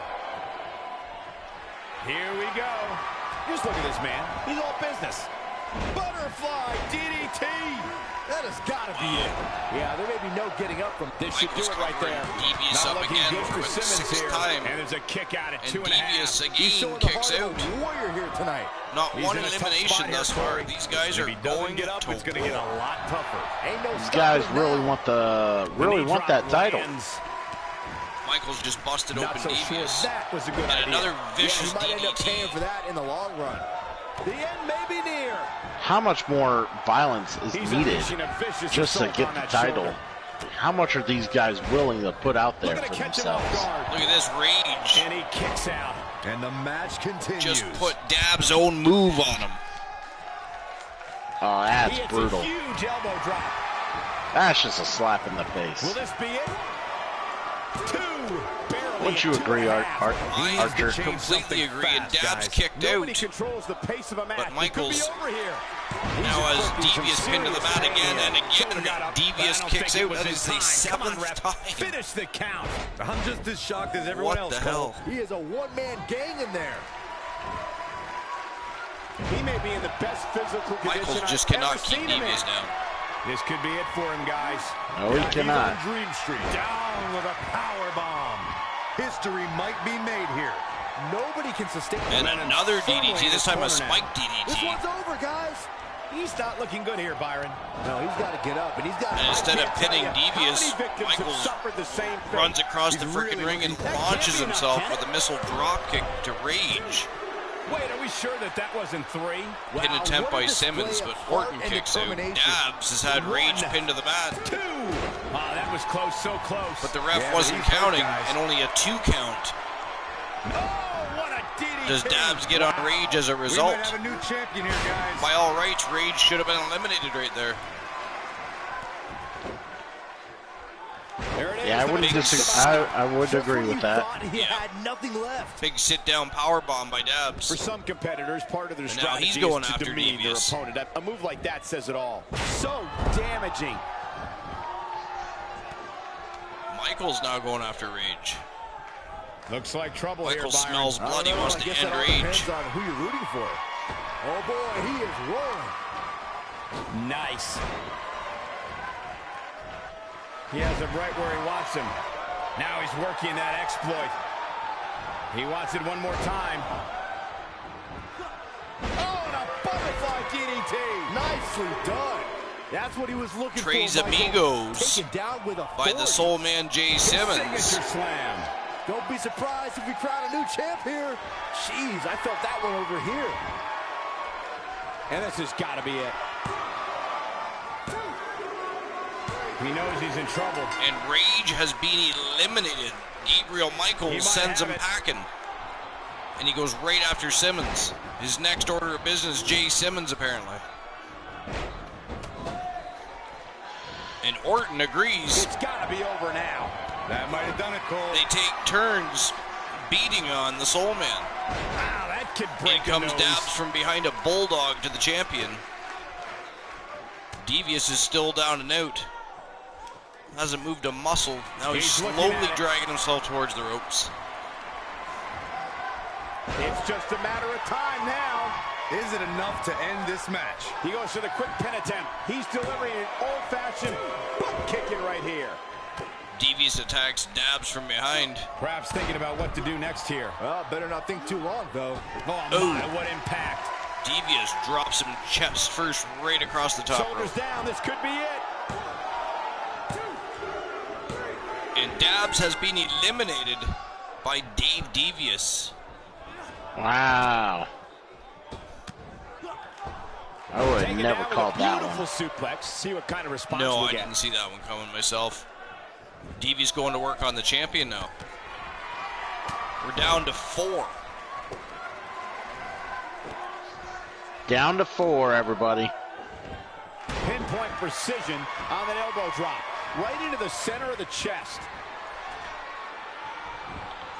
Incredible! Oh, Oh, he turns it around. look at that. Orton catches him mid-flight. The damage has been Wow. done. That was impressive. He has something big planned. Here's the pin. Orton Title covers on the line. Devious up, That was nowhere and near a he 3 keeps count. him down for the Just pin. out. Dave Ain't no Devious stopping has him been now. eliminated. We are down to Momentum 3. clearly in his corner. And the champion still very much alive in this could be it, match. guys. And Byron, he's still down after that one. Yeah, that did some big time That's damage, also Michael. something I didn't expect either. Michaels takes He's out still not Simmons, moving, guys. takes He out the might be champion. out, He's Cole. tuning up the band. He is a warrior Oh, gang in there. went for the super Dodges a kick, but bullet there. Orton evaded. Impressive. And now Simmons one attacks more Michaels from time. behind. Here we go. We're going to have a soul driver. But no, Michaels reverses. He's going to use... Oh, no, a counter. Used Simmons' own move against him. No, reverses it. Orton goes to He's attack not getting Michaels up. from behind, but You can't Michaels like his must have had chances eyes in the right back of his head. He evaded. Takes out the Showing champion. very few signs of life here. Yeah, there's no way he comes back. Quickly into the cover with a title on the line. Champion kicks out at 2. The Soul Man attacks Michaels immediately. A wild overhead punch wreaking havoc in here. Oh, the strength. And there's an extremely destructive strike. Here he goes for the win.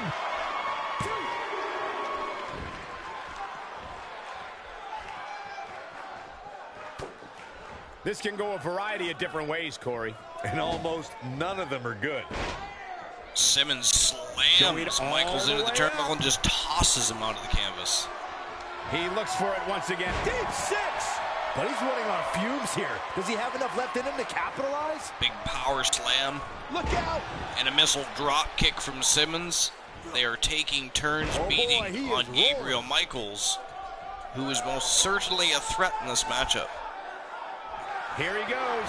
I hear it's a good idea. Take out the threat. That way you got a better chance for yourself to win the title. He's as surprised as you guys are. A soul driver to Michaels and a drop kick to the back And there's the schoolboy. of Andrew Orton. Simmons pins the champion, but the champion kicks out. This guy's a machine. Michaels back Doesn't to show his any feet. signs of getting up here, Simmons guys. doesn't see him. He's taking one heck of a beating, Michael. Simmons in a bad way here. He put up a good fight, but it may be the end of the line for the challenger here tonight.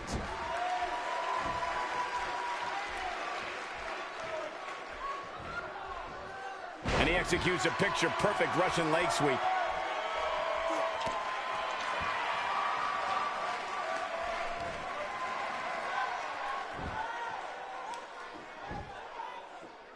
This is what makes him one of the best in the business. Looking for the finish.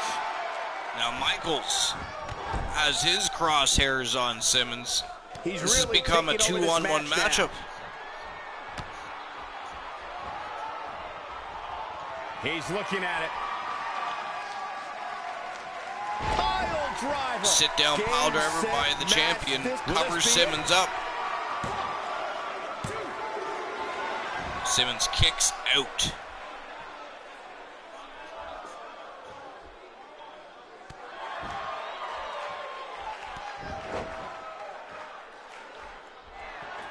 We have seen him here before. Champion doing a little showboating. Michaels might tuning be it. up the band, but Orton interferes in that again. This one's over. 2. There we go. The champion is eliminated. Simmons, we're down to 2. It is Gabriel Now he's Michaels working that versus exploit. Andrew Orton. Wow. Butterfly DDT busts open the champion. Do it right there. Wow, there you have it. Six-man match is all over.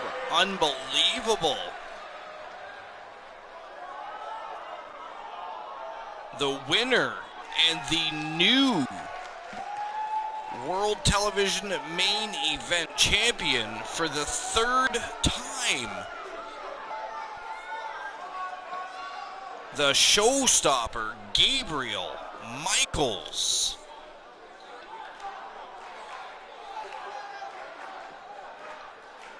Unbelievable. That's crazy. That is unbelievable.